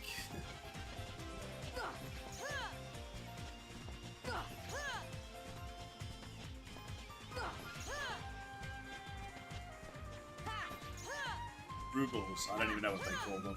I've never actually heard it. I've just read it.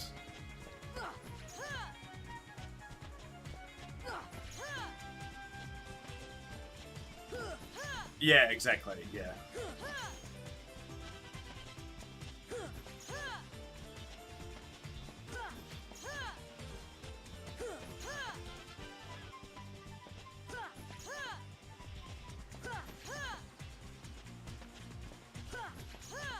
I think at their strongest, it was about 5 would be 1 NZ dollar, and I think now it's sitting closer to 10. It's definitely in a bad spot, and rightly so. They deserve what's coming to them, to be honest. Maybe not individuals, not the people, but their government.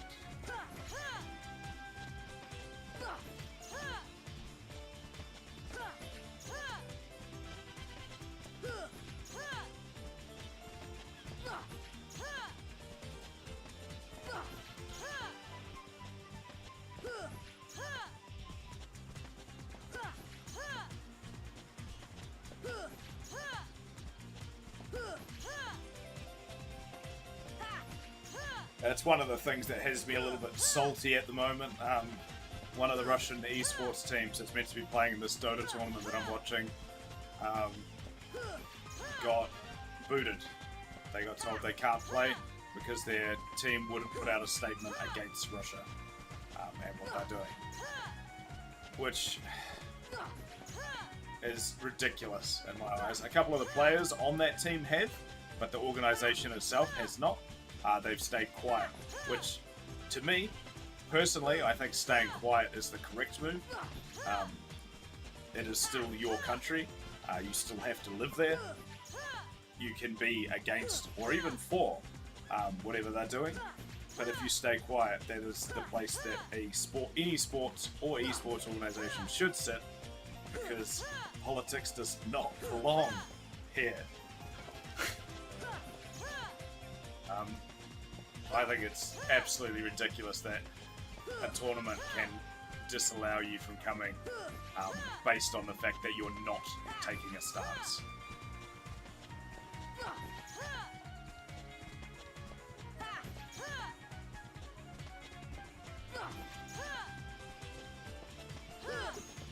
Really? I thought our fossil fuel supply was terrible. Like, our fuel prices are probably some of the worst in the world.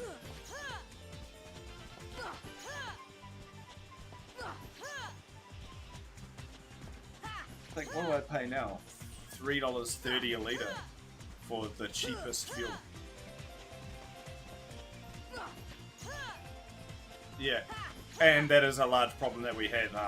The tax that's put on our fuel is percentage based, so the more it goes up, the more the government makes of it, which is ridiculous. It should be a flat rate, because they don't need to make more off it. That's just crippling us further.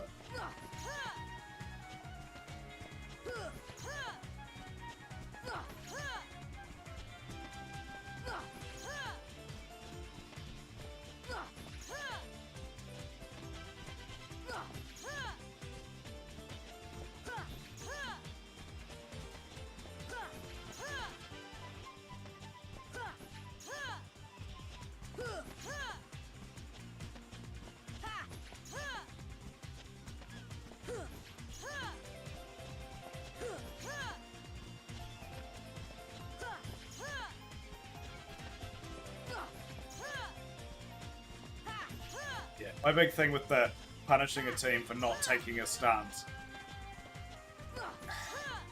even if they were to take a stance, say it was a favourable stance that the rest of the Western world likes, why? Why do they have to do that? Like, they're then implicating themselves, they're endangering themselves from having to go back to that country and stuff, and what impact does that have? They're an esports team. The government doesn't care what their opinion is on something like that. They have no influence in any way over it, so it's just a complete waste of time. Hey, Dead, why are you still here? You should be asleep, sir.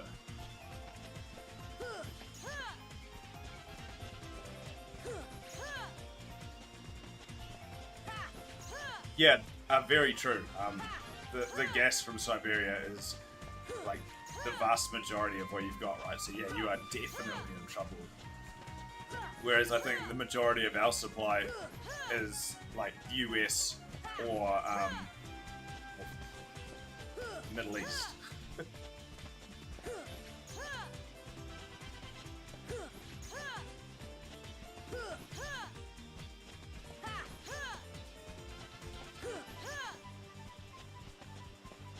Ah, nice. I was meant to sleep like 2 hours ago, and then 1 hour ago, but it's been good. Fairly active, and I'm very much awake because I'm just watching Dota while I play this, and the Dota's been good.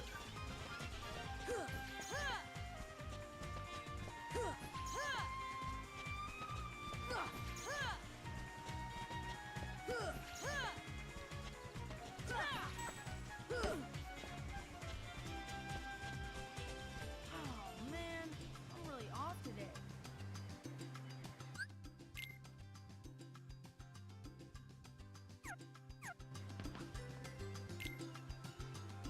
You're going down. Ha! Ha! Ha! Ha! Ha!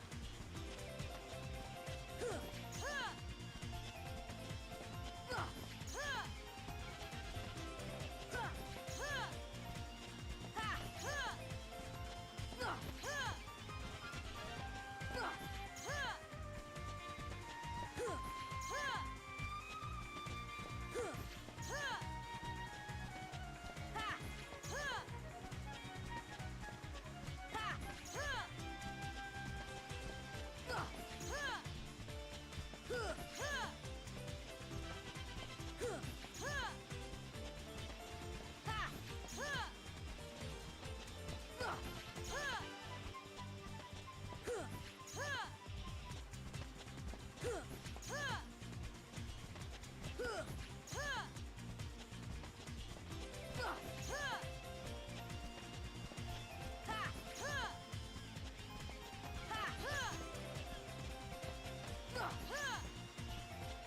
Yep. Indeed.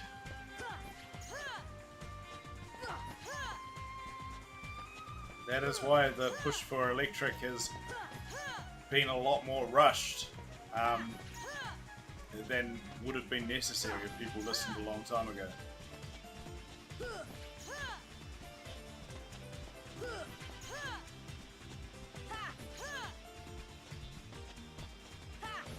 Yakub!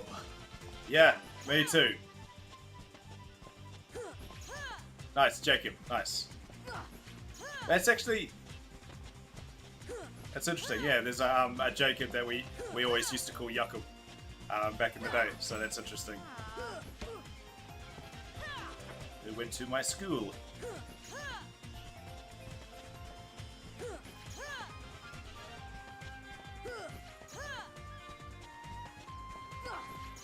Kingdom Hearts is normally really good.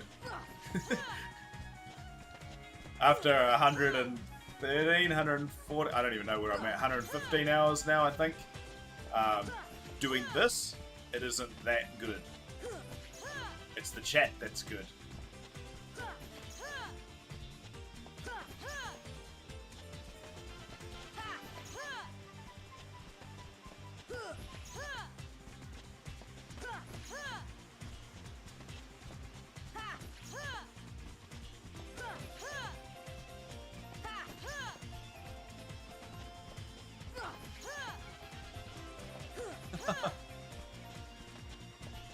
Don't be like this.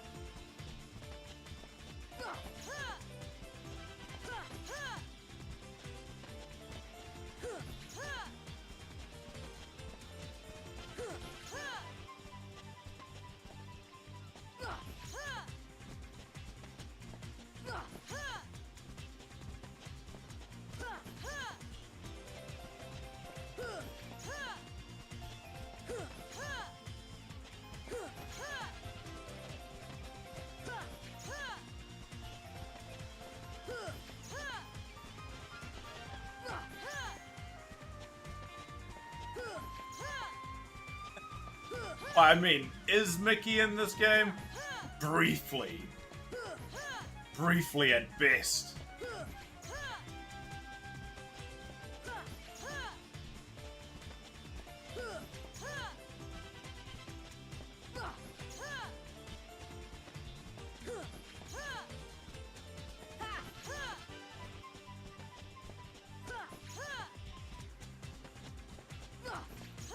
Is the only time he actually features in this game after all the gameplay is completed?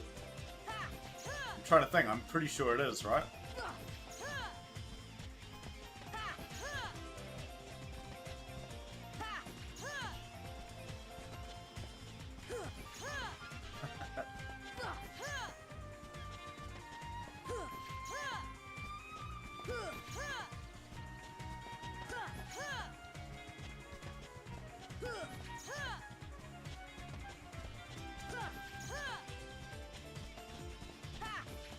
Spoilers, bro! I haven't seen his redemption yet. Yeah, it's literally post-credits, right? I mean, like, sorry, after the fights. I no longer have to play the game anymore. The only time I see him is in the ending cutscenes.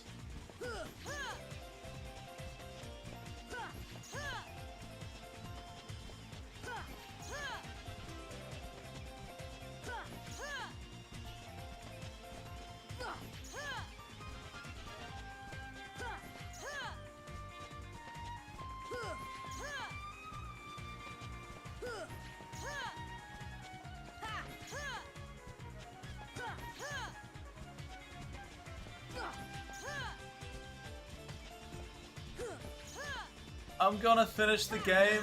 I've had enough requests now that I'll finish the game. And I'll even play Kingdom Hearts 3. Because I will. Also, potentially you are going to assist me on a playthrough of this at some stage. Just a heads up.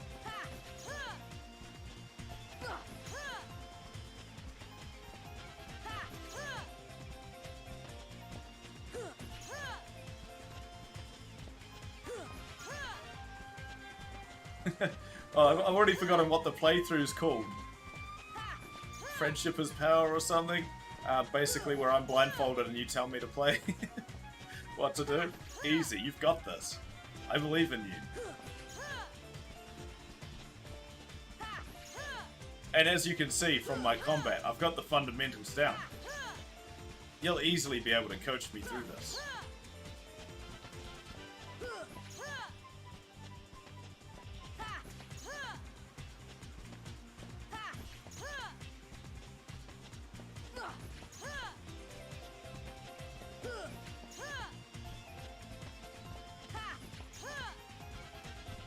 It looks like I'm gonna stay up the entire night and push through until work, and then stay up my entire work day and absolutely struggle tomorrow off the back of an hour and a half sleep last night.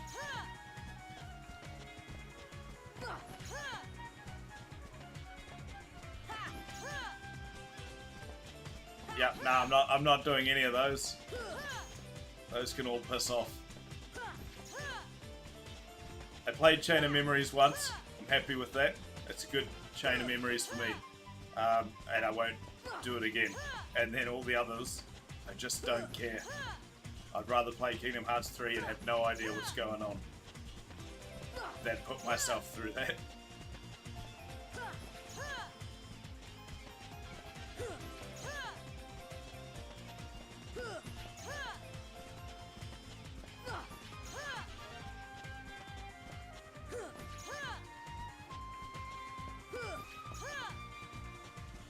That's fine. I'll just mash attack and then finish it and carry on with my life. I'm just doing it for chat anyway. They want me to play it, so I'll play through it. I already know I'm going to hate it because they cut out all the elements that I like by the end of Kingdom Hearts 2 anyway. So the only thing I'm looking forward to is the fact that Wreck-It Ralph's in it. And Big Hero 6. That is the extent of my knowledge. That, and it's missing all the features I like.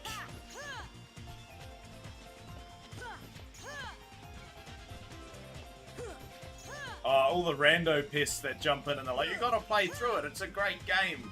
Oh, it's just the story that's bad. The gameplay really redeems it, it's amazing. That kind of carry on.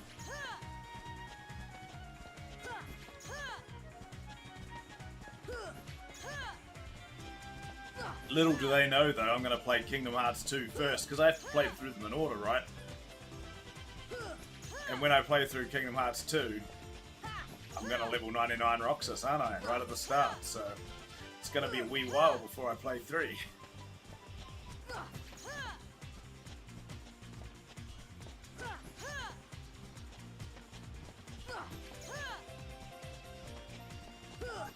Kingdom Hearts 1 is the only one that will ever get me emotional, and that's because I'm a dead rock now.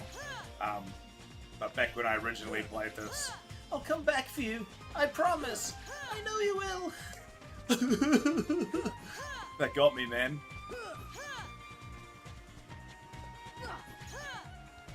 But anything now, I don't care. Nothing can make me care about anything.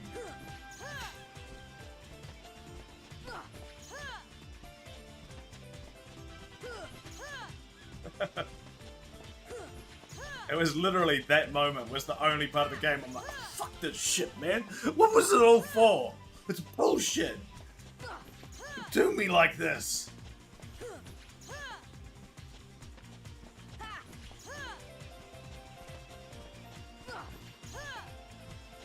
So much so that I would have named my kid Kyrie if I was ever given the chance. Or Dagger. Oof. That'd be a sick name, eh?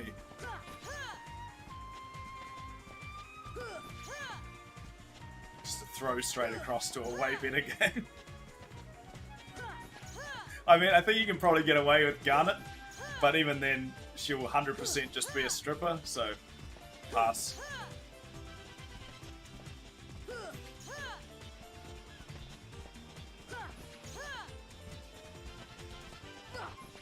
It's like the two people randomly in the world that happen to be my housing managers. Their names, fuck this, I hate this shit, man, are Sapphire and Crystal. Like, why? Why did you have to have stripper names? It means I can't take you seriously no matter what. Even if you're really good at your job. It's just not happening.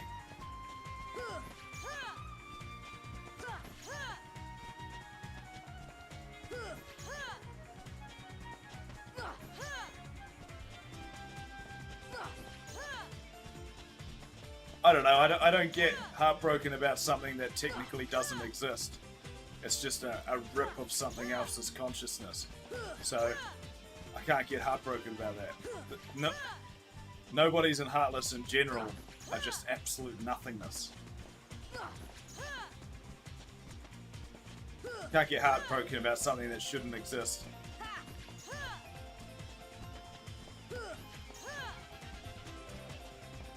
The fact that he has an existence is brilliant. Lucky him.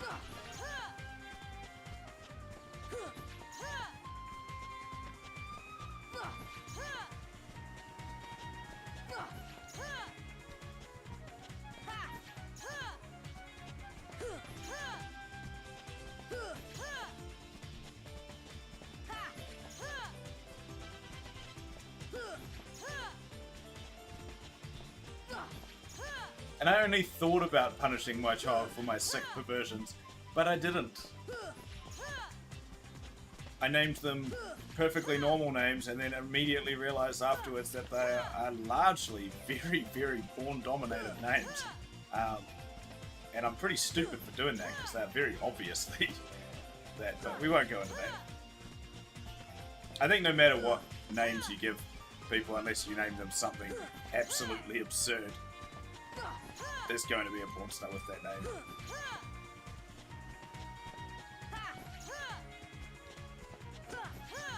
Does he die though? Can you die if you weren't meant to exist? If you don't exist, theoretically?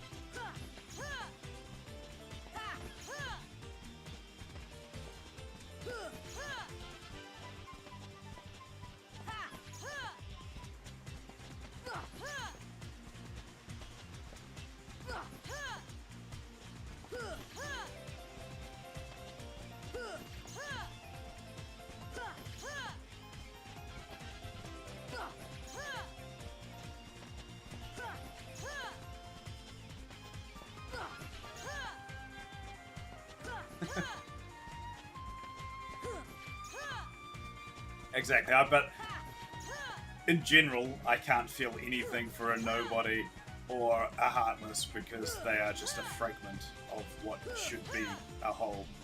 The whole remains and lives, so if the nobody or the heartless dies, it means absolutely nothing.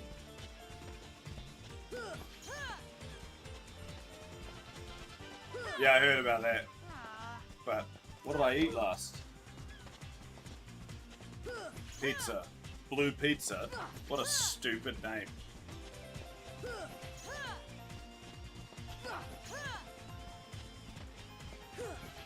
I feel like an actual stripper name is anything that's named after, like, a rock of some description.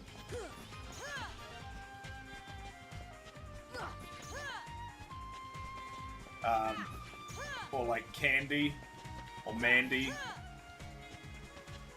or any of the Andes. Except for Andy. No way.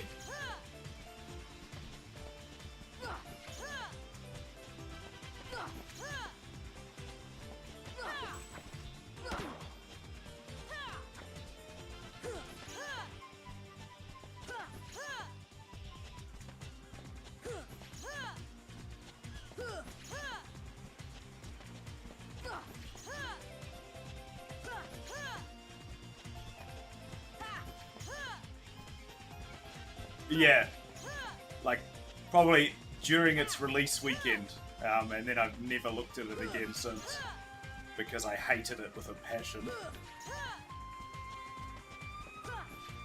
It's like, oh, they just ruined my favorite franchise. Cheers.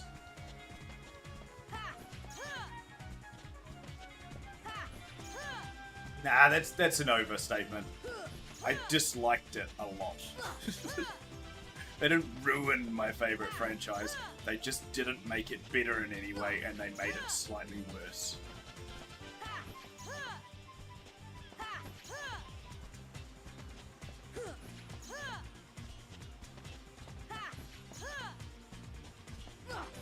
I was hyped for a better game and I got delivered a worse game. So immediately it becomes excessive hate. Even though in reality, like standalone, it's still a reasonably good game.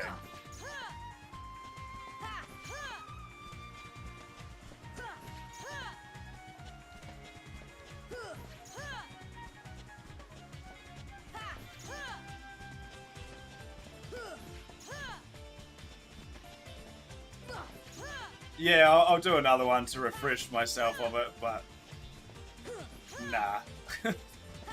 The gameplay is just so bad from, well, in 2, and from what I've heard from different sources, the gameplay in 3's bad as well, so we'll see.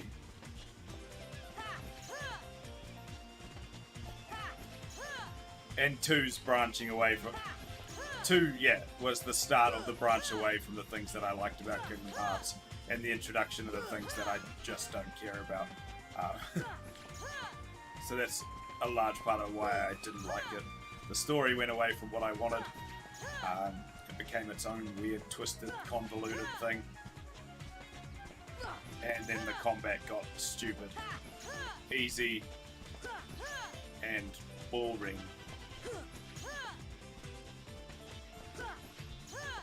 Not quite as boring as parrying Titus for 200 hours, but boring.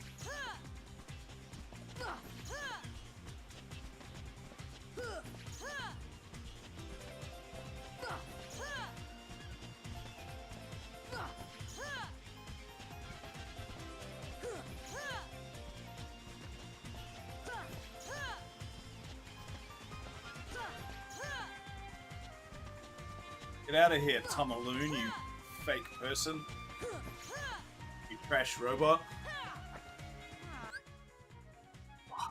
I'm not gonna get there in time.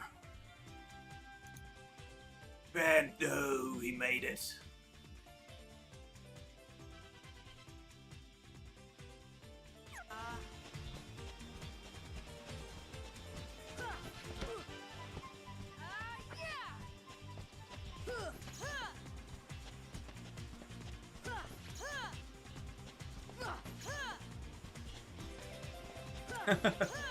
Worst mod.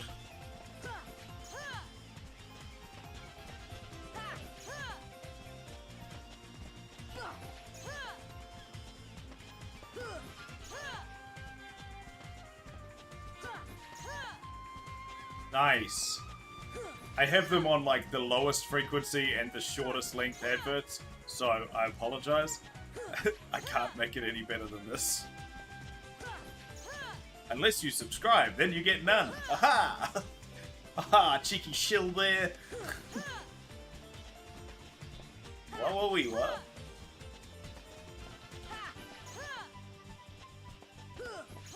Well, neither should I. I had an hour and a half sleep last night, man.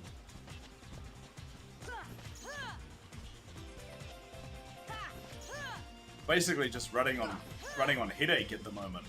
It's literally just this thumping headache and it's keeping me alive.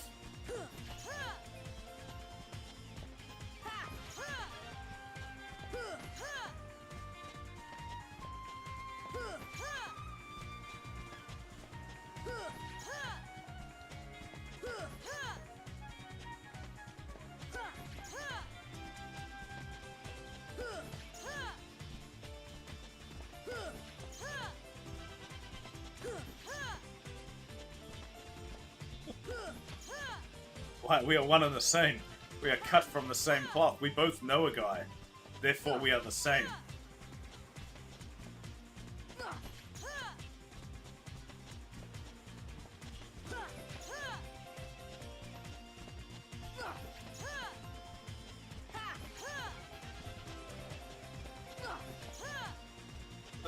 You've been here nearly as long as I have.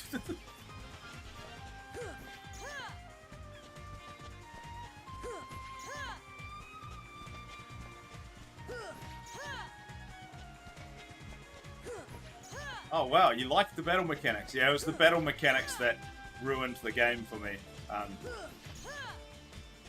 Yeah, massively. the same reason, well, similar reasons to why I hate with a passion Final Fantasy 13 and Final Fantasy 15.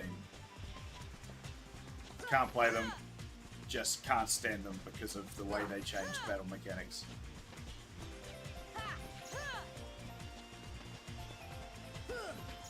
I'm gonna throw up playing Kingdom Hearts 3. Fantastic. Maybe I'll try and find a Guitar Hero guitar then and try and play it on that. Since if I'm gonna have dog shit mechanics, I may as well play on a dog shit device.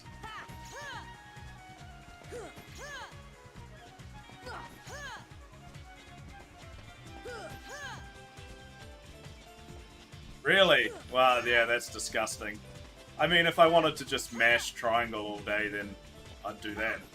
I like to just mash A in this case, or X if it was a PlayStation. Hey, it is that fucker again, indeed.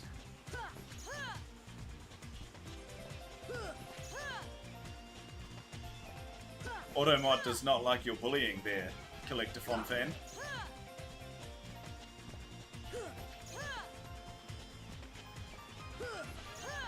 Day is good. I had to go to work for the first time in a long time. Work from the office instead of from home, which largely meant I did more work than usual. And I did that on the back of an hour and a half sleep. And now I'm still here, 5.5 hours into the stream, which I should not be.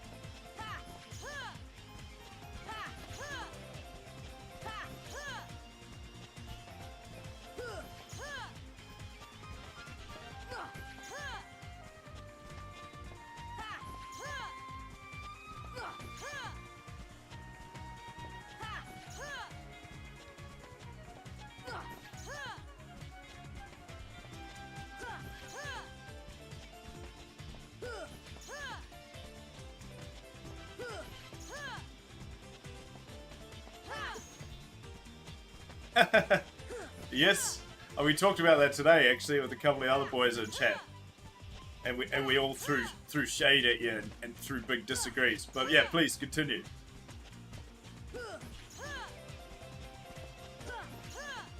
Is it complex coding though? It's very much the same coding and then restructured, and then just adding in a shitty little battle mechanic that ruined the game.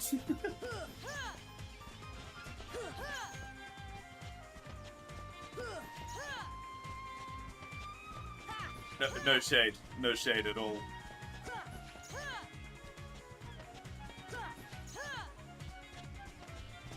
And I mean, Toy Story 2 is the best Toy Story. Kingdom Hearts 2 is dog shit.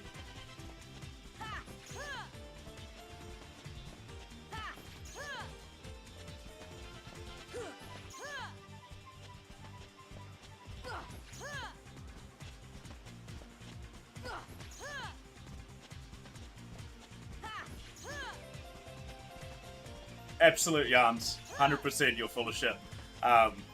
The remorse on her face, the fact that she was lowering the weapon, she was still holding it, yes, but the fact that Raya attacked her and then made her do that. We talked about it actually as a massive group and fundamentally all agreed that you were wrong. And that was her redemption and it was good.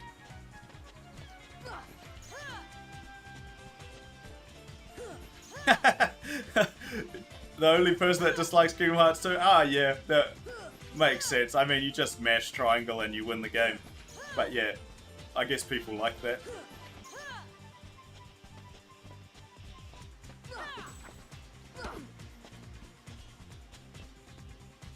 Oh man, I'm really off today.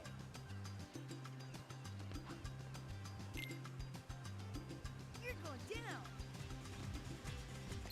down. Without adding your own imposing challenges, there is no harder difficulty. Which, I mean, yes, you can add stuff and you can make any game harder than it's designed to be played on.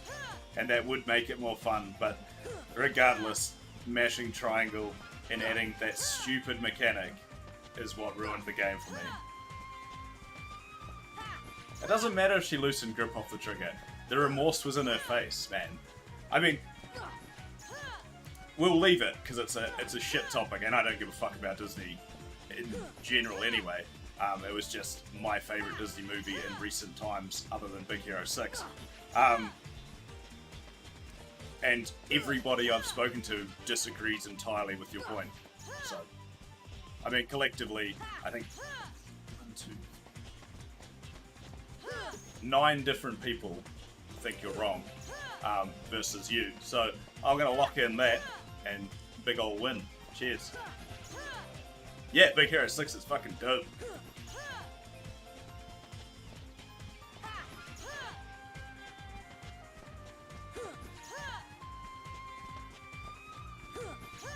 Because she was a fucking child, bro, and she was doing what her family wanted.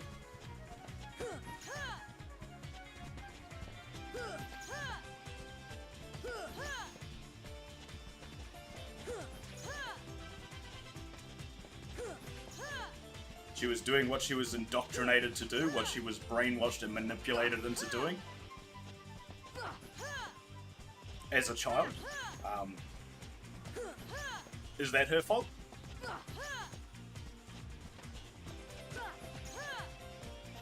Okay, yeah, sweet as. No, you're right. True, yeah, you're absolutely right. Crimes committed by children are 100% their entire fault, even if manipulated by their parents. Fucking hell.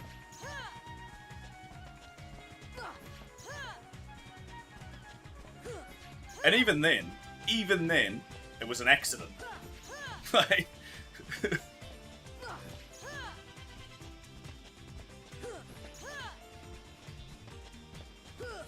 The end of the world part of it was entirely accidental. They just wanted to hold the power of it, so... 100% Court of Law disagrees with that. Fundamentally, why we have different trials and charges for minors.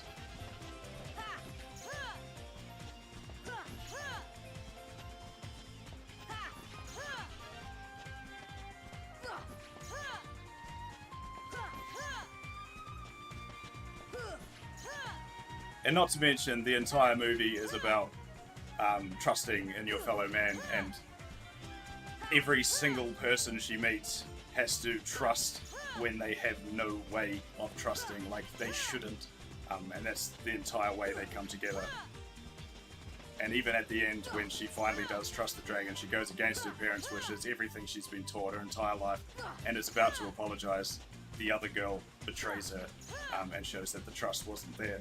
Which is why at the end, Raya is the villain, and why she must then do it, because the entire time she has not been trusting.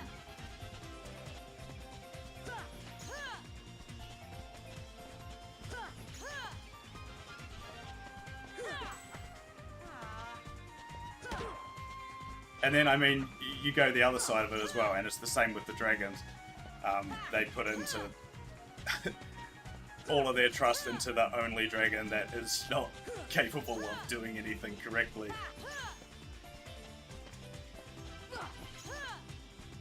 Yeah, that's cool from an outside perspective, but that's because you're watching a movie and you're not in a position where there's another tribe entirely in power and your people have been starving and struggling their entire life, and you have a chance, potential to capture that power. Like... You see the entire picture. You're not seeing people that are starving and struggling in their life have an opportunity to grab something and have what these other people have. 100% everybody in that position would do the exact same thing.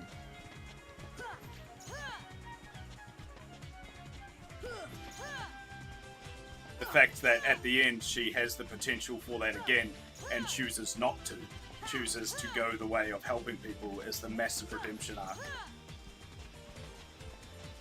Why are we fucking talking about this? This is literally a child's cartoon. Like, fuck, who cares, bro? Sweet, Cat King. Quack, fuck, can't even speak. Quack King. I'll see you around.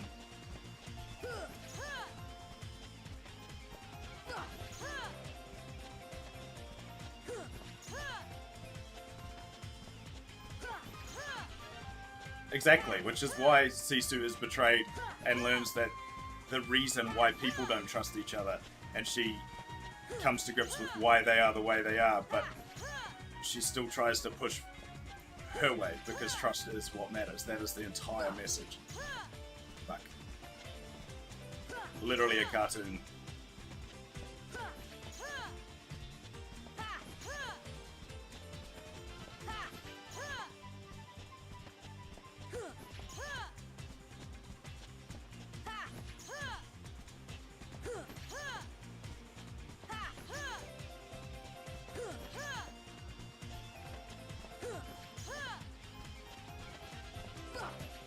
She also trusted her dad when she went to him on the bridge and then he threw her into the water. Everyone that she trusted in her life betrayed her, including the person closest to her.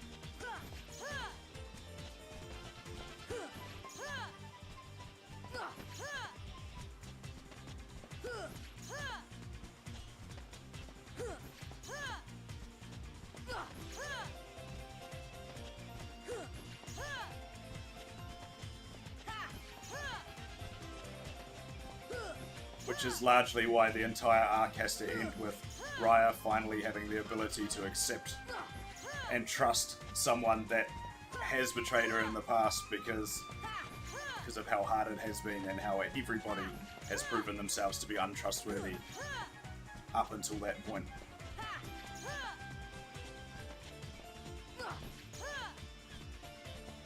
God, why do I keep doing this?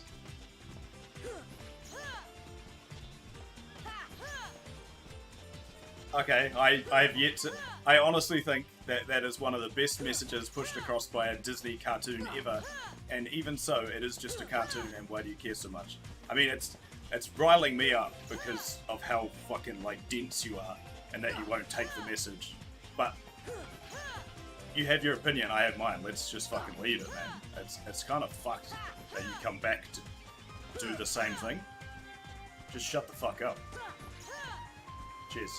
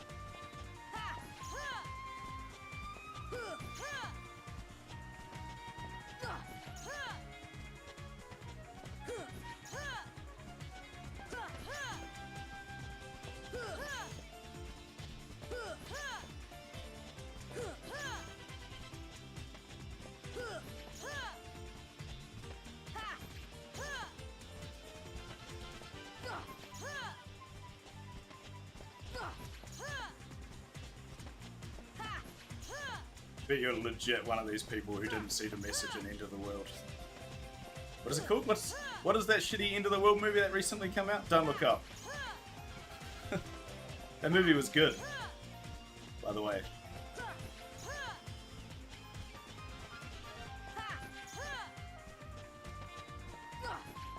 Oh shit.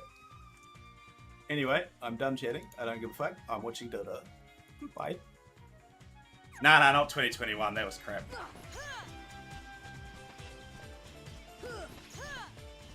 That was like the like mockumentary thing, right? It was okay. Like it had reasonably funny bits.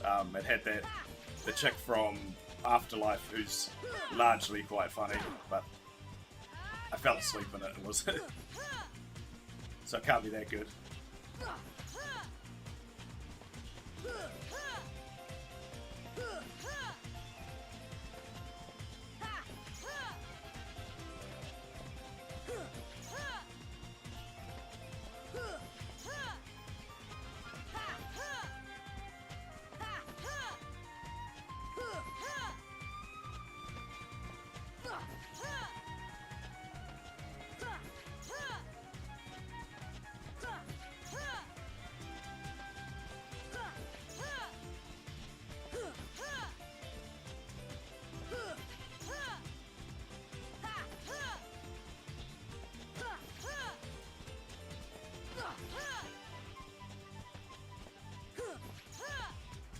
Same, I would love that, but I mean it's a little cough and fuck all else, so doubt it'll just turn into something else we have the flu jab for every year. And a massive burden of debt on everyone.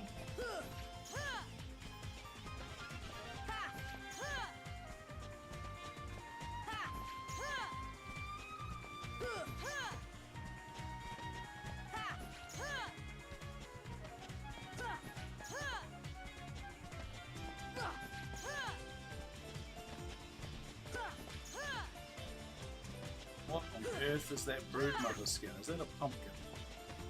Yuck!